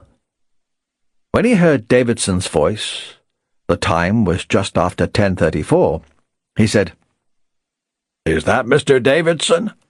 "Yes. This is the James Long Foster Hospital in Chicago, Mr. Davidson." "Maternity floor." "Yes." "Will you speak up, please? I can't hear you very well." "Have you got some news of my wife?" Davidson said loudly. He was in a small booth next to the store switchboard. There was no reply. "Hello? Are you there?" The Canadian put one hand over the receiver and ran the other up the girl's bare thigh. "Let him stew a little." The girl laughed. They could hear Davidson asking if they were still on the line. Then the Canadian spoke again. "Hello? Hello, Mr. Davidson. We seem to have a bad connection." "I can hear you clearly." "What news is there?" "No need to worry, Mr. Davidson. Your wife is fine." "Has she had the baby?" The Canadian chuckled. "Now, don't be impatient. That's not the kind of thing you can hurry, you know." "What have you got to tell me, then?" "Why are you calling?" The Canadian put his hand over the receiver again, said to the girl, "You say something." "What shall I say?" "Doesn't matter. That we've got the wires crossed or something." The girl leaned over, picked up the telephone. "This is the operator. Who are you calling?" In the telephone booth, sweat was running off Davidson. He hammered with his fist on the wall of the booth. "Damn you! Get off the line! Put me back to the maternity floor!" "This is the operator. Who do you want, please?" Davidson checked himself suddenly. The girl had a Cockney voice. "Who are you? What's your game?" The girl handed the telephone back to the Canadian, looking frightened. "He's on to me! Hell!" The Canadian picked up the receiver again. But the girl had left it, uncovered, and Davidson had heard the girl's words. He dropped the telephone, pushed open the door of the booth, and raced for the stairs. As he ran, he loosened the revolver in his hip pocket. The time was now 10:41. Straight Line brought the Jaguar smoothly to a stop in the space reserved for Aubyn's customers, and looked at his watch. It was 10:32. Nobody questioned him. Nobody so much as gave him a second glance. Beautiful, he thought. A nice smooth job. Really couldn't be simpler. Then his hands tightened on the steering wheel. He saw in the rearview mirror, standing just a few yards behind him, a policeman. 3 men were evidently asking the policeman for directions, and the copper was consulting a London place map. Well, Straight thought, he can't see anything of me except my back, and in a couple of minutes he'll be gone. There was still plenty of time. Payne and Stacey weren't due out of the building until 10:39 or 10:40. Yes, plenty of time. But there was a hollow feeling in Straight's stomach as he watched the policeman in his mirror. Some minutes earlier, at 10:24, Payne and Stacey had met at the service elevator beside the grocery department on the ground floor. They'd met this early because of the possibility that the elevator might be in use when they needed it, although from Lester's observation it was used mostly in the early morning and late afternoon. They did not need the elevator until 10:30, and they would be very unlucky if it was permanently in use at that time. If they were that unlucky, well, Mr. Payne had said, with the pseudo-philosophy of the born gambler, they would have to call the job off. But even as he said this, he knew that it was not true, and that having gone so far, he would not turn back. The 2 men did not speak to each other, but advanced steadily towards the elevator, by way of inspecting chow mein, hymettus honey, and real turtle soup. The grocery department was full of shoppers, and the 2 men were quite unnoticed. Mr. Payne reached the elevator first and pressed the button. They were in luck. The door opened. Within seconds they were both inside. Still neither man spoke. Mr. Payne pressed the button which said 3, and then, when they had passed the second floor, the button that said Emergency Stop. Jarringly, the elevator came to a stop. It was now immobilized, so far as a call from outside was concerned. It could be put back into motion only by calling in engineers who would free the emergency stop mechanism, or, of course, by operating the elevator from inside. Stacey shivered a little.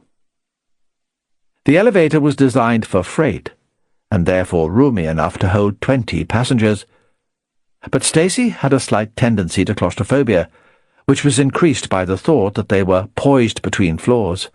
He said, "I suppose that bloody thing will work when you press the button. Don't worry, my friend. Have faith in me."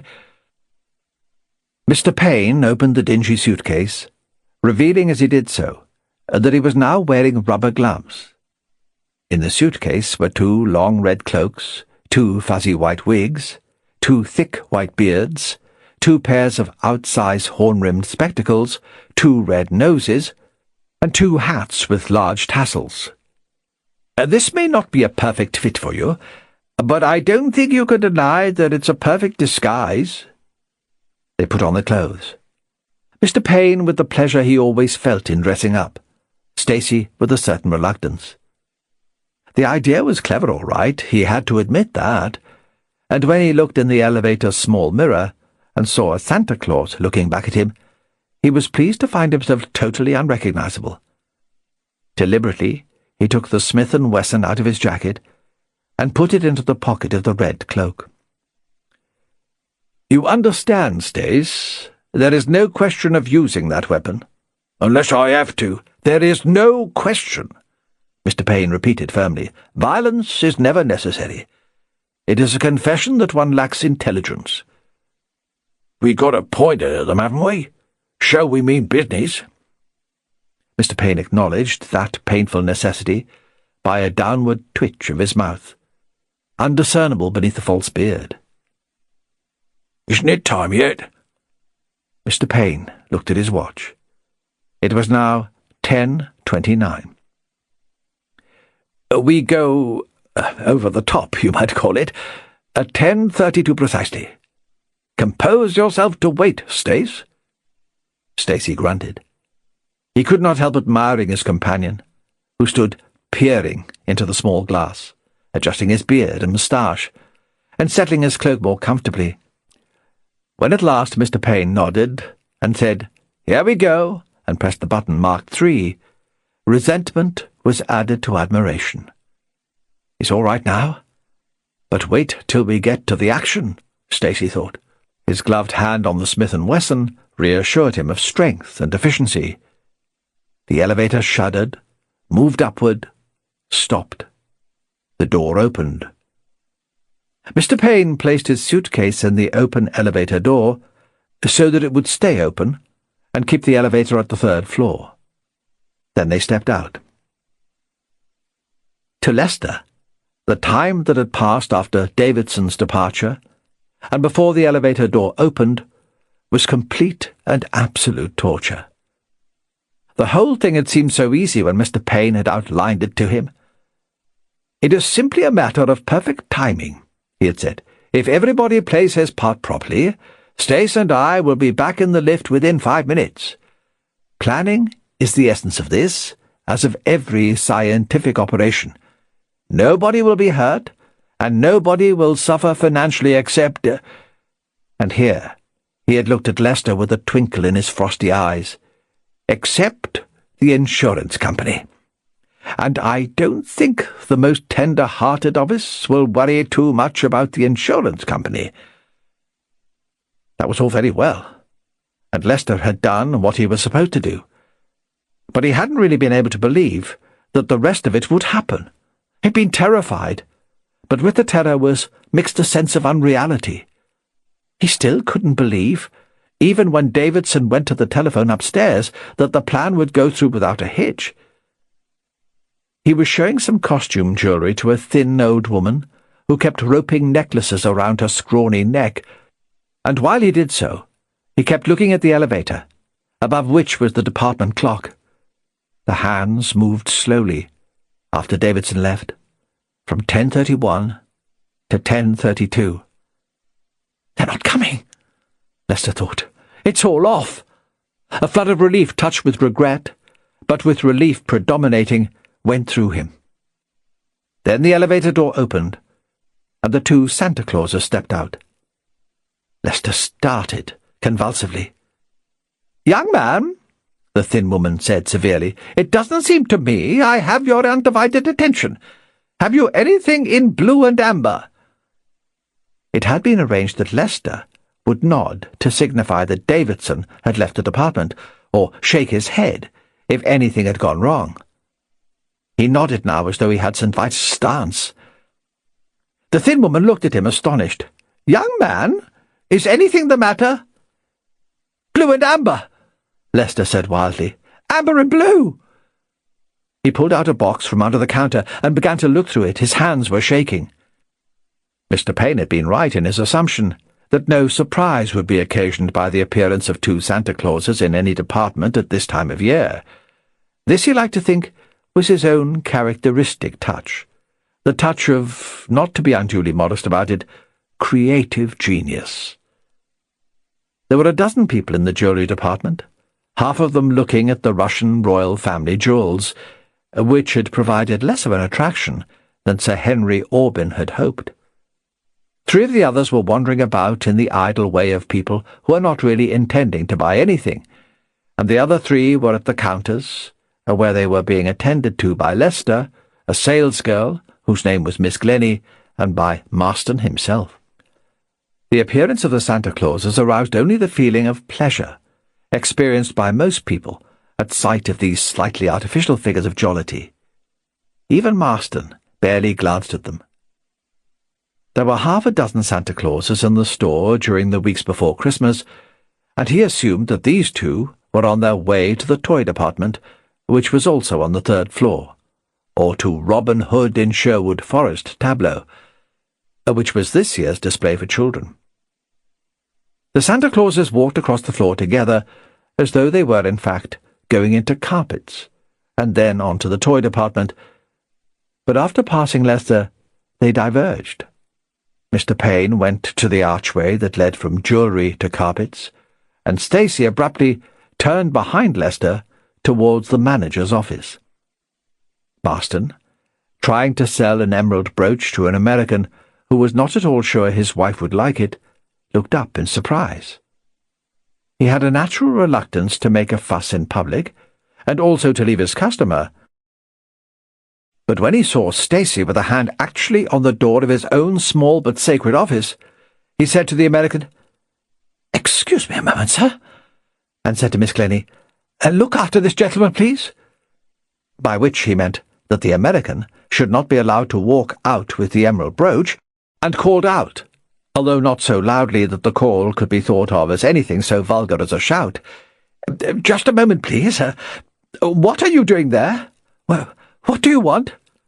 Stacy ignored him. In doing so, he was carrying out Mr. Payne's specific instructions. At some point it was inevitable that the people in the department would realize that a theft was taking place. But the longer they could be kept from realizing it, Mr. Payne had said, the better. Stacy's own inclination would have been to pull out his revolver at once and terrorize anybody likely to make trouble, but he did as he was told. The manager's office was not much more than a cubbyhole, with papers neatly arranged on a desk. Behind the desk, half a dozen keys were hanging on the wall. The showcase key, Lester had said, was the second from the left. But for the sake of appearances, Stacy took all the keys. He had just turned to go when Marston opened the door and saw the keys in Stacy's hand. The manager was not lacking in courage. He understood at once what was happening, and without speaking, tried to grapple with the intruder. Stacy drew the Smith & Wesson from his pocket and struck Marston hard with it on the forehead. The manager dropped to the ground. A trickle of blood came from his head. The office door was open, and there was no point in making any further attempt at deception. Stacy swung the revolver round and rasped, "Just keep quiet, and nobody else will get hurt." Mr. Payne produced his cap pistol and said, in a voice as unlike his cultural tones as possible, "Stay where you are. Don't move. We shall be gone in 5 minutes." Somebody said, "Well, I'm damned," but no one moved. Marston lay on the floor, groaning. Stacy went to the showcase, pretended to fumble with another key, then inserted the right one. The case opened at once. The jewels lay naked and unprotected. He dropped the other keys on the floor, stretched in his gloved hands, picked up the royal jewels, and stuffed them into his pocket. "It's going to work," Lester thought unbelievingly. "It's going to work." He watched, fascinated, as the cascade of shining stuff vanished into Stacy's pocket. Then he became aware that the thin woman was pressing something into his hand. Looking down, he saw with horror that it was a large, brand-new clasp knife, with the dangerous-looking blade open. "Bought it for my nephew," the thin woman whispered. "As he passes you, go for him." It had been arranged that if Lester's behaviour should arouse the least suspicion, he should make a pretended attack on Stacy, who would give him a punch just severe enough to knock him down. Everything had gone so well, however, that this had not been necessary. But now it seemed to Lester that he had no choice. As the two Santa Clauses backed across the room towards the service elevator, covering the people at the counters with their revolvers, one real and the other a toy, Lester launched himself feebly at Stacy, with the clasp knife demonstratively raised. At the same time, Marsden, on the other side of Stacy, and a little behind him, rose to his feet and staggered in the direction of the elevator. Stacy's contempt for Lester increased with the sight of the knife, which he regarded as an unnecessary bit of bravado. He shifted the revolver to his left hand, and with his right punched Lester hard in the stomach. The blow doubled Lester up. He dropped the knife and collapsed to the floor, writhing in quite genuine pain. The delivery of the blow delayed Stacy so that Marsden was almost up to him.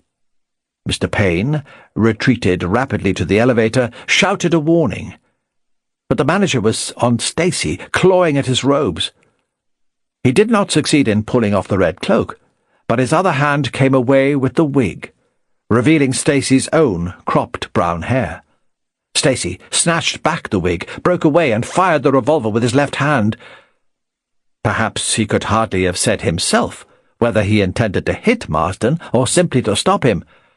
The bullet missed the manager and hit Lester, who was rising on one knee. Lester dropped again. Miss Glennie screamed, another woman cried out, and Marsden halted. Mr. Payne and Stacy were almost at the elevator when Davidson came charging in through the carpet department entrance. The American drew the revolver from his pocket and shot all in one swift movement. Stacy fired back wildly. Then the two Santa Clauses were in the service elevator, and the door closed on them. Davidson took one look at the empty showcase and shouted to Marsden, "Is there an emergency alarm that rings downstairs?" The manager shook his head. "And my telephone's not working. They've cut the line." Davidson raced back through the carpet department to the passenger elevators. Marsden went over to where Lester was lying, with half a dozen people around him, including the thin woman. "We must get a doctor." The American he'd been serving said, "I'm a doctor." He was bending over Lester, whose eyes were wide open. "How is he?" The American lowered his voice. "He got it in the abdomen." Lester seemed to be trying to raise himself up. The thin woman helped him. He sat up, looked around and said, "Lucille." Then blood suddenly rushed out of his mouth, and he sank back. The doctor bent over again, then looked up. "I'm very sorry. He's dead." The thin woman gave Lester a more generous obituary than he deserved. "He wasn't a very good clerk, but he was a brave young man." Straight Line, outside in the stolen Jag, waited for the policeman to move. But not a bit of it. The three men with the policeman were pointing to a particular spot on the map, and the copper was laughing. They were having some sort of stupid joke together. What the hell? Straight thought. Hasn't the bleeder got any work to do? Doesn't he know he's not supposed to be hanging about? Straight looked at his watch. 10:34, coming up to 10:35. And now, as the three men finally moved away, what should happen but that a teenage girl should come up, and the copper was bending over toward her with a look of holiday goodwill. It's no good, Straight thought. I shall land them right in his lap if I stay here. He pulled away from the parking space, looked again at his watch. He was obsessed by the need to get out of the policeman's sight. Once round the block, he thought. Just once round, can't take more than a minute. And I've got more than 2 minutes to spare. Then if the copper's still here, I'll stay a few yards away from him with my engine running. He moved down Jessiter Street, and a moment after Straight had gone, the policeman, who had never even glanced at him, moved away too. By Mr. Payne's plan, they should have taken off their Santa Claus costumes in the service elevator and walked out at the bottom as the same respectable anonymous citizens who had gone in. But as soon as they were inside the elevator, Stacy said, "He hit me." A stain showed on the scarlet right arm of his robe. Mr. Payne pressed the button to take them down. He was proud that in this emergency his thoughts came with clarity and logic. He spoke them aloud. "No time to take these off. Anyway, they're just as good a disguise in the street. Straight will be waiting. We step out and into the car. Take them off there. Davidson shouldn't have been back in that department for another 2 minutes. I've got to get a doctor. We'll go to Lambie's first. He'll fix it." The elevator whirred downward. Almost timidly, Mr. Payne broached the subject that worried him most. "What happened to Lester?" "He caught one." Stacey was pale. The elevator stopped. Mr. Payne adjusted the wig on Stacey's head. "They can't possibly be waiting for us. There hasn't been time. We just walk out. Not too fast, remember? Casually, normally." The elevator door opened, and they walked the 50 feet to the Jessiter Street exit. They were delayed only by a small boy who rushed up to Mr. Payne, clung to his legs, and shouted that he wanted his Christmas present. Mr. Payne gently disengaged him, whispered to his mother, "Our tea break, back later," and moved on. Now they were outside in the street, but there was no sign of Straight or the Jaguar. Stacey began to curse.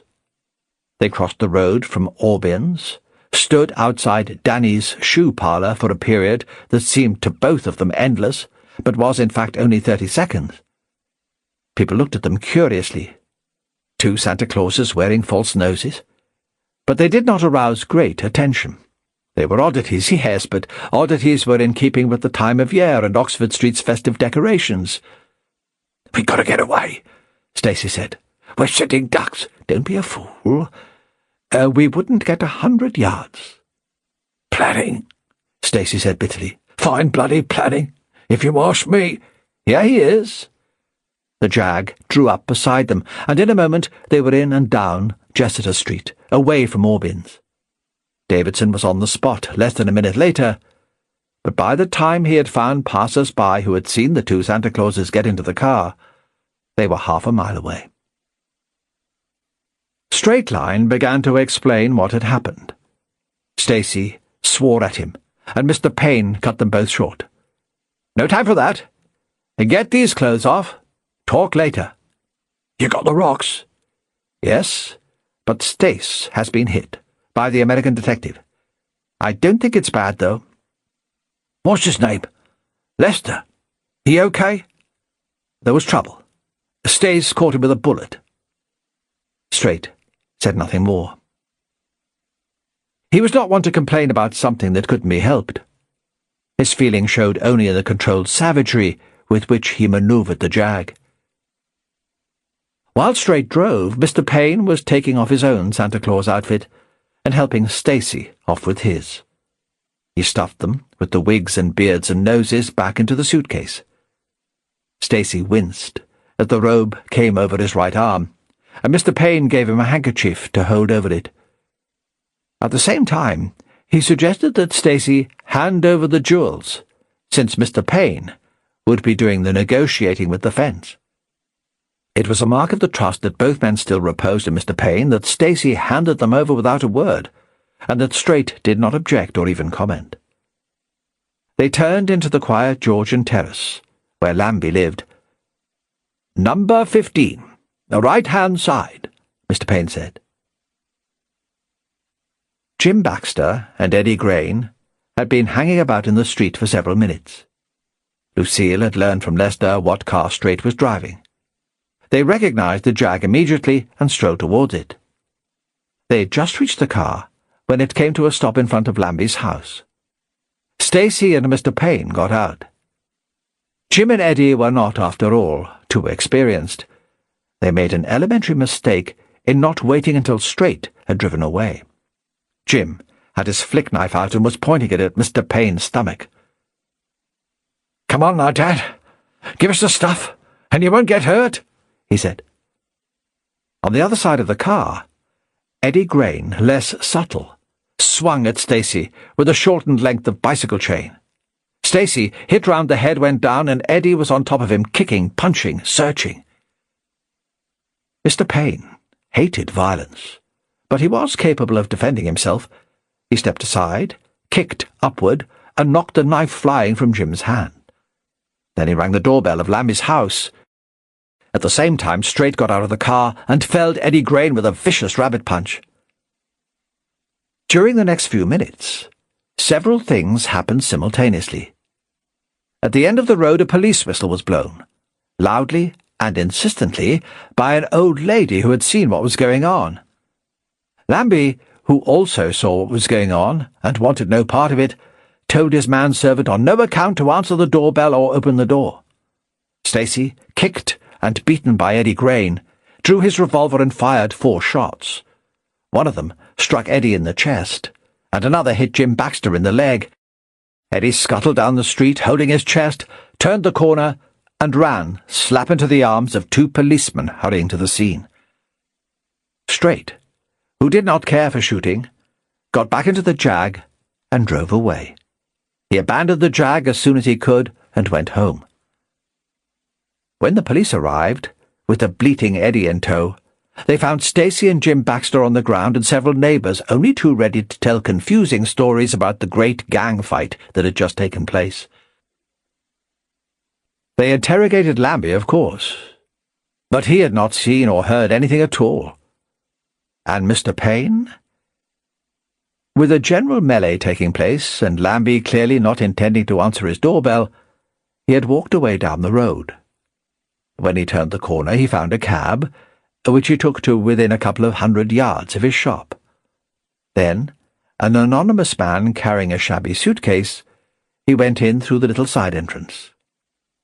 Things had gone badly, he reflected, as he again became Mr. Rossiter Payne, the antiquarian bookseller. Mistakes had been made. But happily they were not his mistakes. The jewels would be hot, no doubt. They would have to be kept for a while, but all was not lost. Stace and Straight were professionals. They would never talk. And although Mr. Payne did not, of course, know that Lester was dead, he realized that the young man would be able to pose as a wounded hero, and was not likely to be subjected to severe questioning. So Mr. Payne was whistling "There's a Silver Lining" as he went down to greet Miss Oliphant. "Oh, Mr. Payne," she trilled, "you're back before you said. It's not 11:30. Could that be true? Yes, it was. Did the American collector, will you be able to sell him the manuscripts? I hope so. Negotiations are proceeding, Miss Oliphant. They may take some time, but I hope they reach a successful conclusion." The time passed uneventfully until 2:30 in the afternoon, when Miss Oliphant entered his little private office. "Mr. Payne, there are 2 gentlemen to see you. They won't say what it's about, but they look, rather funny." As soon as Mr. Payne saw them, and even before they produced their warrant cards, he knew that there was nothing funny about them. He took them up to the flat, and tried to talk his way out of it, but he knew it was no use. They hadn't yet got search warrants, the inspector said, but they would be taking Mr. Payne along anyway. It would save them some trouble, if he would care to show them. Mr. Payne showed them. He gave them the jewels and the Santa Claus disguises. Then he sighed at the weakness of subordinates. "Somebody squealed, I suppose." "Oh, no. I'm afraid the truth is you were a bit careless." "I was careless?" Mr. Payne was genuinely scandalized. "Yes, you were recognized." "Impossible." "Not at all. When you left Aubyn's and got out into the street, there was a bit of a mix-up, so that you had to wait. Isn't that right?" "Yes, but I was completely disguised." "Danny the shoe-shine man knows you by name, doesn't he?" "Yes, but he couldn't possibly have seen me." "He didn't need to. Danny can't see any faces from his basement, as you know. But he did see something, and he came to tell us about it. He saw 2 pair of legs, and the bottoms of some sort of red robes, and he saw the shoes. He recognized 1 pair of shoes, Mr. Payne. Not those you're wearing now, but that pair on the floor, over there." Mr. Payne looked across the room at the black shoes. Shoes so perfectly appropriate to the role of shabby little clerk that he had been playing, and at the decisive, fatally recognizable sharp cut made by the bicycle mudguard in the black leather. You have been listening to The Christmas Card Crime and Other Stories